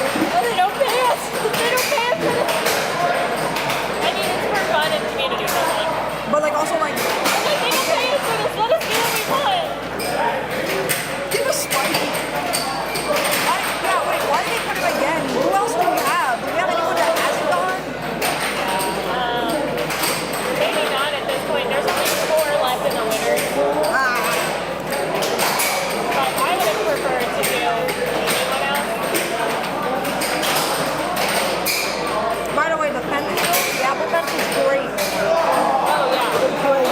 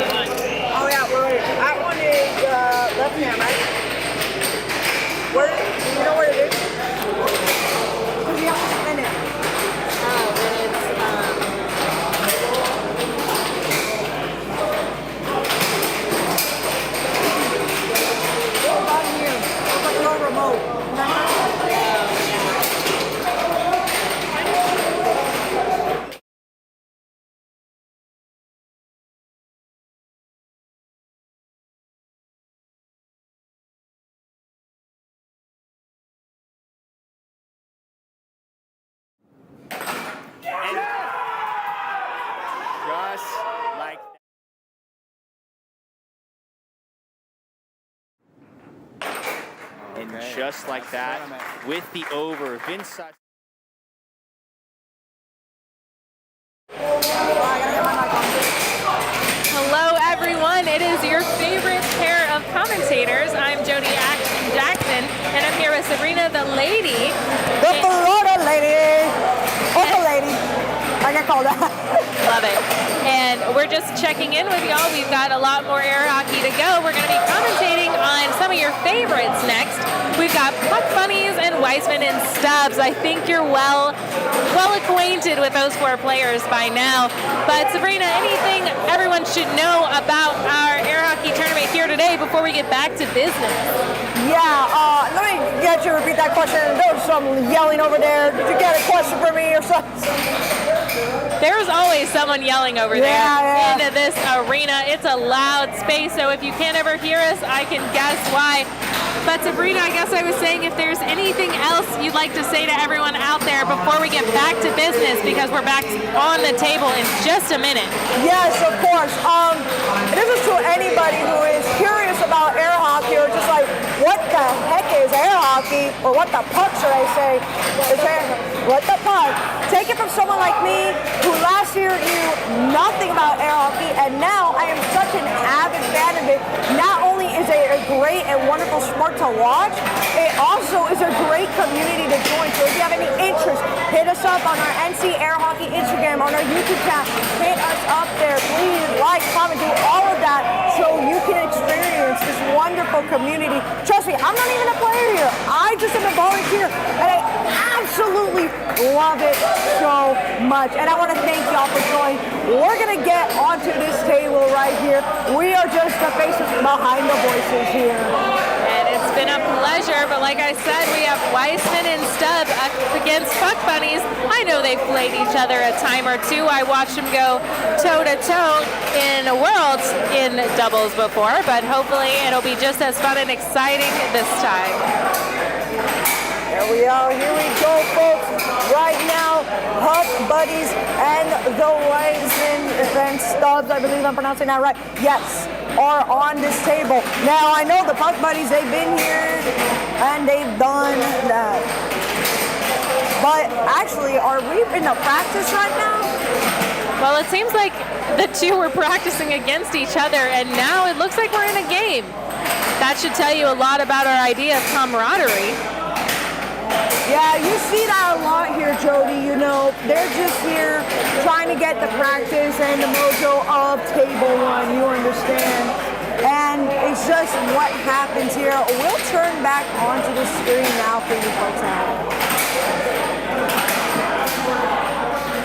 And Austin Fernandez is going to be our ref for this one as the winner from the last match. You think he'll do a battle cry as a ref?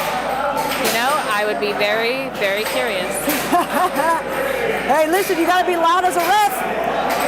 Okay, so we were correct in that everyone was just doing a warm-up.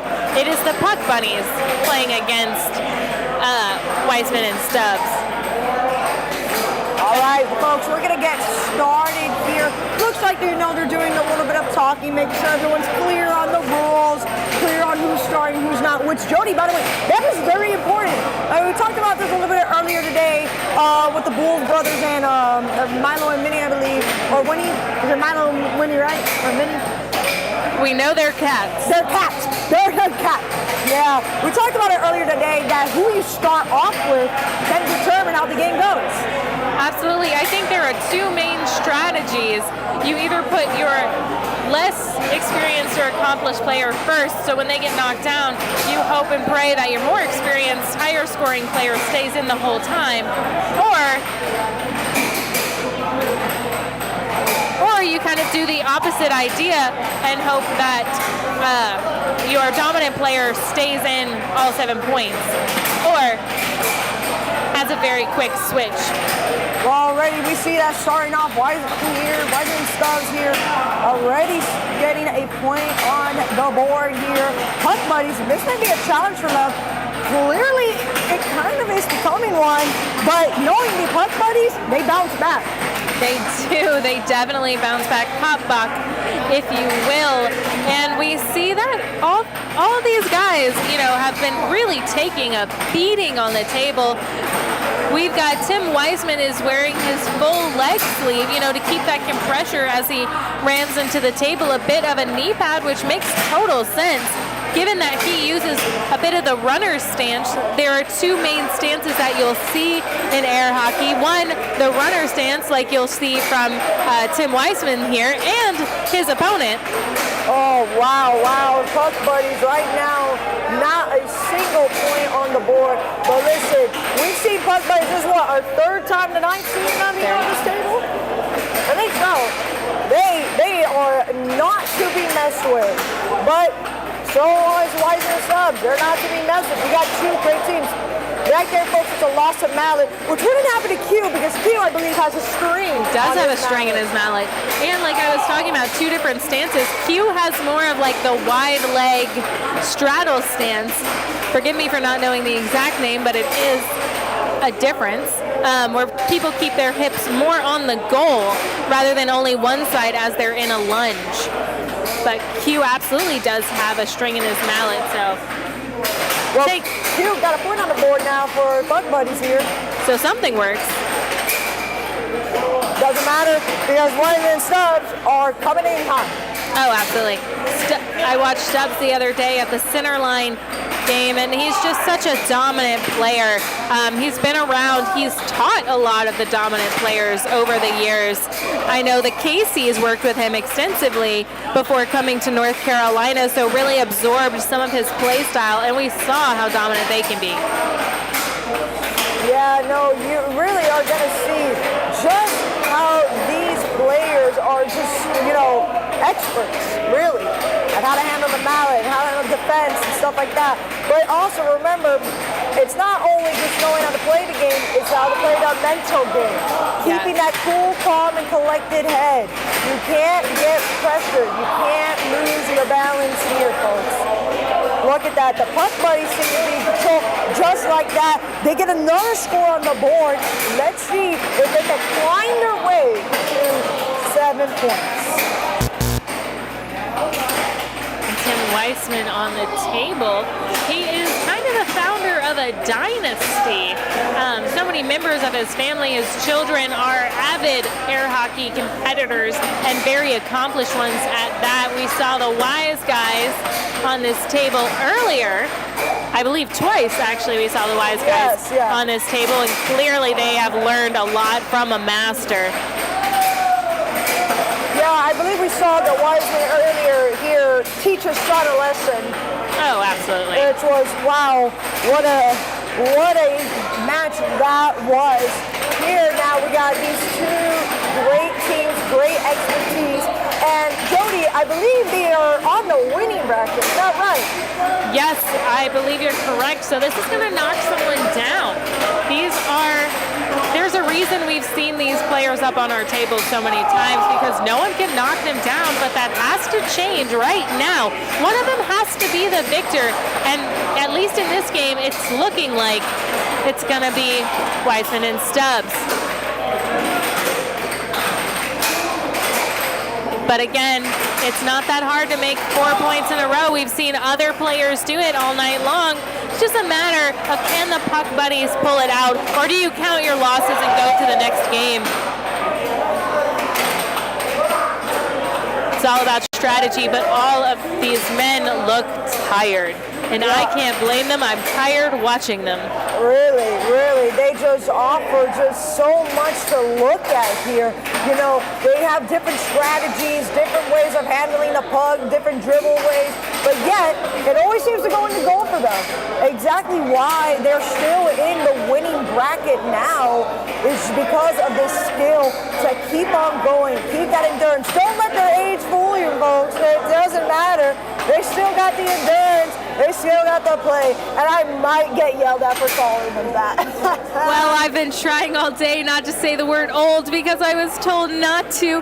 But Sabrina, this was a 7-3. We've got at least 2 more to go, and that's a joy of air hockey. Your age, your gender, even your disability doesn't matter. When you get on the table, it is a mallet and a puck. And who pucking wants it more? It really doesn't matter. Anyone, if you don't like from attitude, it's like anyone can cook.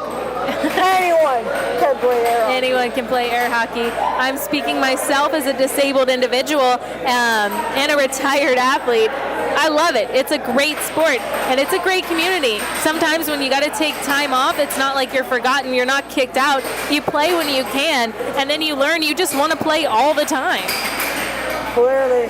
Right out the gate. Wow, that puck went everywhere, but except the table. Would that count as a fly-off? I think it should count as a fly-off. I think we count it as a fly-off. Keep in mind, it is an 8-foot stretch of a table. It's not like this is a small surface area that we're working with here, folks.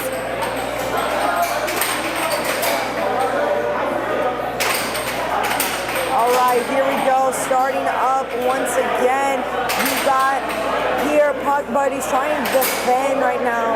But Wiseman and Stubbs got one game already. It's still anyone's game. We've seen it happen on this table quite a few times today, just how it happens. But Wiseman and Stubbs take a point on the board here. And it's so quickly returned. You see this happen a lot. There's a toe for toe kind of in the beginning of games before someone or some team really runs away with it. I'd be curious if that happens here. I know that Wiseman and Stubbs had a pretty decisive victory in their last game. Yes, indeed, Jody. It really is just a sight to see here. We got these awesome players here right now. Like, just what a beautiful left wall there. It's just amazing. Incredible under. So fast, lightning speed. Return here. Seeing how it, oh, wow. Couldn't even see that. But I know it went in the goal. Couldn't even see the puck. It went in the goal. You know, sometimes you can hear it go into the goal easier than you can see it. It becomes a sound you recognize anywhere as we're tied. I agree with that 110%, Jody. Really, especially for someone like me who is still trying to get a handle on, you know, the game itself. It really can be so fast that you just can't keep up with it. Now we're going to see how the Puck Buddies can try to obtain at least one game here, seeing that they are returning a pretty good match here, matching them 4-4. And this is more competitive than we saw in our previous game, in the first game. But we've said it once, we've said it a million times. For some people, some teams, the first game is a warm-up. And you may see a loss in the very first game that ends up having 3 in a row winning. And that's just some people's strategy, whether they mean it to or not. We've got a puck off the table again. If we could buff that, this might be helpful, guys. But you know what? You can't hear me, so I'm complaining to the fans. And we've got to switch out once again. It is 4-5. 5-all. 5-all, ladies and gentlemen. A little bit of delay there with the scoreboard, but that's okay. Now, I just want to say here, you know, Jody, have we seen another game 5 happen today? I think we've seen it once. I think we've only seen it once, Sabrina, and it ended in a 7-6, if I recall. Now that was a blood boiler, holding your breath nail biter. And, you know, I'd love to see another one here today. I think these teams are capable of it. As we've been saying all day, 6-6. Get hype. Here we go now, Puck Buddies. Calmly seeing what they can do to get the puck just straight into the goal. No returns, no return possession. They just want to get it straight in. See how Q does it. Oh, it goes right to Wiseman and Stubbs' possession here. It's all up to these two players right here to take the next game. Let's see who is going to take it for their team. Pressure is on. Oh! But Billy Stubbs takes it all the way home. That second game is going to go to Wiseman and Stubbs, giving them the lead 2-0. Remember, you need 3 out of 5 to win one more game, and they could take it all the way home. But as you heard Sabrina and I, we are rooting for both teams. We love to see a game 5. Victors on both sides would be great. But right now, we are just going to let them have their time and chat and maybe listen to a sponsor while we wait.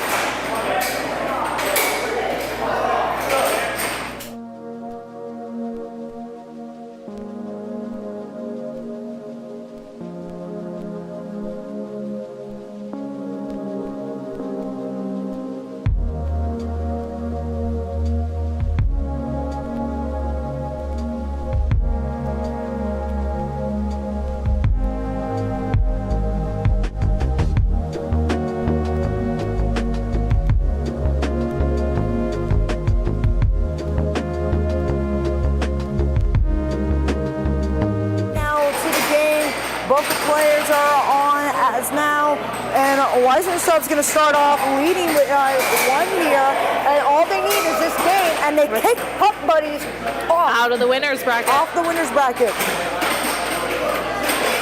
All right, Puck Buddies, maybe they got that fuel in them, maybe they got that fire. Ooh, doesn't matter to Wiseman Stubbs. They are going to take another point from the Puck Buddies here. We saw a couple of tired-looking athletes tired-looking competitors early in this matchup, but it seems like Wiseman and Stubbs have really found their groove and bounced back. Stubbs has a very interesting shot in which he kind of balances on one foot and lunges forward. It's not that uncommon to see someone kick forward, but with him it's more of a fall into a drift, and it's very impressive. Absolutely, Jody. This is just one of those matches here. The puck went so far, it almost went into our bracket room, which is really impressive. I mean, make them work for it. Get some cardio hunting down your puck if you're going to send it off that far. I mean, maybe it's a strategy. Get him tired, lose that endurance right now. As I've said it before, I'll say it again. A game of endurance here. And I will never contradict you. It is 100% true. Ooh, a little bit of a testy move there. Kind of throwing from Q, kind of throwing the puck onto the table after it had been kicked off. Not necessarily what you would expect, but if you're tired and you're frustrated and you've been held on the ropes for this long, you're down 4-1, one can make an understanding exception. Yeah. Oh. Whoa, did that just hit? It did. We almost saw an injury there. It went right off the table and right into Tim Wiseman's tummy. Wow. Maybe there's going to be some little talk afterwards on that shot there. You know what? If you're not icing when you go home, you didn't try hard enough. This is a pro injury sport. It is actually not. I think Steph can answer that. Hey, we had an eye injury here earlier, folks. Play to win. Blood, sweat, tears. You got to be willing to put it all on the line. Except the center line. Please don't cross that. That is against the rules. Wow. Wiseman Stubbs really going to make the Puck Buddies bleed here, making them make sure that everyone watching knows that they won this table. But I don't know. Maybe the Puck Buddies will pull it. You never know with these guys. They come out of nowhere. They get their energy back, and that's it. You're done for. That was brutal. We saw an in and out, but then we could see the goal made by Q. Possession back to Billy Stubbs. A dangerous place for the puck to be is in his possession. Man, Q really is not someone to mess with like that, for example. He is very sharp and quick. When he flicks his wrist, he flicks it. I think that should be the anthem of air hockey. Flick of the wrist, that's about all of our goals. Mm-hmm. It's very rare you see a push movement. Usually works, but always weird. And when you say something, it tends to happen. That was more of a push movement there by Tim Wiseman. Immediately returned, though. Only needs 1 point. 1 point to go for Wiseman and Stubbs. And just like that, it is game over. Incredible play by all these guys. They're not on their home turf and they're playing like it's their hometown. We're impressed. And we're happy to see what they do next. Hopefully some Carolinians will take them down at some point. But right now, Wiseman and Stubbs are fantastic, but not as fantastic as Tito's Vodka. Thank you to our sponsors. Tito was already doing it on his own before we put a name on Love Tito's. He used to give it away, which of course included charitable events. Tito allows each of the employees to choose what charity in their local community they want to give back to. I think that's the end goal, to do something that has meaning and purpose. We're here in this company to make the world a better place, and we like to think we're doing it through Tito's Handmade Vodka.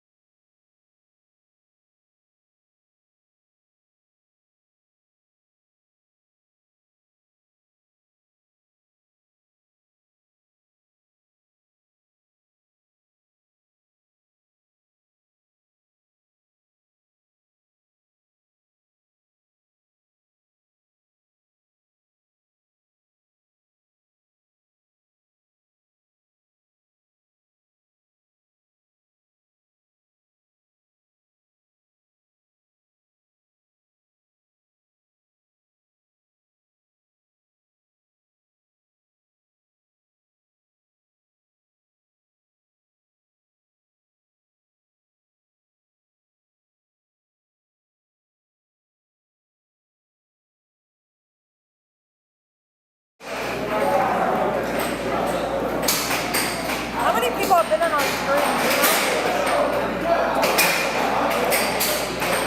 A lot.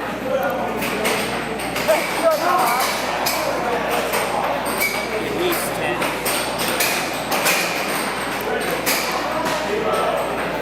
I think we peaked at like 60. What? We got 60? It's been hanging around like.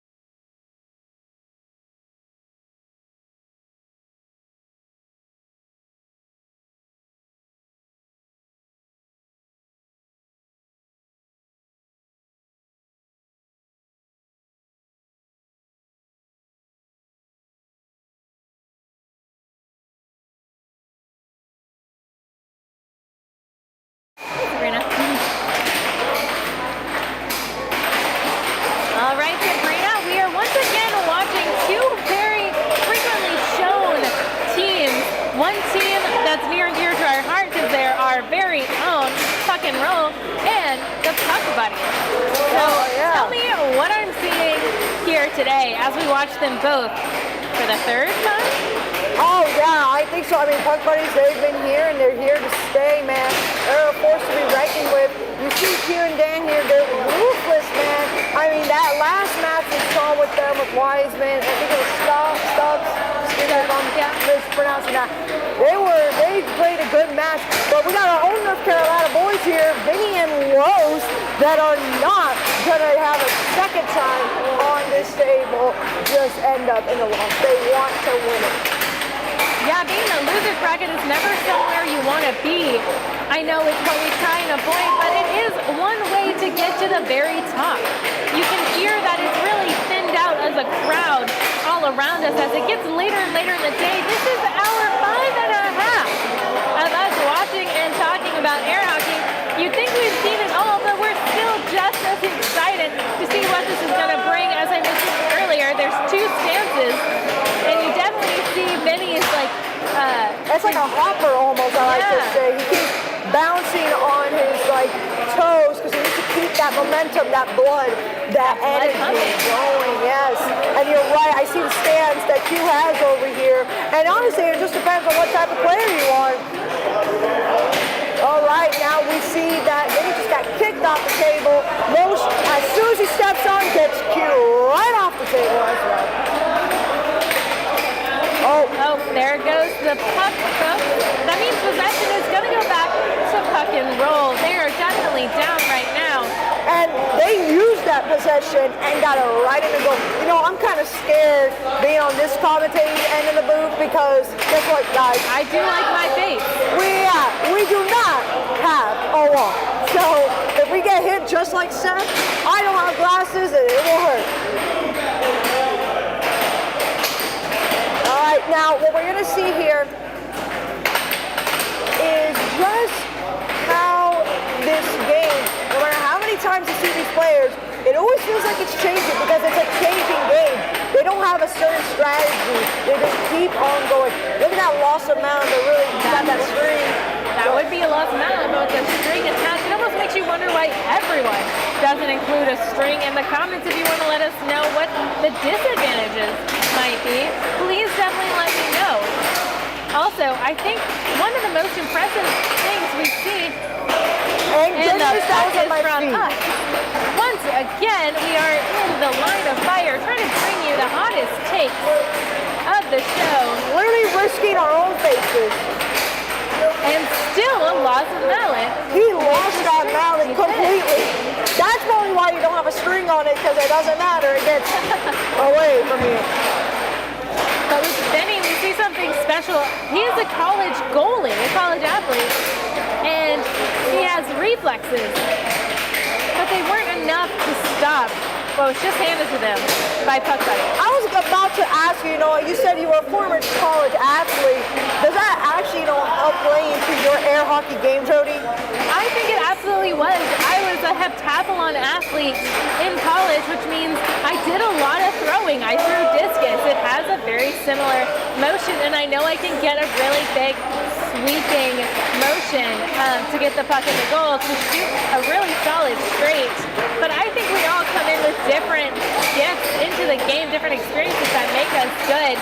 Whether it's something nifty like you have a sport or you're left-handed, or you are really, really good at pinball, which is true of her own Jennifer, who's a great player who started because she got tired of pinball, which she played professionally. Pinball? Pinball. Like a pinball machine? Like a pinball machine. Just like you can be a professional hockey player, you can be a professional pinballer. And you know what? There is room for all of us to do what we love. Wow. You learn something new every day, folks. Let's get back to this match as soon as we turn and see this. The Puck Buddies will once again reigniting that fuel for themselves. They are off to the races here. All right, folks, we see Vinny taking that puck possession, but he loses it ultimately. Los has to get back on here now. We're going to see how he plays it. And Los, really in this match, has just gotten on the table and just straight shot of it. He is not giving the Puck but any opportunity to stop and hesitate and take a breather. He is not letting that happen, but unfortunately, he got kicked off himself. Then he is back on, starting to slow motion the puck to see if he can get a hit. I love seeing the puck dance, in my opinion, Jody. I think it's a great way to see it spin around. It's true, and that was a great shot by Benny. And again, Benny is up on his toes dancing, but his experience as a goalie did not help him stop that shot. In and out, a painful experience. Again, maybe we should buff the puck. I think we can all understand that if the puck is flying off all the time, maybe we should address it.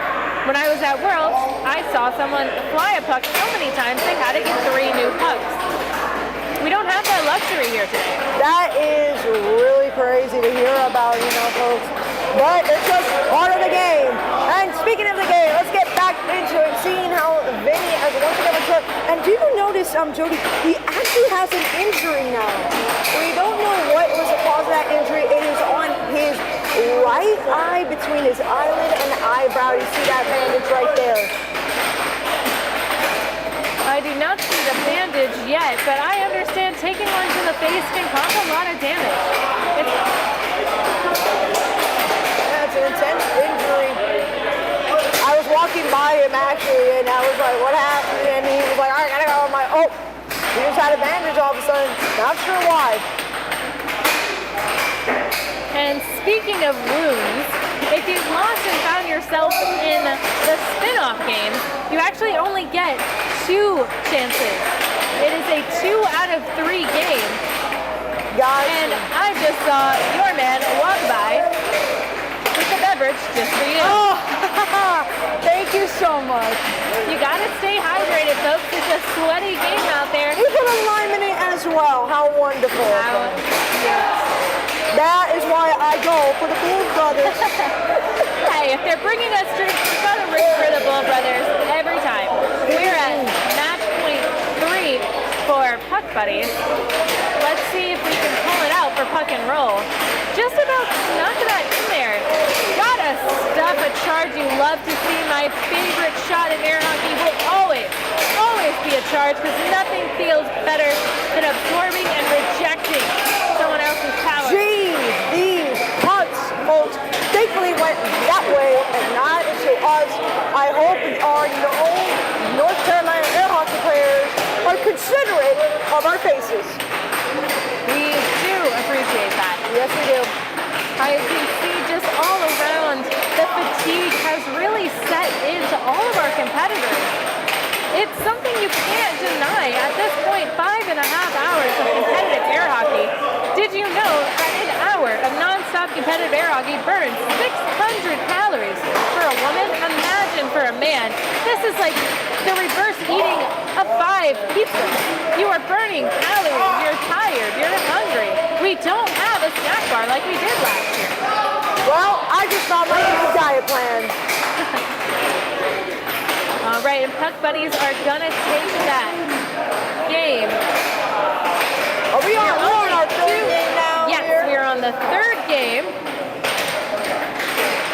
Puck and Roll really are trying to not just puck and roll out of here. They're really trying to set points for themselves. And you know what? I am hoping they win. I'm sorry, folks. We're honest. We can be biased because we're rooting for our North Carolina air hockey team. But in the end of the day, we root for air hockey in general. And reminder, it is 2-0. We are in the losers bracket, so it is still anyone's game because you must win 3 out of 5 if you're still in the main bracket. And that's going to be the same throughout the entirety of this tournament. Yes. And this tournament, we should remind you, is the loss of mallet by Benny. That's okay. He was going for a trick shot. Didn't quite work out for him. Doesn't mean you shouldn't take them. Sometimes they're your best asset. And once again, we've got the puck. We're not the best players on the table, but we're going to keep trying at the rate we're getting the puck. Our possession is about 10% of the time. Honestly, we have a high possession rate here, I would say, for people with no mallet. We should get mallets, We should. We should get protected mallets. That was not even from this game. That was from a different. That was sent That was actually. your guys' game. That was sent from Timothy Sparty Young from 4 tables away. Sent a puck flying and managed to hit our booth. I think he said, hey, commentate about me. And that's how he got our attention. And we'd love to talk about him, but he can always talk about himself. So don't worry, folks. He'll be back on the table with us tomorrow as we do the 2024 North Carolina State Air Hockey Championship. Well, that's a first. Individual. Oh, something was that! Got it? Got it. Okay, sorry for your ears, folks. We are so sorry. A light. We are so sorry about that, folks. We had this light here, and if it falls and breaks, that is a lot of damage, and not only to the light, but to the pockets of the North Carolina air hockey community. It is a lot of equipment here. We try to get the best of the best equipment here, so we apologize for our freak reaction to it. We actually don't apologize too much. That's true.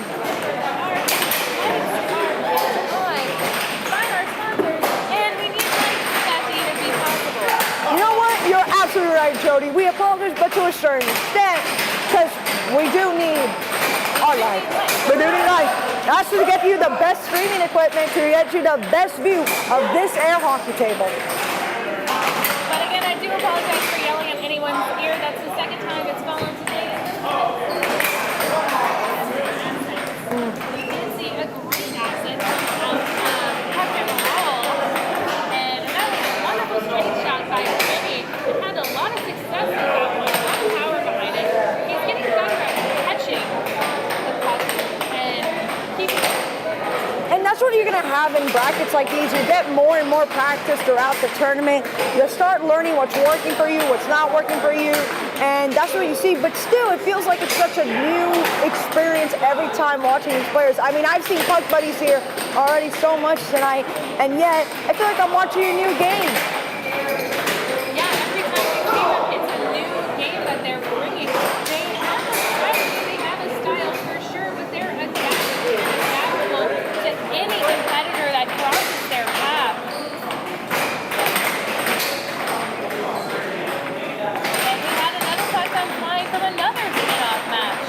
It is the match play of the day. We see it again here in a head-to-head face-off style charge. Got team possession for the Puck Buddies, and unfortunately we see a self-score trying to catch by Puck and Roll. It does happen to the best of us. It's still happens to work. Oh yeah, those self-scorings just really hit you hard because you're like, man, of course you didn't intend for it, but if it goes in, it goes in. That's the rule. Puck and Roll now is ahead of the Puck Buddies here, but let's see if Puck Buddies can get the thing. Man, Puck Buddies almost got a puck, excuse me, right into their head. Well, you gotta name yourself carefully. You're gonna be a Puck Buddy in the second round. He's a Puck Buddy. Yes, sir. All the Pucks want to be their buddies. Isn't that true? Now, I was about to say Los is on the table, but now he's off the table. 4-all still. Could be anyone's game. Let's see if Puck and Roll is going to take a game and make this go on to game 4. Something we personally would love to see. And it's great for the game. They're hanging in there. Only have 3 points to go either way. Oh, well, Puck Buddies now taking the lead away from Puck and Roll. Los is now back on his table, keeping up possession, really keeping the speed of the puck going. But now it goes right back into Q's hands, but going back into Los's here. Los stays focused, trying to keep that possession, but it goes back to Q, and Q utilizes it to gain another point for Puck Buddies.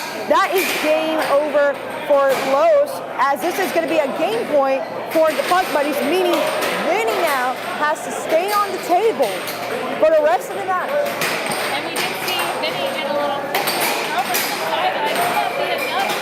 Push him to the edge. He needs to score 3 points. And he's got one. Maybe it was a little extra push he needed. I think we can get to the 6-6 here. I mean, we saw it earlier today with the Wise guys here. They had the same amount of points and were able to actually win that game. So, but I don't think it's the same for the puck and roll. What a great game. Great sportsmanship we're seeing here.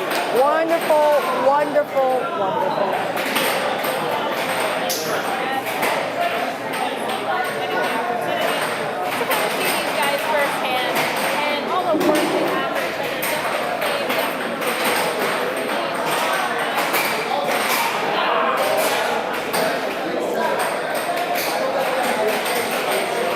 All right, folks, in just a moment, Jody's going to go ahead and talk to them. Tito was already doing it on his own before we put a name on Love Tito's. He used to give it away, which of course included charitable events. Tito allows each of the employees to choose what charity in their local community they want to give back to. I think that's the end goal, is to do something that has meaning and purpose. We're here in this company to make the world a better place, and we like to think we're doing it through Tito's Handmade Vodka.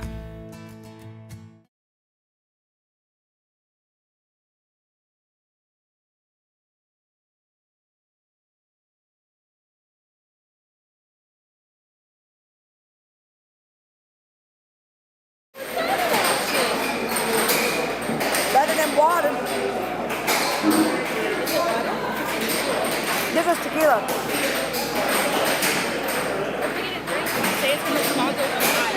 What?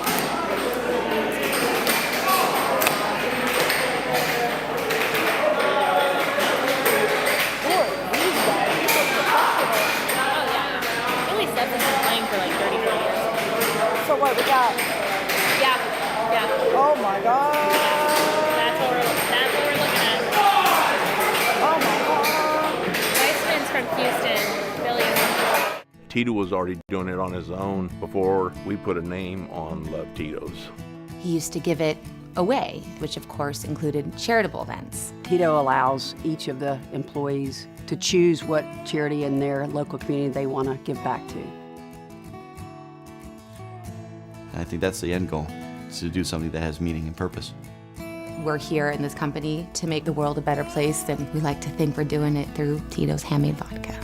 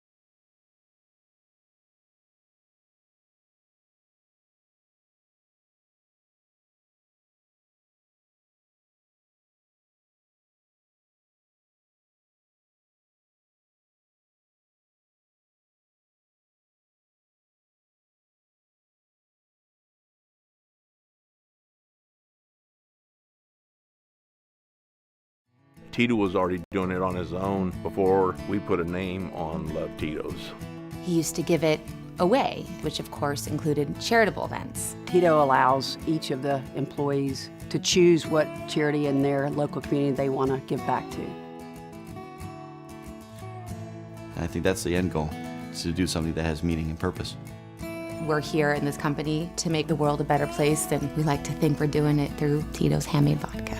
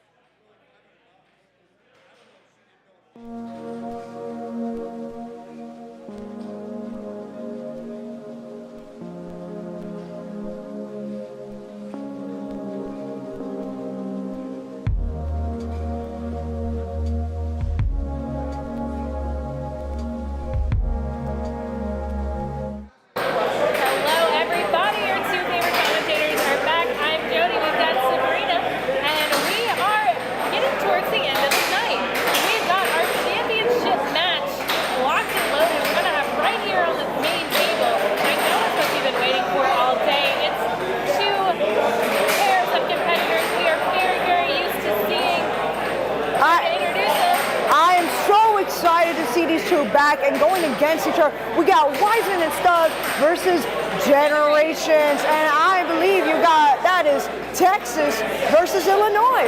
It is. These are two different states who weren't even Carolinians. They showed up to our house and decided to run this game, which means we're impartial at this Yay! point. We are rooting for nothing but air hockey, and we know we're about to get it. We've got one of the best refs in the country. Kurt Sander is going to be presiding over this match. The godfather of North Carolina air hockey himself. And he's decked out, dressed out. He has got his stripes on. That's how you know this is official. And as we mentioned before, these two teams, Tim Wiseman, Billy Stubbs, and we've got Austin Hernandez and Ryan Krakow. These are big names. These are names you see over and over in the winner's circle, whether at Worlds, regardless of what state championship you're at. And we expect to see their very best here before us. I don't care if they're tired. They don't care if they're tired.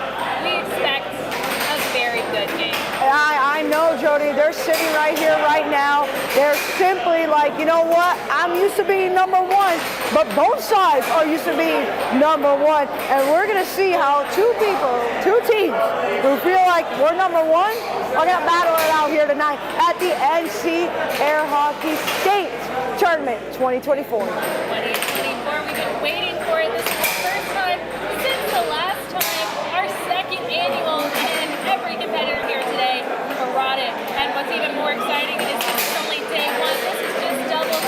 We have 2 more days of non-stop air hockey. We've got the individual competition starting tomorrow. But let's finish up seeing who the best doubles team is for North Carolina Air Hockey State Tournament 2024. I cannot wait to see who is going to win. Honestly, I can't even put a bet on it. These are two teams I've seen them here today. We've seen them on this table. They have been doing absolutely amazing, you guys. It has just been nothing but wonderful playing from both teams. And I really hope we get a game 5. I really hope we get a game 5. Remember, folks, it is 3 out of 5. It doesn't matter what stage you are in the game. This is not a chance to get to the finals and get that extra shot. It is the same for every step of the way. It is not the game a lot of these players are used to playing. But also, doubles is a different world. This is a different strategy, a different gameplay. And we see that mentality working itself out on the table every time we've got someone the pressure, it doesn't seem to be on these players, man. They get here, they just play, they follow the puck, they stay calm, and they win. But what do you do when the other team is doing the exact same thing? You don't know, folks, but tonight you're going to see that, and we are here to help you guide you through it, and just watch with you, because that's what we're doing, following along. It's the best part of our gig, and hopefully the best part of your night as we watch this championship matchup. Again, this is between Weissman and Stubbs and Generation, both of which are headed by absolute powerhouse, long-term air hockey competitors. We can't wait to share this moment with you.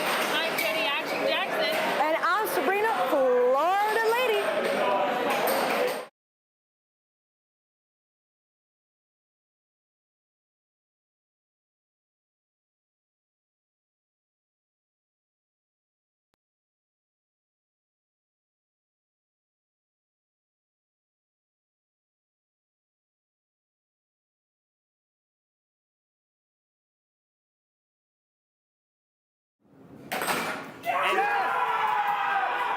Just like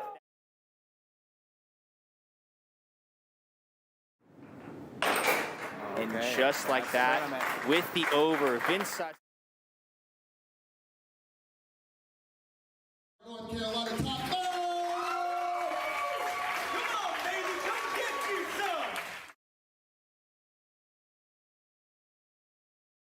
NC, baby, this for us.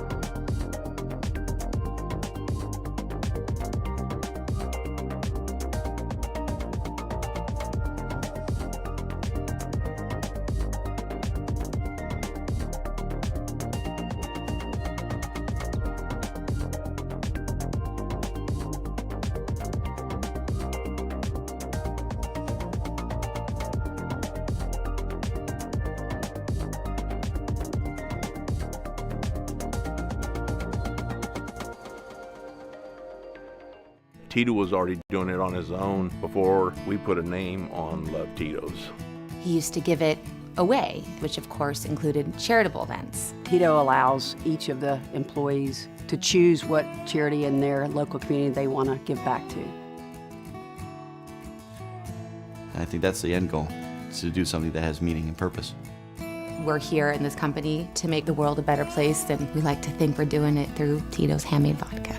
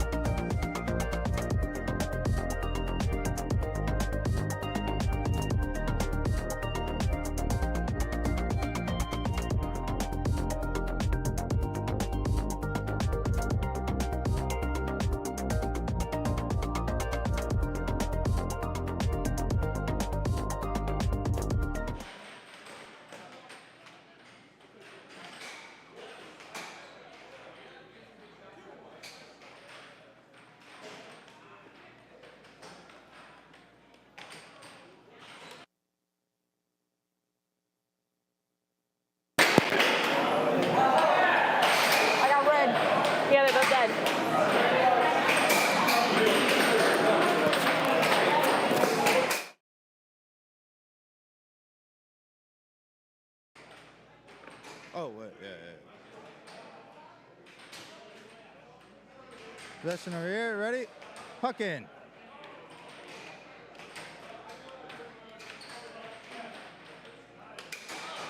Oh, 1.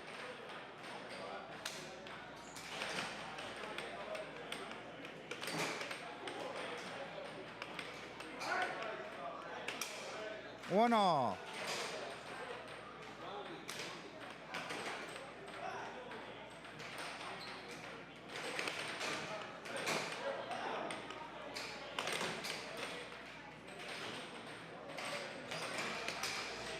One, two. Hello, everyone. We are here. They have just started the championship round.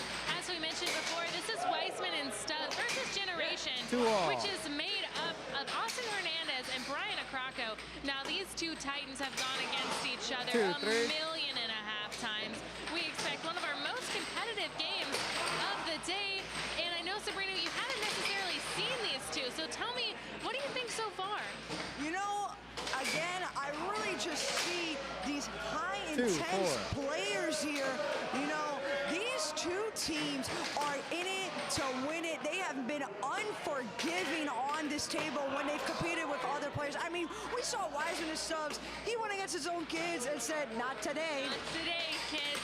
And you're right, that is the level of, pardon my French, give a puck that they have for this game. They've traveled all the way here. I believe you told us earlier, Houston and Chicago. Those are more than just a plane ride away. You can't make that a drive unless you really, really don't enjoy your life. And you see that play out. Like, this is more than a game to them. And yes, this may be doubles, which a lot of us say is just for fun, but for them it's a lifestyle and it's a battle. And someone's gonna win. You mentioned earlier, Sabrina, that these are two of the best that have yet to lose, but someone has to lose. Unfortunately, they do. I don't know if these teams, you know, these teams are made up of people who don't like second place, Jody. They are hungry. They are they're ravenous. They are ravenous for this first place here at the NCAA Hockey State Tournament. They want to just say, hey, I won. I beat that. You see it here today, folks. So what we're looking at right now is that Generations is holding possession pretty well, but man, Weissman and Stubbs got that. Well, I was going to say defense, but no longer. And Jody, I want to mention the fact that you have Generations, you know, they have a clever name, but Weissman and Stubbs decided we don't even need that. Absolutely, Sabrina. They are so well known. They said our names will put fear enough as soon as they see it on the bracket, and I guarantee you it did. Billy Stubbs is responsible for teaching half of Carolina throughout the years on how to be better players, and now we put all of our best up against him, and it was, we've got some growth to do. But right now, speaking of younger players, we've got Austin Hernandez, the protege of Brian Acraco. He is known, and you have seen if you've been paying attention, his passion and ferocity, and honestly, that puck's velocity when he's in charge. Like that. Wow, wow, wow, wow. And you know what? Let me tell you something, y'all. When Austin does his, I like to call it a battle cry, it is scary, man. He just puts fear into the hearts of his enemies for real, man. Austin is not one like that. There it is. You heard the battle cry. At least I hope you saw it. That is actually usually starts when he's winning. It is, he wants to keep pushing himself, staying connected to the game, remembering what it is to push through and win. You see, he gets a pat on the back from his mentor and partner, Brian Acraco, to stay focused, stay in the game. Yeah, we're seeing that here, Jody. I mean, look at that intensity on his face right now. He is focused. He is in it. Look how fast that puck is flying. But it goes right back into Austin's possession here. Oh, puck off the table. We've got puck off the table, and it is because Austin hit it so hard, it actually went inside the goal, bounced out, bounced off the table, which leaves it in possession of Billy Stubbs, though Austin is not going to let that stand for long. And in fact, we are going to once again get the puck over here at our feet. You can hear that Austin is displeased with that series of events, but he blocks a great shot that was lined up quite well by Billy Stubbs, and instead Timeout, Hurd. returns it and calls for a timeout. Yeah, I mean, you gotta have a timeout right now. Oh, he's getting pumped. He's ready. He is pumping, he is walking, he 10 slammed that seconds. mallet on that Ready? table, Jody. He is Puck in. ready not to just rumble, but to win it all. I've seen Game point either way. I've seen us get to a 6-6, folks. We're going to lower our votes, let them focus, and absolutely lose our shit as soon as we know who has won. This is a very exciting moment. Titan versus Titan. The Godfathers, the creators, the proliferators of air hockey head-to-head. Table's off. And the table has turned off, which, sorry if I was building Ready? up to a great Puck in. climax on that one, but we're going to get it right back on. And it's going to go to Weissman and Stubbs. 7, Game 1. 6. Wow, wow, wow. Wiseman Stubbs, I mean, you get hyped. I'm stayed hyped, Jody. I haven't even gotten hyped. I've already stayed hyped because this game is the game to watch right now. It is the game you want to be on this stream for. If you're just joining us, how dare you just join us? You should have been here when this game first started. Because we've been here the whole time. But don't you worry, we've got the best yet to come. It takes 3. It takes 3 to win, and we have only had 1 game. We could go up to game 5, and considering the talent level and how close these teams cut it against each other, I would not be surprised. I hope we're here all night because that means a lot more pucking, and that's what we came here to do. Exactly, Jody. Absolutely agree here. You can see both players are getting ready. We got Austin on the table now. Here we go. Oh, Face off. wow. Possession right to the point by Generations. Billy Stubbs is now on the table. And Billy Stubbs is looking really sharp here right now. He is just focused on that puck. He does not care about Austin's battle cry. He said, I don't give a puck. And we see that he doesn't give a puck, but he'll certainly get one in the goal. We're now 1-1, or as some like to say, 1-all, which is probably the path we're going to see continue. A bit of a slugfest, but on the table we have 2 very technical players who are very calculated in their shots. Austin Hernandez is known for being a little more aggro, but his mentor here, Brian Acraco, is keeping every single push in place.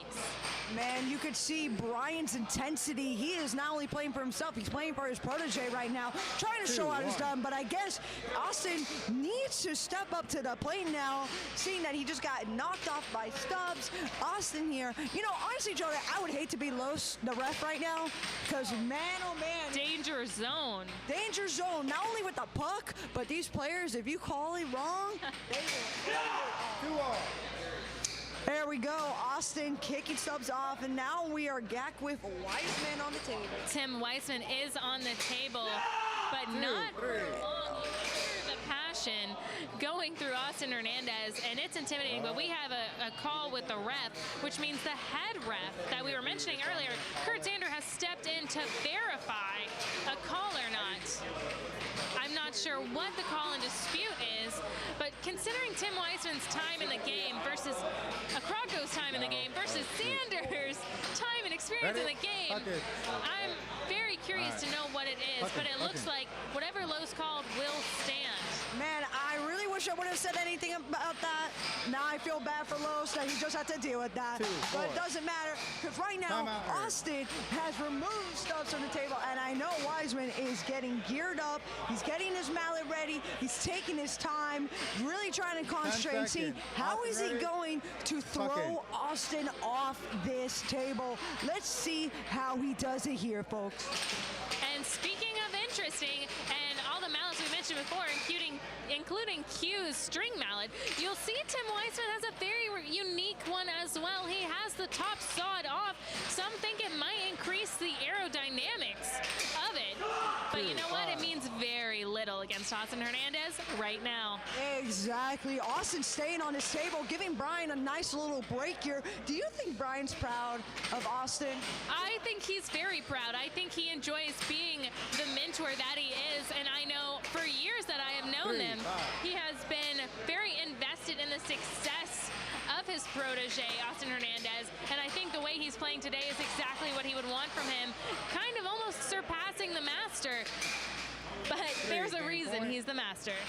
Exactly here. I mean, Tim Wiseman showed to his own children, hey, I'm the master. But can he beat another master? We're going to see that here tonight, folks. Oh, in and out, the goal, the rattle, the agony that we just saw when they are 1 point away. But Wiseman and Stubbs catching up. It is only 6-4, but Austin is back on the table. Can he bring it home? We'll find out. I mean, man, that means that Austin has to take care of this. Let's see if Brian's teachings have prepared Austin for this moment. He's going up against the Wiseman right now. This is the guy that you gotta score on to prove to your teacher you can do it. But unfortunately,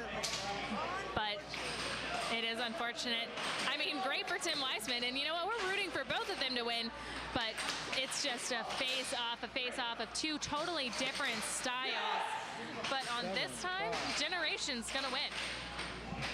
All right, folks, I love to see it. I love to see, each team get at least a game in here, making us go to game 4. Man, Jody, like I said earlier with you, I really, really, really hope we go to game 5. Oh, looks like we got the tournament director here calling in something. I'm not sure what's going on. So there will actually be a change of ref. Kurt Zander is going to take over for Los, and I think that Los is very grateful for this change. Get him out of the fire zone, but also this means the likelihood of a challenge to his call as head ref is far less likely to materialize, and we'll see if that changes the attitude. Oh, maybe so, maybe so. They are going to see, he is in an official ref uniform. I mean, I gotta respect the uniform. Always respect the uniform. We're gonna do the face-off and see how this plays out. We got Stubbs here with the puck first, and it's useful there. All right, Austin has kind of helped dominate the past 2 games. We were going to see if he'd be the stand-in, but Brian Acrocco is going to have to be the one to get a point on the board, as it is 2-0, Wiseman and Stubbs versus Generations.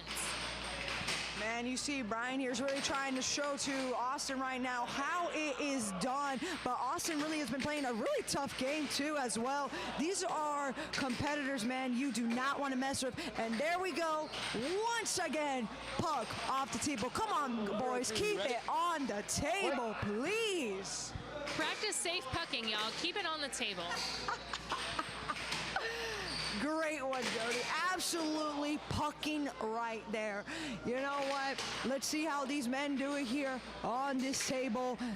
It is just so intense. Stubbs has it in his possession, and it goes. Got it. That's going to be 3-0. Austin's got to really see, hey, I will put a point for you. And he did just that for his team, Generations. Let's see what Wiseman will do here. And again, Wiseman's a very calculated player. That is almost not a surprise. Not a surprise at all. Seeing how he is played on this table, he is quick. He is just super sharp in his shots. He does not mess around. But is that enough for Generations? We will see here. It is 1 game to 1 game. I mean, clearly they're putting it all out there. We're also seeing a bit of a conservative approach from some of our competitors here who are playing back a little bit more than a more aggressive play style might call for. They're staying kind of far away from the line. Tim kind of got right up to the line, and as he shot it, it immediately flew off the table. We can kind of understand where this mindset might be coming from. Again, a big surprise. No one has bothered to buff the puck when it has turned into such a common issue here on this table. And this is our very best table that we saved for our main stage for the very reason of we want our best players to have the best opportunity to play their best. I saw that puck go near the bar. Maybe that's where his mind is at right now. He just needs a dang drink right now from how intense he has to play these games, man. It is insane. And you're right, Jody. I haven't seen any players on this table ask the ref for a buffing of the puck. Maybe it's just a preference of ours, but I would honestly recommend they do that, seeing how this puck has just decided it doesn't want to be on this table anymore. And if I were the puck, I would understand. Yeah, it really does take a beating and a bruising. It might just be trying to escape. You mentioned it needed a drink. It probably needed a nice shot of Tito's Vodka, one of our biggest sponsors that we want to give a shout out to. It's refreshing. It's America's original craft vodka, and we're both drinking it as we're trying super hard to pay attention at the same time. Absolutely delicious, and thank you, Tito's Handmade Vodka, for sponsoring us once again. Proud sponsor of the North Carolina Air Hockey State Tournament 2024. Now let's get back into this, Jody. Well, the puck is back to us. I will say the defensive game we're seeing by Austin Hernandez is incredible. That was several very successful blocks in a row and still managing to keep that speed and that looseness in his wrist. We've seen the puck go in and out, and he didn't think about it. He knew what was going to happen. His defensive game is truly impressive for someone who plays so aggressive. I'm just enjoying the view right now. Again, we have no stake in the game. We want everyone to win. Most importantly, we want air hockey to win, and Austin Hernandez is helping air hockey win with every shot, just like that. And Tim Weissman showing him even more how it's done. We are at game point 3. Weissman Stubbs. Absolutely, Jody. You're seeing that here right now. Weissman's really going to say, hey, you know what? I own this table. I own this tournament. I am going to run it right now with his partner Stubbs here. We're going to see just how these two masters on the table, you got Brian and you got Tim Weissman, they are not to be messed with, man. Look at the power in their shots. They are some powerful, powerful players here tonight, folks. And we spoke with Brian Acrocco earlier, like what one of his greatest strengths in preparation for such a game is. He said you got to keep your body healthy. You got to keep your body right. We know he stretches probably the most intensively out of anyone here. I myself met Brian Acrocco as I helped him stretch out his triceps last year. After he pulled one playing a game, he still went on to do fantastic in that tournament. That defense unparalleled, incredible, in and out the goal and right for a return, a point, getting us to game point 4. It's still a close game. Brian could stay on the table all the way, and he only needs 3 more points. Man, I was about to say Brian needs to stay on that table, but he is no longer on the table because he has officially been kicked, and now we're going to go into game 3. But hey, we got a game 4 coming up. We've definitely got game 4, and you know what? We're still holding out hope for that game 5. You know, I said earlier they look tired, but maybe that was an overstatement. I think they have been invigorated by playing such a competitive match, and I think knowing all eyes are them, the head ref is in the house, that nothing is but perfection is gonna fly, has them going a little bit more. They've tested the table, they've tested the mats, they've tested their bodies, they've tested their partner. Now it's time for fruition. We still have at least one more game to go, but by gosh, we really hope we get to game 5. Oh man, you're right, Jody, so right. I'm really hoping for that game 5. I mean, tonight we haven't seen a blown out. That's what I really love about, you know, seeing this bracket. It's no blowout. They are competing, they are fighting. They're gonna make sure if they do lose, that they lose with pride. They are not gonna let the other team just swing on by and sweep out. No, no, no. They are making them fight. So that's now it goes to face-off. This is attempt number 2 at a face-off. The first one went flying, which if on the first face-off that happened, you have to have a redo. There's no automatic possession regardless who hit what. And they're gonna flip the puck. That is allowed. And finally, we have Billy Stubbs asking and recommending to buff the puck. Let's see how this changes the game. It is the small moments, small movements that make the biggest change. Sabrina, I'm looking forward to see how less frequently this might fly off the table. I hope it doesn't fly into us, Jody. I really don't hope for that. But you know what? I swear, we say one thing and it happens. We just needed that. We really have been seeing this puck going everywhere tonight, and it's going to really change the game. Look at that. It's already got Austin powering up his shots. He's banging the table, but that is not enough as he's kicked by Stubbs. Brian's on the table, hopefully putting a point for Generations, but we'll see if that's going to happen here, folks. And she jinxed us, folks. You all saw it here first, right into your favorite commentators. We're willing to take one for y'all because we want you to see how incredible this matchup is. Luckily, we did have an iPad protecting us, and the competitors did express their condolences.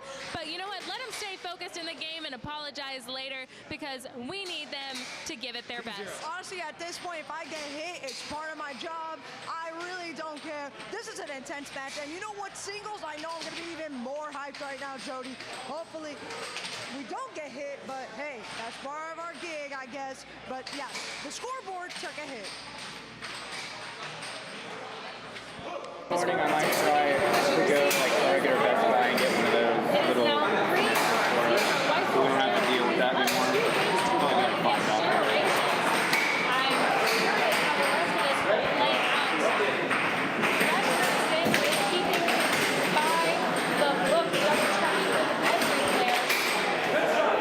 Wow, you are seeing it here. You finally got a point on the board by Brian, but as soon as he got a point, he gets off the table here. Austin has to take back, going against Wiseman once again here. Let's see how he goes.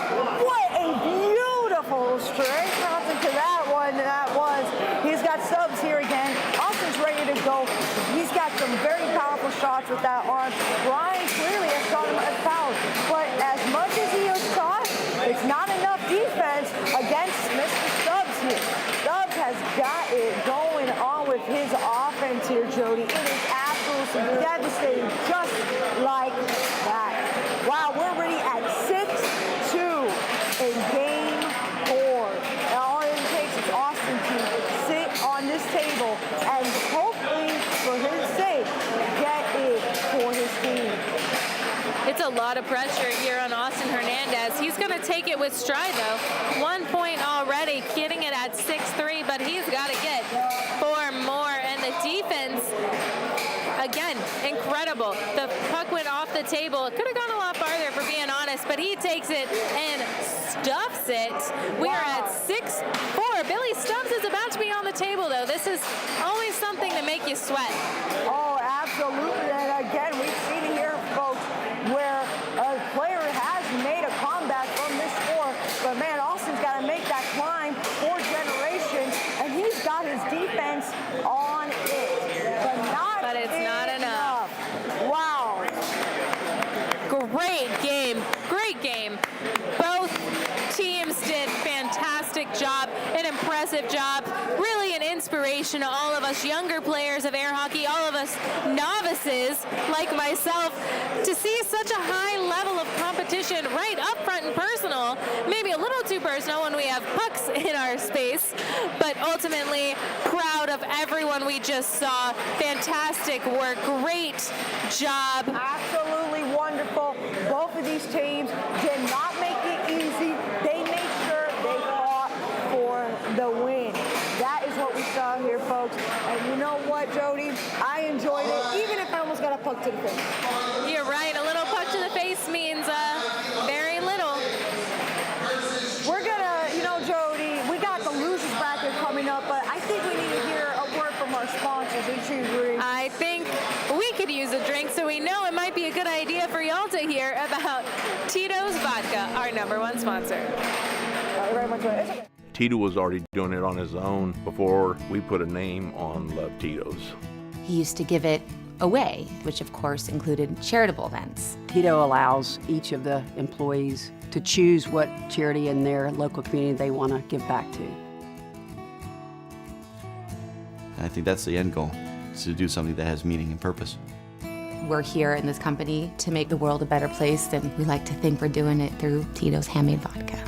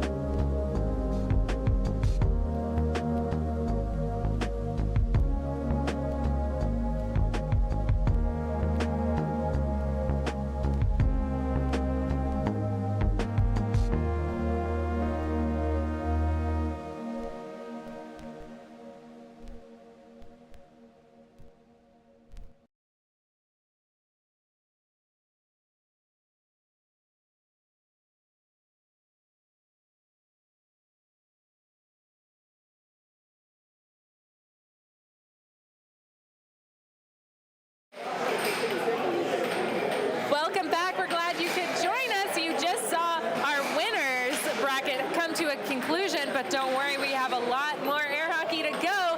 Up next, we're going to have Generations, who you just saw here on the table. They did not take a beating. They really fought back, but nonetheless, they're here in our losers bracket with our very own, our favorite boys, the Ugly Pucklings. We have our injury survivor set. We got Ray Nugent. All right, I am thrilled at this matchup.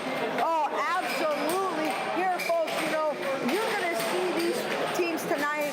They're now in the losers bracket. You know what I say that has passion? More passion than ever before. Because now, this is their last moment. This is their last chance, their last opportunity to get a win here tonight.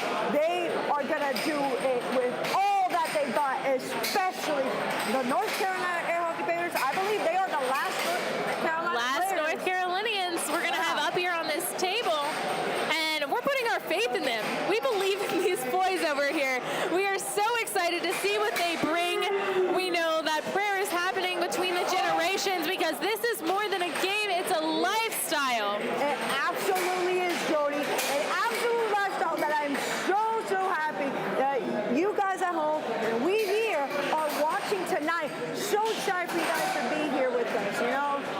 And again, we're going to give the same preface and warning we always do. Of course, we've got a little bias for our North Carolina babies because we are some, but ultimately at the end of the day, we are here for air hockey. We hope you enjoy it. We hope both of these teams just absolutely bring it, and we know they will. This will be strength versus fastest calculation.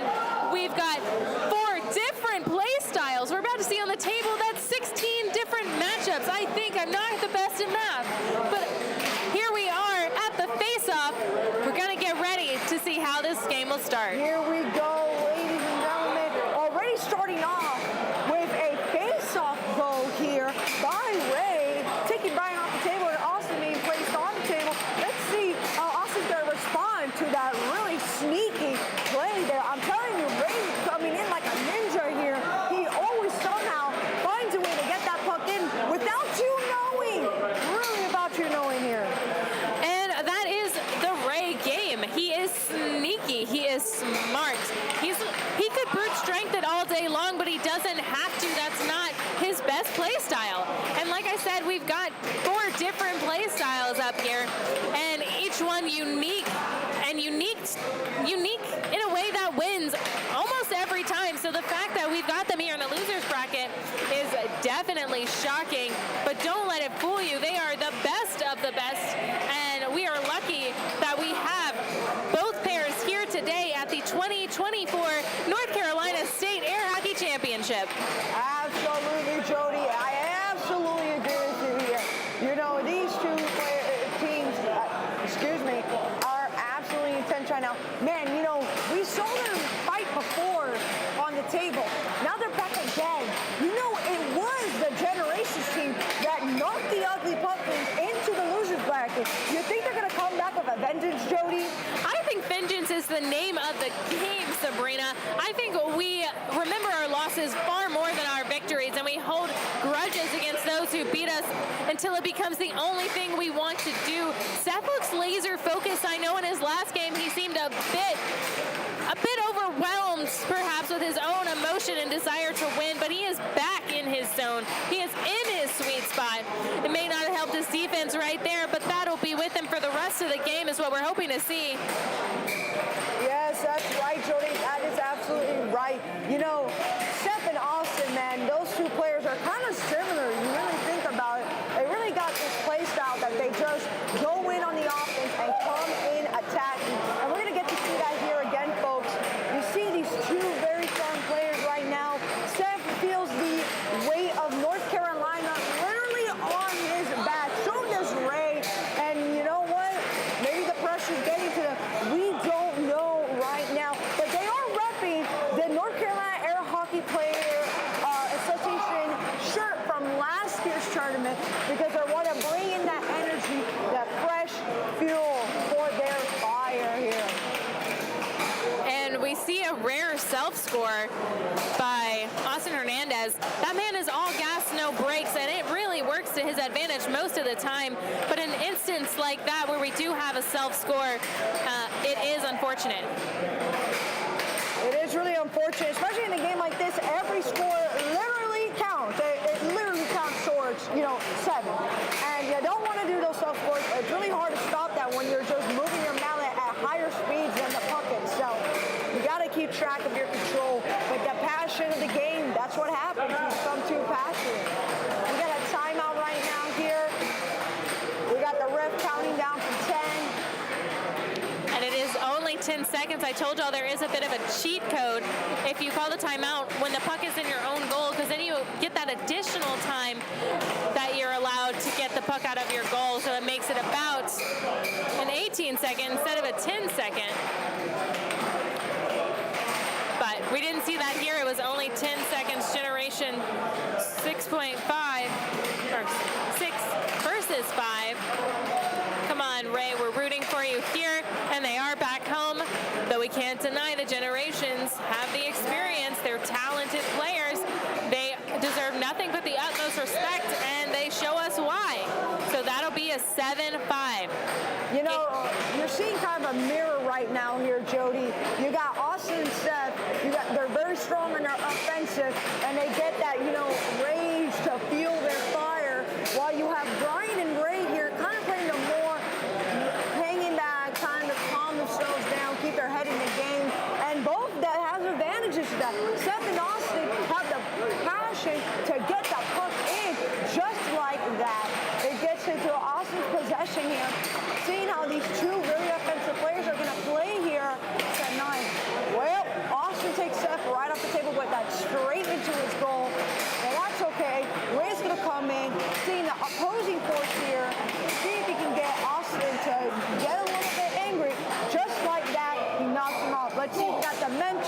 You have to level head and see how that plays out here.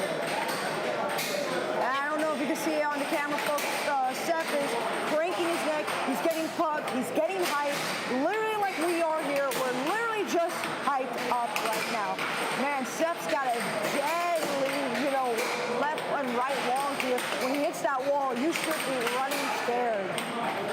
I heard someone describe it as a skinny wall one time, and if you've been watching, you see why that makes a lot of sense. Seth kind of goes into a game like this like a prize fighter would. Unfortunately, that was pretty close to a self-score at this point. That is going to go to Generations. Man, Generations really is trying to stand up for Texas right now. And you got North Carolina here. They really, you got both the weights on their backs for their states right now. It is anyone's game. But right now, Ray is going to take it for the Ugly Pucklings right now. Brian and Ray are on the table. Let's see how this is going to end. Brian's got possession. Beautiful right under there. Right one under. But Seth is on the table. Doesn't even give Brian a moment just to get him off that table.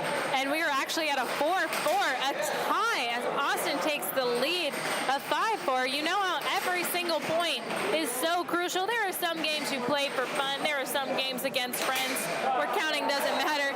But Ray Nugent just showed you this is not one of them. This is going to be a bloodbath, if not a slugfest.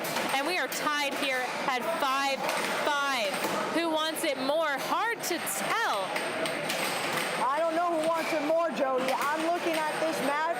It seems they're both equivalent. They're like mirrors of each other. I mean, look at how they both react to this puck. They both react to the offense and defense of their opponent. But man, what a beautiful straight there from Brian. Seth is now on the table. He's going to take that and see how he can use it to go against. Just like that. Jody, are we seeing the climb here from the Ugly Pucklings? Austin's in possession of the puck right now, trying to see if he can get around Seth's defense, and hopefully he won't take possession. I wonder what's running in their heads right now. Don't you wonder, Jody? Well, I imagine it's just a bunch of very loud screaming. And that 7-6 was won by Generations in Game 2, which also goes to Generations, giving them a 2-0 lead. The Ugly Pucklings don't count them down and out yet. It was a 7-6, as close can be. We now give everyone a bit of a breather, a chance to take a nice beverage, a little walk, reset their head, reset their bodies, and get ready to go into Game 3.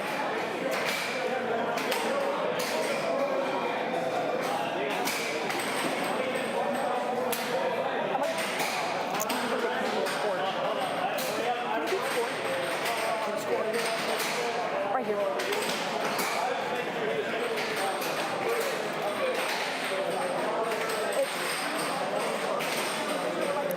Thank you. We actually have a very special guest star here with us. Cameron Moore, also known as Cam, to help us watch and understand this very intense losers bracket game. One you might not expect either one of these teams to have fallen off grace, but they're still here to fight it out, impress us all, grow their strength, and grow the sport. Yes, Jody, I'm going to actually ask Cam a quick question. How do you feel this game is going to turn out? So this is the first time this is our second annual tournament. It's the first time we've ever had a North Carolina team in our top three. We've got our representative Ugly Pucklings, Ray and Seth, part of our premier team. They're struggling a little bit right now, but if they're anything, they're resilient. These two players, they're going to find a way to make it happen. And if they don't, that means that the other team came out and gave their absolute best. And that's the only chance they have at shutting down this North Carolina team, the Ugly Pucklings. You heard it here, folks, from the tournament director, Cameron Moore. He is right, honestly. You see resilience, you see passion, you see a timeout called by Ray. We see a timeout call. You see, but I agree. Sabrina. These are our boys from our hometown fighting for us in our own state. And there's nothing to say that they can't do it. You know, it is all about playing their best game. Doesn't matter how good your opponent is, you just have to be better.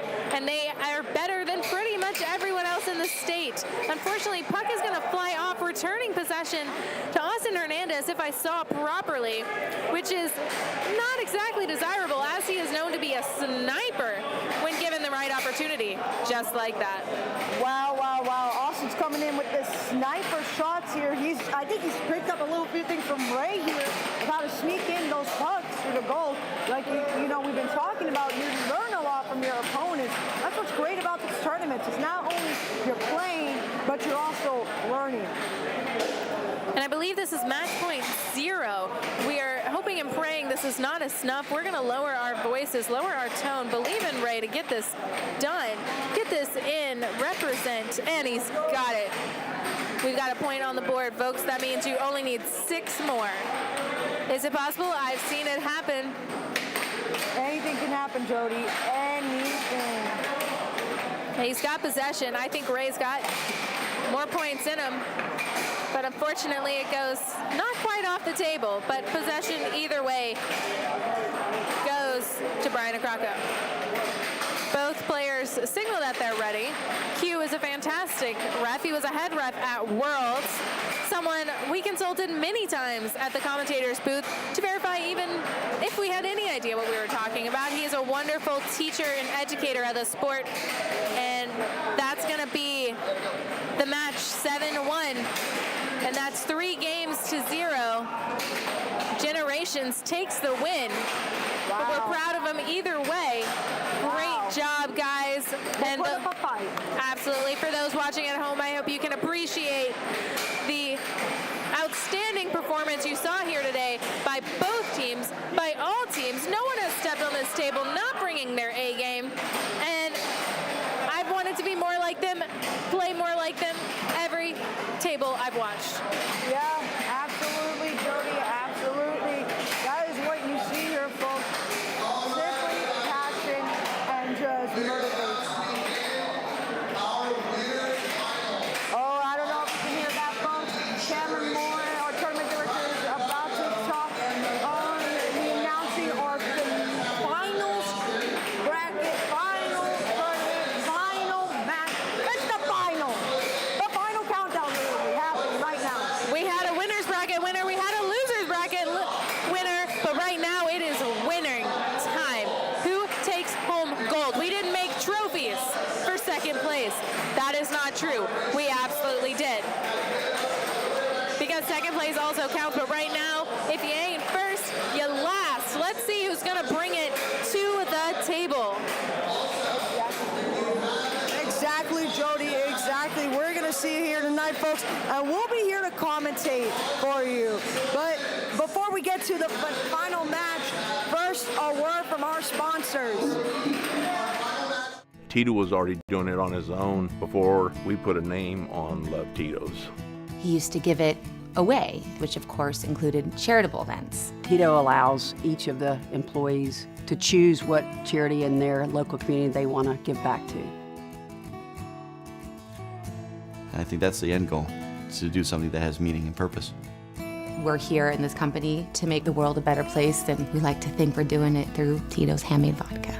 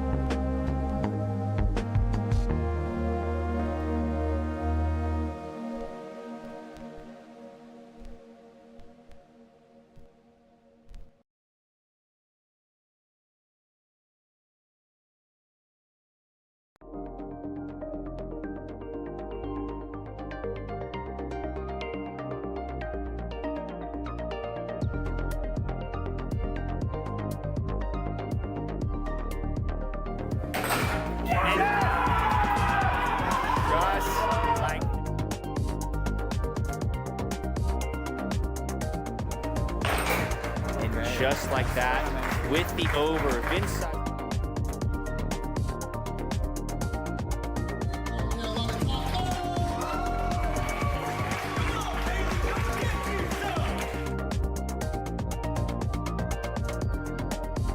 NC, baby, this for us.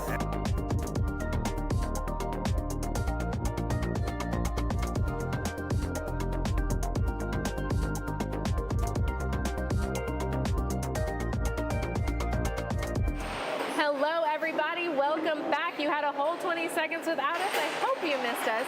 But I'm Jody Action Jackson. And I'm Sabrina Lady Herrera. And we are here today at the 2024 North Carolina State Air Hockey Championship. And we are here at the moment you've all been waiting for. We saw the winner's bracket. We saw the loser's bracket. But brackets don't matter. This is a championship. And we're about to get our champion. I am so excited. You know, we keep saying get hyped in these 6-6 matches. I have been hyped, Jody. I am so excited to see where this is going to end tonight. This is the moment we've been waiting for. We have been here all day watching tons and tons of doubles coming in and out with coordinated outfits, funny puckin' names. Funny puckin' names. And absolutely amazing gameplay here tonight, Jody. It has been absolutely amazing. And for those of us who have joined us along this entire tournament, we thank you. We thank you, and we thank our sponsors. We've had some wonderful help getting to where we are today. Again, our title sponsor is Tito's Vodka. It's what we're drinking. Hopefully it's what you're drinking. And today on the table, we're going to see two Titans because that's what you're used to seeing. But this is creme de la creme, top of the crop. We've got on one end, we've got Weissman and Stubbs. And we also have Generations here on the table with us. You know, did they not attack each other before? They were together. I think this is in fact a rematch. I told you. God. It's possible to claw your way out of loser's bracket and make it right back to the championship. Hold on. I think they actually, Weissman and Stubbs, not Generations. Is it Weissman and Stubbs and not Generations? Wow. You're right. Interesting. You know what that means, folks? This is not just the finals and the ultimate match of doubles. This is a revenge match. A grudge match? A revenge match. Because guess what? Generations is going to be like, hey, what up, buddy? You kicked us off. We're back on the same table you decided to knock us off on. Now we're going to win it. But that means we have nothing but raw entertainment ahead of us. We've got Austin Hernandez. We've got his energy. We've got Tim Weissman's precision. We've got Stubbs, and that man is just a killer. Some of these shots I've never seen before, never seen replicated. It's going to be a good game. Oh, absolutely, folks. It is going to be a match to watch. It is not just a mere blowout. It's not like you're going against the most extreme to just a newbie. These are two intense players right now. We got Brian, Austin Fernandez here. They're actually getting their, I guess, celebratory drinks ready. They're getting ready here right now, trying to make sure everything's good to go. It is just what happens here, folks. I think they're getting confident in their gameplay right now. But you know what? Weissman and Stubbs, which ironically sounds like a law firm in my opinion. You know, Weissman and Stubbs, I would support that as a law firm. Maybe even throw an application. If you're a lawyer, let me know. Both of us are, in fact, lawyers on the side. Wannabes when we try. Wannabe lawyers, that's for legal reasons. But you know what? If Weissman and Stubbs were a law firm, I think they would be defense, you know? I think they'd be defense attorneys. Well, and they're going to prosecute their opponent. Exactly. You know, they were defending their reigning champ because they've been holding on to this reigning lead in the winning bracket. It's been absolutely amazing to watch. I could not agree more, Sabrina. You know, we may not be 100% totally bar pass lawyers yet. But we're about to watch someone put down the law of air hockey. And you know, that's not the rule book you want to know. And thank goodness, we have one of our head refs here for our championship match. Kurt Zander, he's the law of air hockey, and everything he says goes. You are not going to see challenges to the ref be successful in this match, no matter how heightened emotions are, no matter what level of yelling is brought to the table. And we've heard yelling. We've heard some yelling. We've heard Austin's famous battle cries. And again, I will say it. I am in fear when I hear that. I am like, wow, that is something to fear. I feel like it knocks you off your game, off your focus. But you're right, Jody. The ref is the law of the land, the law of the table. And we're about to get started here, folks. I'm correcting my chair. We're leaning in, and we hope you are too. We've got the first face-off. They're happening right now. We are going to get cameras live on the table here soon enough for y'all. But I don't think it was soon enough to see the first hit from the Wiseman and Stubbs team here. But, man, Generation hits back with their score now. It's going to be 1-1. We'll get that up for you right now. And while Sabrina helps us out on the iPad that's lagged a couple times today, we do apologize. I know the camera is working, and you are watching the beginning of this match. You are watching the patience of Austin Hernandez here as he maintains possession. Gets a bit of a knuckle duster off on Billy Stubbs, but unfortunately that second attempt is going to cost him. He's lost possession, and it's gotten fast on the table. I could barely keep track if I were to tell you, but ultimately possession back and forth. Billy Stubbs doesn't go in. Again, we've got a changeover in possession. And no point waiting, but this is his patience we're seeing right now. You know, a slugfest may not be the way to go. It's really top-tier experienced players. We see Billy Stubbs take a shot. It goes in the goal and bounces right back. He's got too much oomph behind it. But the same can be said for Austin as his puck goes flying off the table, which put possession in Billy Stubbs' hands. But it is back to Austin. This is going to time out the table, Sabrina. I can guarantee you this is not an easy win for anyone, and it takes a calculated game, and calculation takes time. And wow, we're at a 6-6 here right now. That is absolutely amazing. That's the type of game you want to see as your first rep. Oh, we're at 1. Excuse me. We're at 2-1. I hope for a 6-6, actually, folks. Sorry about that. I was fixing the scoreboard. We had very few minutes to do so, but we're back on. We're back running, and hope you enjoy. Well, speaking of running, look at the running puck. Go follow the puck, because it'll fly out of here. Now, sometimes chasing a puck can be a bit of a break. It's a chance to get a breather. You do not have to jog. It's not a strategy I would recommend, but sometimes it's given little mercy. All right, folks, here we go. Tim Wiseman and Austin on the table, but not anymore. But we're still tied, honestly. We're at 2-2. That was an impressive goal we saw from Tim Wiseman. He had taken that shot once or twice before, and it hadn't stayed in, but this time he had calculated with exact precision how much energy and force to put behind the puck to keep it there. Well, right now, Generations is showing they're not to be trifled with and saying, hey, having a good name is key here. But you know what? Wiseman and Stubbs, they do not care. I know Generations got that passion to get back at these people for kicking them off in the first place. And tonight, we're going to see if that revenge story has this ending that Generations is hoping for. You're right. We have said it a couple times today. There is something about having the right name and the right matching outfit. You know, some of our more serious players, like we see here on the table, aren't nearly as inclined to do the fun and whimsical, but that doesn't mean a little bit of whimsy doesn't take you a very far way. Generations is a fun name and it means something. This is a mentor and his mentee here on the table. We've got Brian and Austin, and they are both doing their very best. Again, we're going to lower our voices just a little because it's quiet for the first time we've seen, or heard, I should say, all day, because this match has captivated the remaining players here today. Absolutely, and Wiseman and Stubbs takes another point for the board. Austin is really being quiet right now. You know, I think he's ramping up his energy, saving it for when he needs to let out that roar, let out that battle cry. Show Wiseman Stubbs he is not to be trifled with. Yeah, I think he's the younger one on this table tonight, and he's really pulling up hard, you know, with his mentor here, as well as against his own opponents here. It is something, just a sight to behold. Puck is off the table once again, thankfully not in our direction, folks.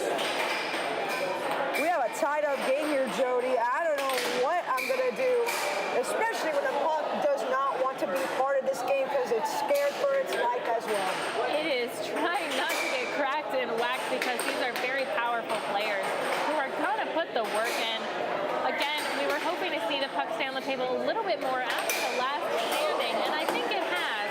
But some things are just undeniable, and the force against that railing undeniably is going to make the puck fly off from time to time, just like that offense was undeniable by Brian Akrakko. He is now matched up here, needing only 1 point against Tim Wiseman. I believe so.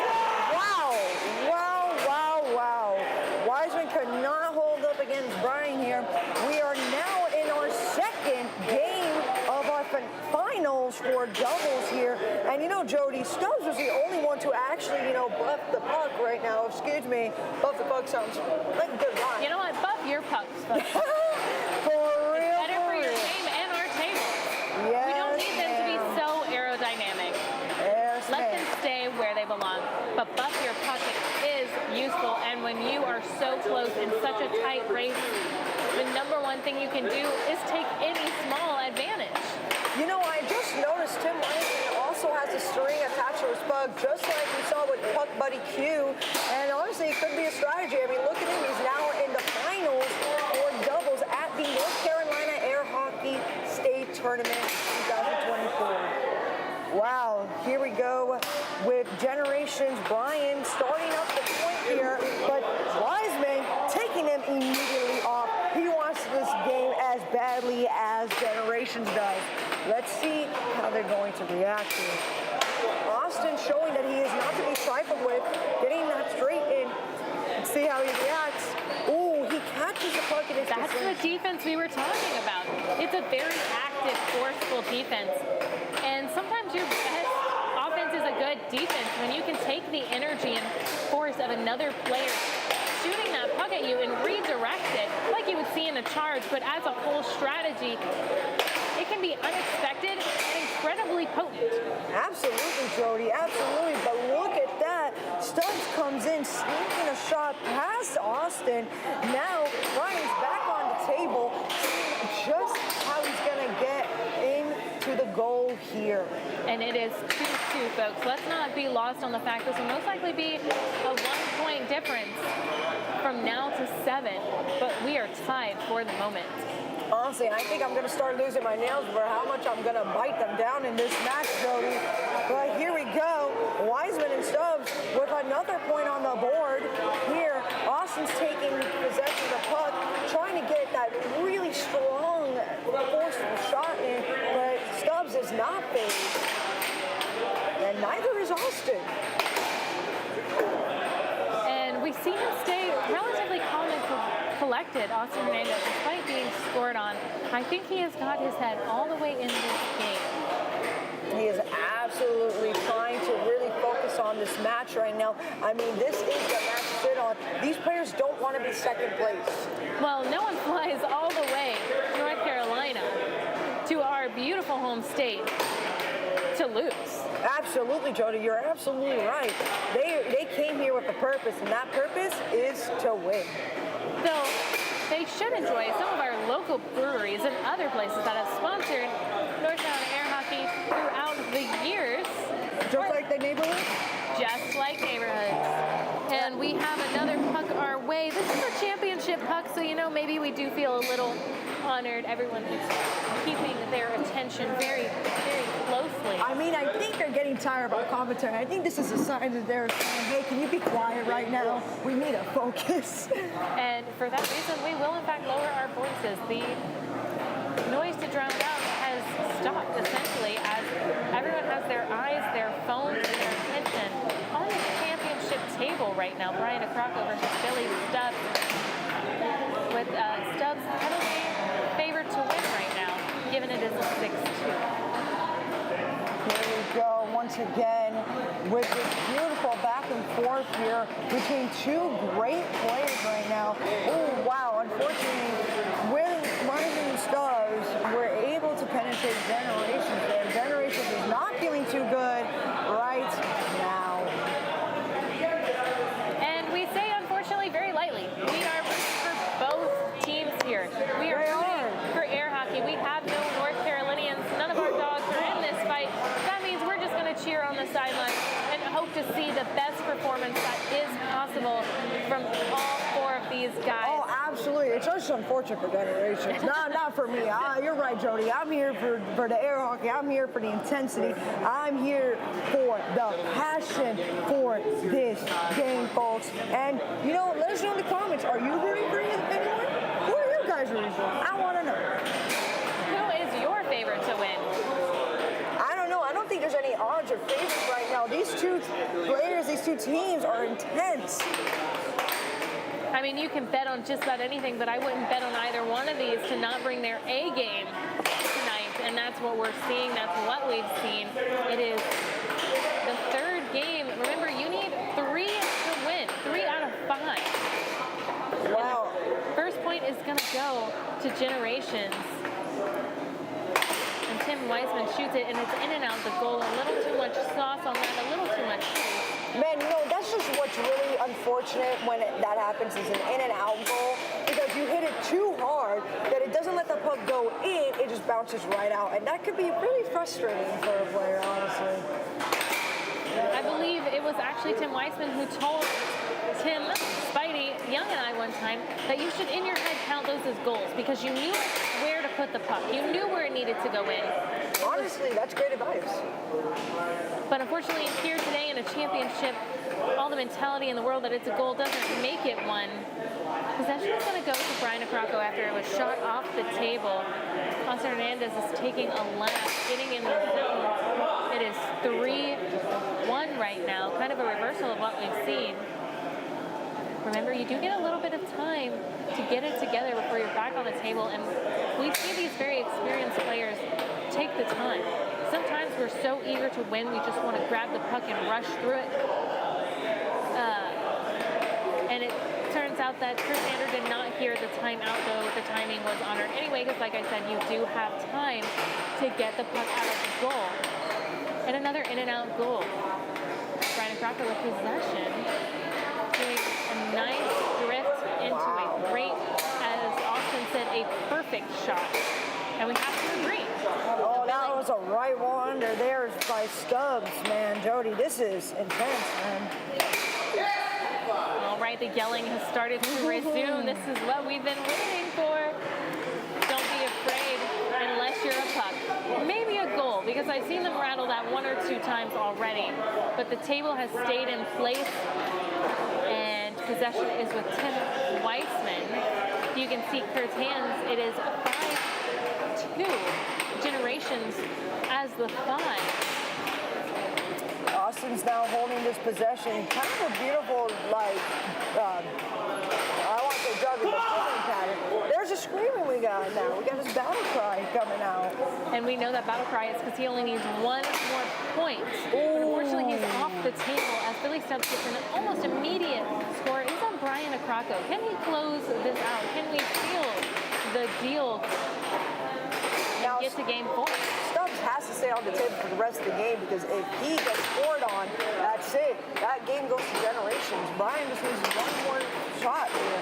While Stubbs needs to get more points. And looks like he's going to try to do that. He might do it all the way. He may take this all the way to 6-6. But Austin's got to hang in there right now. No, don't let him up easy. Don't ever think that you've got the lead. And we see that sometimes. Timeout called by Brian Acrocco. They're going to take a little bit of a walk. Billy Stubbs stays exactly in place, locked and loaded, still in position. He's in that zone. He's getting that flow right now. He already got 2 points up on the board. He just needs a couple more, but not in Generations takes another game. We're going to go into game 4.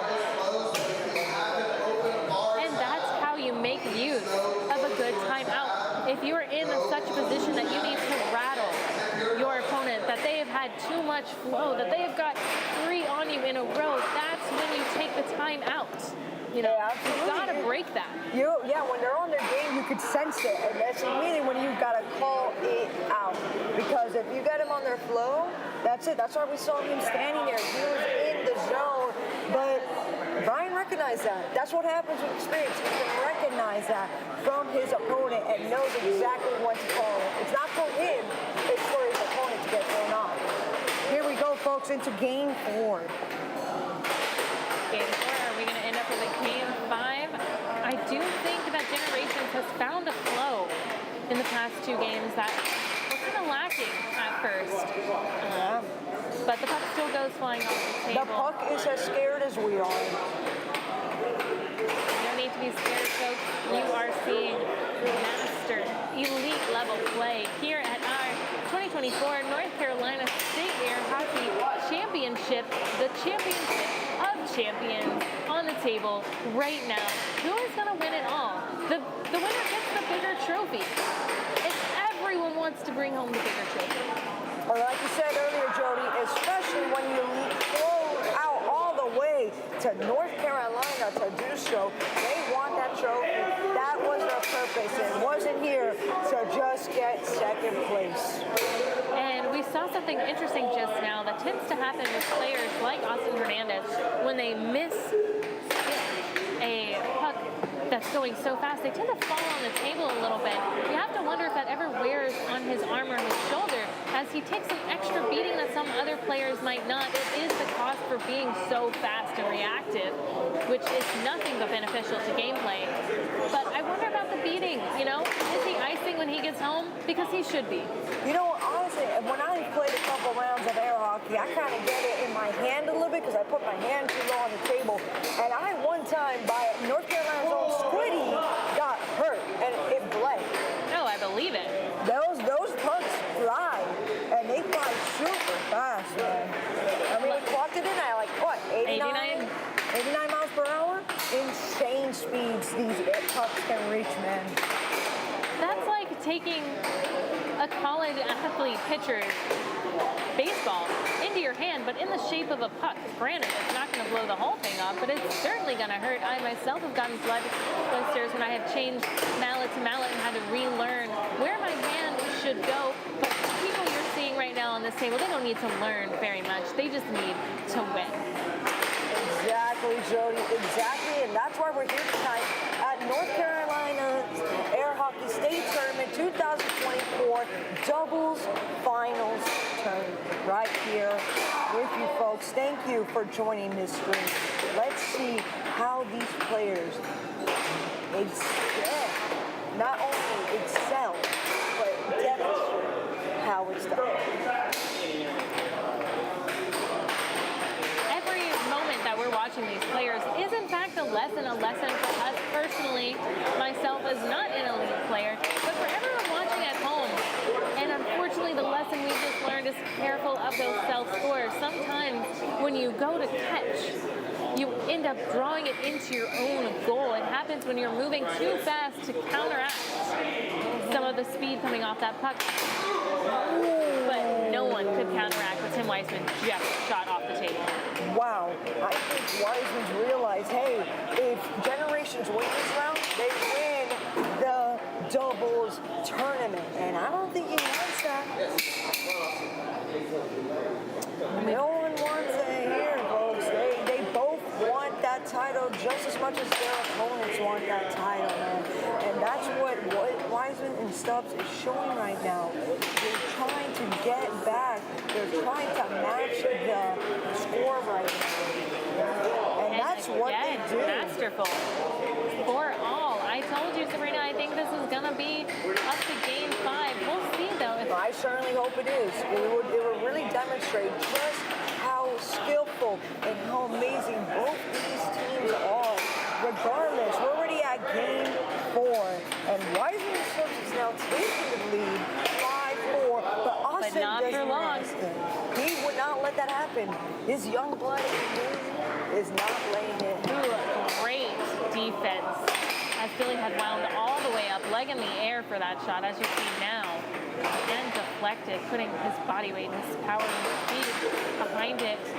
It's a hard shot to master, but it's deceptive, but it's just not fooling Austin Hernandez.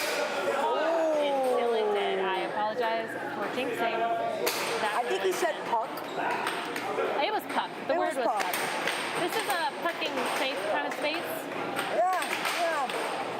Man, now Brian has to stay on the table here in order to try to get Generations that win. But will Wiseman and Stubbs allow this to happen? Absolutely not. Oh my gosh, Jody, we have headed into Game 5. How do you feel about that? I am invigorated. It takes two of the best teams to get to Game 5. You have to have two separate teams able to bring that level of intensity, of competition, of desire, of frustration sometimes, of passion. I agree with you, ladies, so much. The question is, what we're about to face right now, if Wiseman and Stubbs win this next game, they win the entire doubles bracket. Absolutely. If Generations and Brian Crocker and Austin Fernandez win this game, they have to play another 3 out of 5 games because they would have just won the losers bracket, and now they have to play the winners bracket a second time through. Oh, that's right. They take on from the losers bracket. Thank you for informing of that policy, Spike. Yeah, and so this next game is make or break because for Wiseman and Stubbs, they don't want to go and play another 3 out of 5. They want to clinch this up right now. And first possession is going to go to Wiseman and Stubbs. It is Austin Hernandez and Billy Stubbs on the table. Billy Stubbs takes the shot quick and early, gets the first point on the board, as Timothy Spidey Young said without introducing himself, but I'm sure you know who he is. He's been with us, folks. He has commentated earlier today. That this could mean one more game or a potential 5 more games. Wow, folks. Yeah, we apologize for that. That's a policy that happens here. When you come in for the losers bracket, if you have to win twice. You got to win twice. Because you're technically knocking the winners into the losers bracket. So that's a new game. But we're looking for, these guys want a decisive victory. How you don't exhaust yourself playing potentially 10 games in a doubles championship is beyond me, but I honestly believe they're all willing to go the distance because they will do what it takes to win, and there is only one way to win at this point. Absolutely, Jody. Absolutely right. What a beautiful straight there from Brian. Wiseman and Stubbs are here, and they really want to keep on reigning champ. They want to keep their stuff. They want to not play another, almost probably 5 rounds of hockey. They're tired. It's 10:14 here, folks. We it's started late at night. 3 p.m. For those of you keeping track at home, Sabrina, if we did the math, that's 7 hours. Oh my gosh, and they went through an entire bracket to be here. Over 100 players they had to go against just to this moment, this final game, hopefully for Wiseman and Stubbs, but hopefully not for Generations, because Generations wants to continue. They want to push through, and looks like that's what Generations plans on doing. Wiseman and Stubbs with 1, Generations 4. Let's see how Stubbs is going to take Brian off of this table here. And like you said, Sabrina, you don't fly all the way to our beautiful home state of North Carolina with any intention. What a fantastic stuff, you all, by Brian Acrocco. That had to hurt, but it was beautiful to watch. And here's the thing, folks. The longer Brian waits on the table, the longer Austin has to recharge. He is sitting, he is getting ready, he is watching both of these players keep changing out and seeing what he can do to get around their defenses. He's not only examining his mentor, but he's examining his opponents right now. expected such a runaway victory, but ooh, great. It is just an honor to be watching what these guys do. And wow. it's going to be a 7-1. Oh my gosh, Jody. Are we in got- game 6? Is this considered game 6? Well, really, it's the same match. Are we in game 6? Folks, I'll let you decide. Tell me in the comments how you prefer to hear it. Is it game 6 or game 1? Who Either knows? way, this is quite the feat we are asking and expecting of our players. Incredible. I mean, the fact that they are willing to crawl this far back up from the loser bracket shows how much they want this. I mean, you asked if this was game 6 or technically about to be game 1. We're about to find out because I don't think that either of these sets of teammates expected this when this bracket started. But we can only hope that this is what the table deserves. Yeah, absolutely, Tim. Absolutely. We're going to see. I think we'll call it game 1 to not confuse the folks at home because they're like, what the heck is game 6? Yeah, because now none of what they've done before matters. In this game 6 will matter in the grand scheme of winning first place at the 2024 State Air Hockey Championship here in Raleigh, North Carolina. Ladies who are doing an incredible job, and I'm jealous you guys got this amazing front seat to all of this high-octane air hockey action. Both of these sets of players may take up to 10 minutes before they even start this next game. They might take this period, but it's pretty late here in North Carolina. It's 10, almost 10:20, but they have that right to take a break. So before we go any further, I want to give a big shout out to our sponsors, Tito's Handmade Vodka. Tito was already doing it on his own before we put a name on Love Tito's. He used to give it away, which of course included charitable events. Tito allows each of the employees to choose what charity in their local community they want to give back to. I think that's the end goal, to do something that has meaning and purpose. We're here in this company to make the world a better place, and we like to think we're doing it through Tito's Handmade Vodka.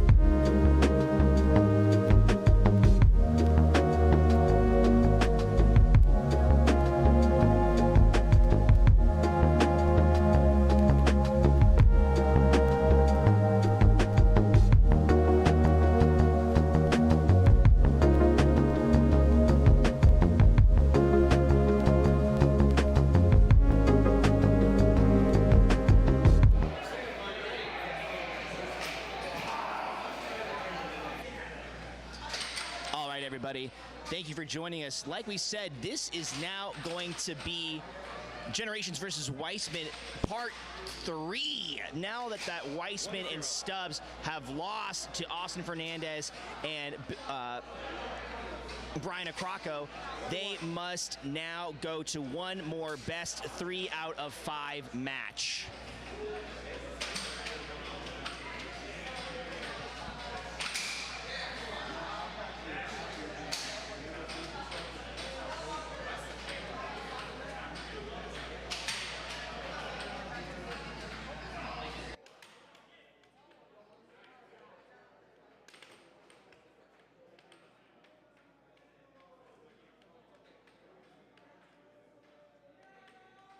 You may have heard just moments ago, this is game 6 or game 1. We ultimately decided it's anybody's game to take home the win today. We have a championship on the line. Let's mentally set ourselves to remember that. We did have to claw our way out of the loser's bracket, meaning we've got to win 3 or more games either side to win it all. Oh my gosh. All right, here we go. Win it all indeed, Jody. I mean, watching they've been playing air hockey all day. I cannot imagine. I mean, I can partially, but I only played air hockey but they got any tired. But you can see that these cannons that they call their arms have not stopped firing. They have not run out of ammunition. You might see maybe some of our analysts in our YouTube chat, our armchair experts, might be able to tell if some of these players are if they can see the fatigue, if they can see some of the shots losing their accuracy or some of the speed winding down. But regardless, this is the best that we can offer here in the great state of North Carolina. Although the fact that Brian Acrocco, Austin Fernandez, and Tim Weissman all hail from the great state of Texas, and Stubbs hailing from Chicago, Illinois, we love that they are playing some air hockey on North Carolina soil. Great right wall over from Austin Fernandez that they're taking it to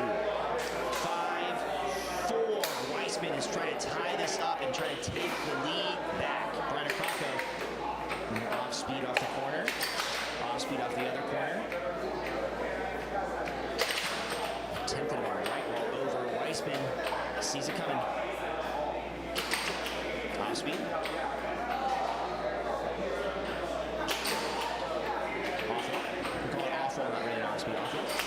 Another awful. And possession is with Tim Weissman, and immediately back to Brian Acrocco. You don't see very long possessions in this game when both sides have such fantastic defense. And the best offense is a good defense. We see that playing out here every chance we get. Absolutely, you see that here, right now. Oh, but Austin is getting on it. He just takes it right now for Generations. Man, we are at a 6-5 game here. Man, folks, this is intense. Generations clawed their way here. They really did. And do they have enough to claw to the finish line? You know, it's game one goes to Weissman and Stubbs. What is that going to mean? Are we going to go to another game 5? Does that mean 10 games to get to victory? I was going to call it game 10, and he was saying it's technicality. I would call it game 10, hopefully, but we leave the technicality to our head ref, Kurt Zander, who's on the table. Heading this face-off possession is with Billy Stubbs right to start. And he's got that signature lean kick move, and it works. There's a reason it's a signature. Brian Acrocco is back on the table. Remember, folks, this is doubles. Though it took only one try for Brian Acrocco to get that in the goal. You see wonderful play here right now, folks, because, man, I can't believe they're keeping up. Like I've said all day, Jody, it's a game of, what is it, folks? Endurance. That is what we're seeing here. They got to keep going and going and going here, and that is what both these teams are doing. We got 2-2 right now on the board, Jody. Many times, Sabrina, you and I have seen it go toe-to-toe, tie. Reach that 7-6, or maybe get a couple points breakaway.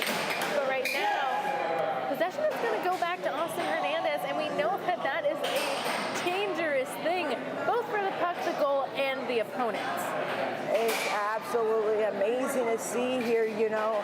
Folks at home, I can't describe the intensity, the just fierceness of both of these teams on this table right now. It is absolutely wonderful to watch, wonderful to observe, and wonderful to experience here, folks. We are enjoying here in Raleigh, North Carolina for the 2024 state tournament here. And the tournament that you're watching today is, in fact, the doubles tournament. We will have singles for the rest of the weekend. But right now, we've got a circle up. Everyone holding their breath, not even flinching when Austin releases what we have been calling his battle cry, because everyone is so invested. I think he's done it earlier now in the game. He hasn't even done it late. He usually tries to hold it till he's getting near that match point, but he's just ramped up. He is intense. They just finished, you know, a game 5 match to knock the winners off into the losers bracket. So now this is technically both the losers bracket, winners bracket. I don't even know what to call it anymore, Jody. I think we call it the championship, and that's the most important name it'll get. We mentioned mentioned earlier, it's the bigger trophy, the higher allocate. It's why we all play, and that play is to win. Sure, it's nice getting a winning streak, but winning a championship is far more important. So sure, Generations may have taken a loss earlier, but if they take a win now, if they finish 3 out of 5, then they're our champions. So let it be a lesson that you can fall and get right back up, or if they have done, crawl back up in the most adverse of conditions, maintaining their energy, intensity, and focus, as you see just now, as Austin Hernandez gets that point in, it is potential game point. Wow, Austin is in it, Jody. He is in it. Oh, he as is he walked said, away. that's how we do it, and that's what we want to see. He's got to bring it a little bit more. Don't celebrate too early, but that is air hockey at its peak. He literally almost walked to the exit. He said, I'm done with this game. I am done. I remember at Worlds, I compared him once to kind of a caged animal. He is ready, ripping, roaring. And he's going to lash as soon as you let him out of that cage. Oh, that's absolutely. the battle cry. That's what we want to see right now, because he's still got a little while to go. And that little while can feel like forever when you've been playing non-stop air hockey doubles for 7.5 straight hours. I mean, I'm tired already, and we're still here watching. It is such an intense match here, folks. Here's the face-off right now happening. Ooh, lots of Mallet.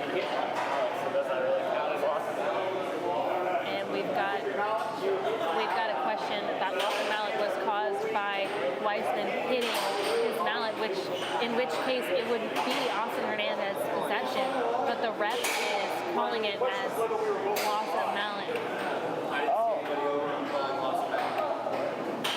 Like we said, Kurt Sander, Loss of mallet. not many are going to challenge his ruling, and it seems like both sides understood, respected, and kept it moving. Sometimes you don't want to get caught up in the technical issue so early in the game, because you need to keep that mental focus. Don't get frustrated too early when it's something that's relatively inconsequential. However, to say giving the push to Tim Weissman is inconsequential would be the biggest fallacy of the day, as we saw he just scored. No joke. Oh, is that a self-score? Oh man, you hate it. You hate to see it, folks. It's just, this is an intense game. Every point counts. But you're right, about the ref here. His call is the call. That's it. There was no doubt about it. I know Austin had a little bit of a challenge almost about that loss to Mallet, but you know what? If the ref calls it it's that. That's it, folks. Absolutely, Sabrina. But on the upside, it matters very little right now. They are only down by 2 points. Generation is known for their focus, and that self-score appears to have been contagious. Now it is as if no one has done a self-score, and we can move on. And we are at 3-2. Weissman and Stubbs 3-all as of now. Wow. Maybe I was about to say, are the nerves getting to these players with these self-scores, but I'm not sure. They are both competing at the same level. They are both intense players. I mean, we just got out of 5 games, and now here we are again, starting right over here. And it is just very, very enjoyable to watch here, because you see, you got Brian here, who's just really got these precise hits at the puck. While you Stubbs, he's got a high defense and even better offense against it. It is just crazy to see. And you see a lot of straight. Loss of mallet. Oh yeah, loss of mallet there. Loss of mallet. Something we don't see too often, but as you get sweatier, as you get more tired, it gets harder to hold on to your mallet. Something we've started to see more and more as the day goes on. Neither one of these players nor anyone on these teams uses the string method, which makes you wonder why not. But everyone has their own style of gameplay, and that was a little bit of luck there for Brian Akrako, as that really danced in and out a couple of times into his goal, but luckily he has got possession now. We'll see what he can make of it. Ooh, Tim there, really keeping that possession on that puck right now. Just watching from here, he's really quick with how he can just take back possession. His mallet moves even faster than the puck, I would say. It is truly an incredible incredible sight. It's just one of those things, folks, that camera doesn't do justice. But unfortunately, he's frustrated. We can admire his work all day, but you just saw Tim Weissman kind of beat on the table there. Right. He's frustrated. He wants that point. He's tired. Let the man go home with his trophy. But unfortunately, you don't get that until the end of the total tournament. But the bragging rights start immediately. Oh, absolutely. And look at that. The puck is flying right now, Jody. And yeah, unfortunately right now, what you're seeing is just two players who really want it. And not just two players, two teams. And like we've been talking about earlier today, Jody, it's not just you on the table, it's your partner. So the pressure's on. You gotta perform for yourself, you gotta perform for your partner as well. And we've got people, I don't know if you can see them in the stream.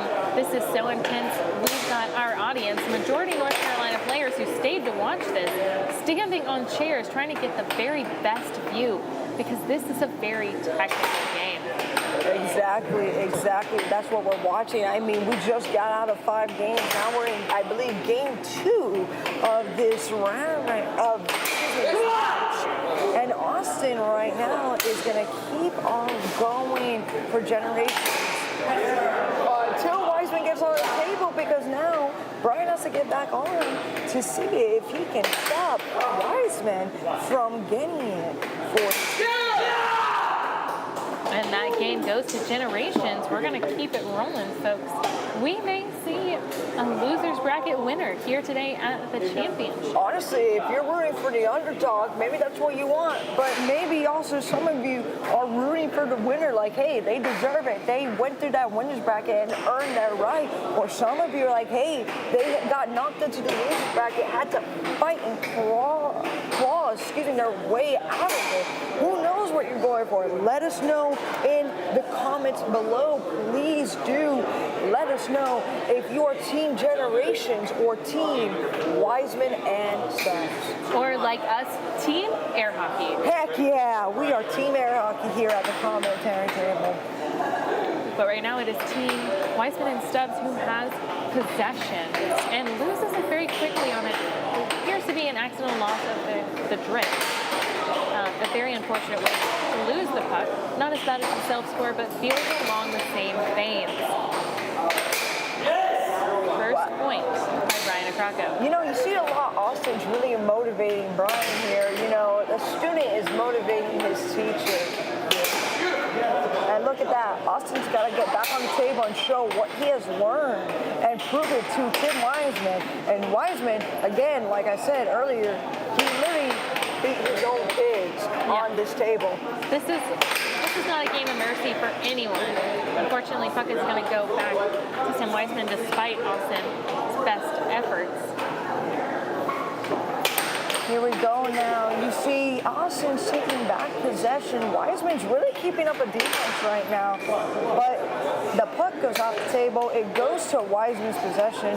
Let's see how he's going to use this against Austin. Or it goes off again. Table, but this time possession is going to go to Austin. Again, guys, practice safe puck and keep it on the table. Literally practice safe pucking. See, that's clearly not the theme here tonight, but when you're so powerful, I understand it's hard to do. We are seeing a buff of the puck. And I have been saying time and time again today, folks, it doesn't hurt to buff your puck. It's literally only these two teams tonight on this table actually buff the puck. Amazing. Well, it's something to be said for experience and understanding the value of that. We talked about over the line. Oh, we got an over the line? Austin was over the line, which simply put, you can't do. It is unfortunate for Austin here, but he gets possession back immediately. So wow. It's like it didn't faze him. It didn't faze him. No tears over spilt milk. He literally has no tears left to cry. Oh, I don't think he has any sweat left to sweat right now. It is hot, and this boy has been working to get a possession like that.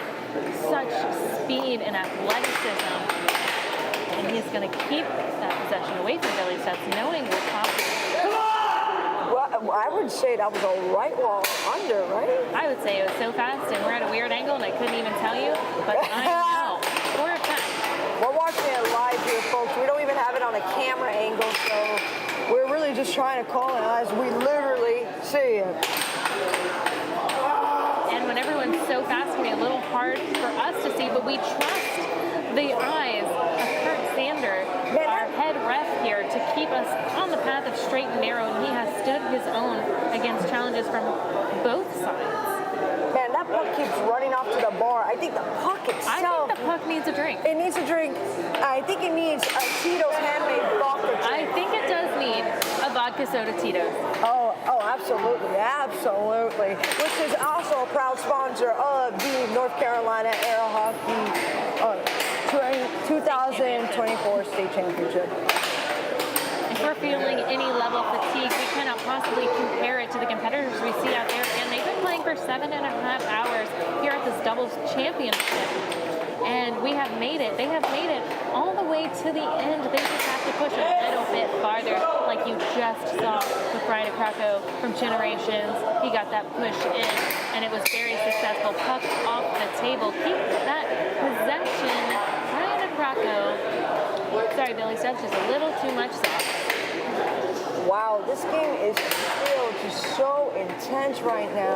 You got Wiseman and Stubbs that are really keeping up right now. Wiseman's going to get back on the table.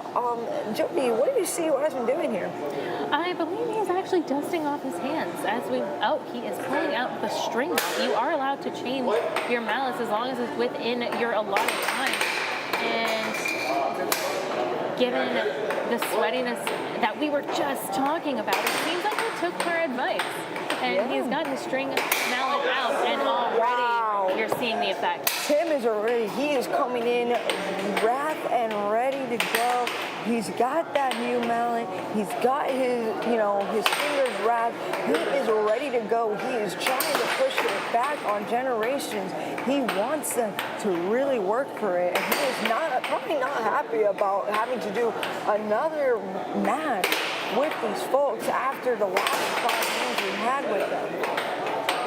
No, but Austin is willing to take a knuckle buster if he has to, because that's the turnaround. That's the battle cry he is going to make, and he's probably going to use when he believes he's going to win the tournament. We don't know.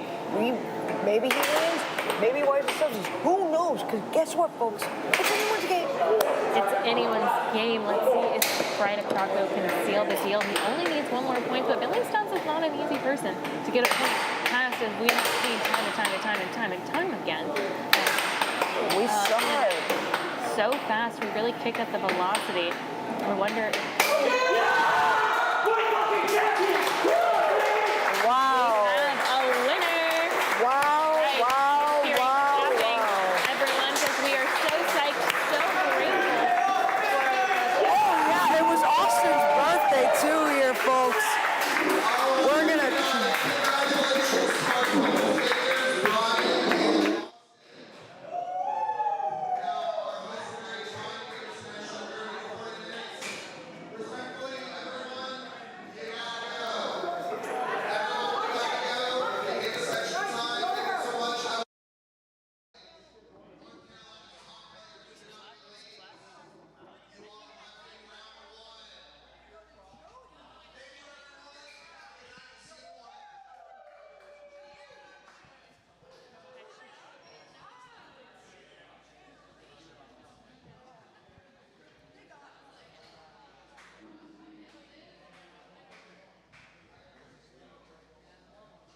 Get to stand in front of the trophies.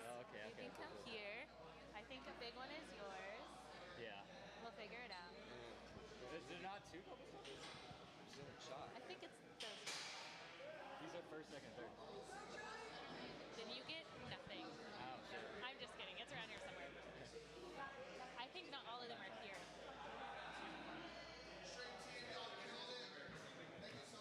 We've got one more to go, and then we're out of here. We have not eaten. We're very thirsty.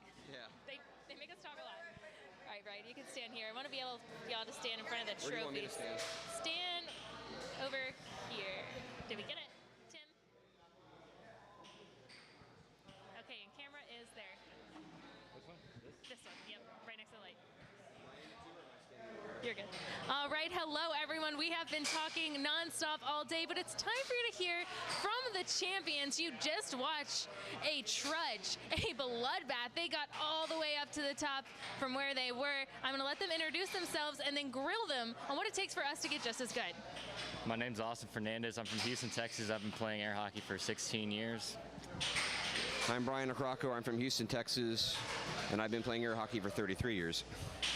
And at least some of those years, I've seen y'all at Worlds doing the exact same thing, dominating on the main stage. How does it feel to bring that level of intensity to our little old Carolina? Oh man, it feels amazing. We played against some really fantastic teams. That finals was one of the craziest finals I ever experienced. Me and Brian really stepped it up and we took it home. Yeah, North Carolina has a lot of very good air hockey here. They're very high level to play. I think they just need more experience with the players like us, and they'll be in the top 10 very soon. It's a great tournament. It was really a joy to get to play. I'm still kind of in shock that we won. That I wanted to, and I wanted it, but it was just weird the way it happened. But it was. I'm really grateful for everything everyone's done to put this tournament on, and looking forward to tomorrow. Well, thanks, y'all. That was really, really nice to hear. I won't keep you too long. I assume you're exhausted. We were saying on the stream it was ready for a shower. ready for a shower, ready for some sleep. Just tell us what to look out for, because you're going to be individual, I assume, both of you, tomorrow. So you'll be in my circle again. Both of us in the finals. Ditto. No space for Carolina. We'll see how that plays out, but I don't doubt it. These are two of the best players we have. Thank you so much. Congratulations, and I look forward to talking to y'all tomorrow. Appreciate it. Thank you. Bye, y'all.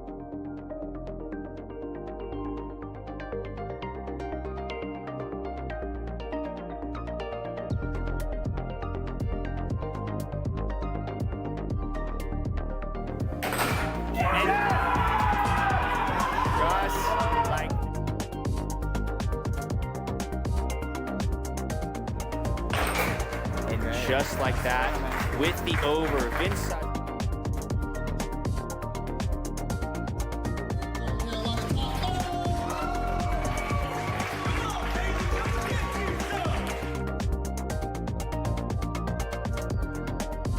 NC, baby, this for us.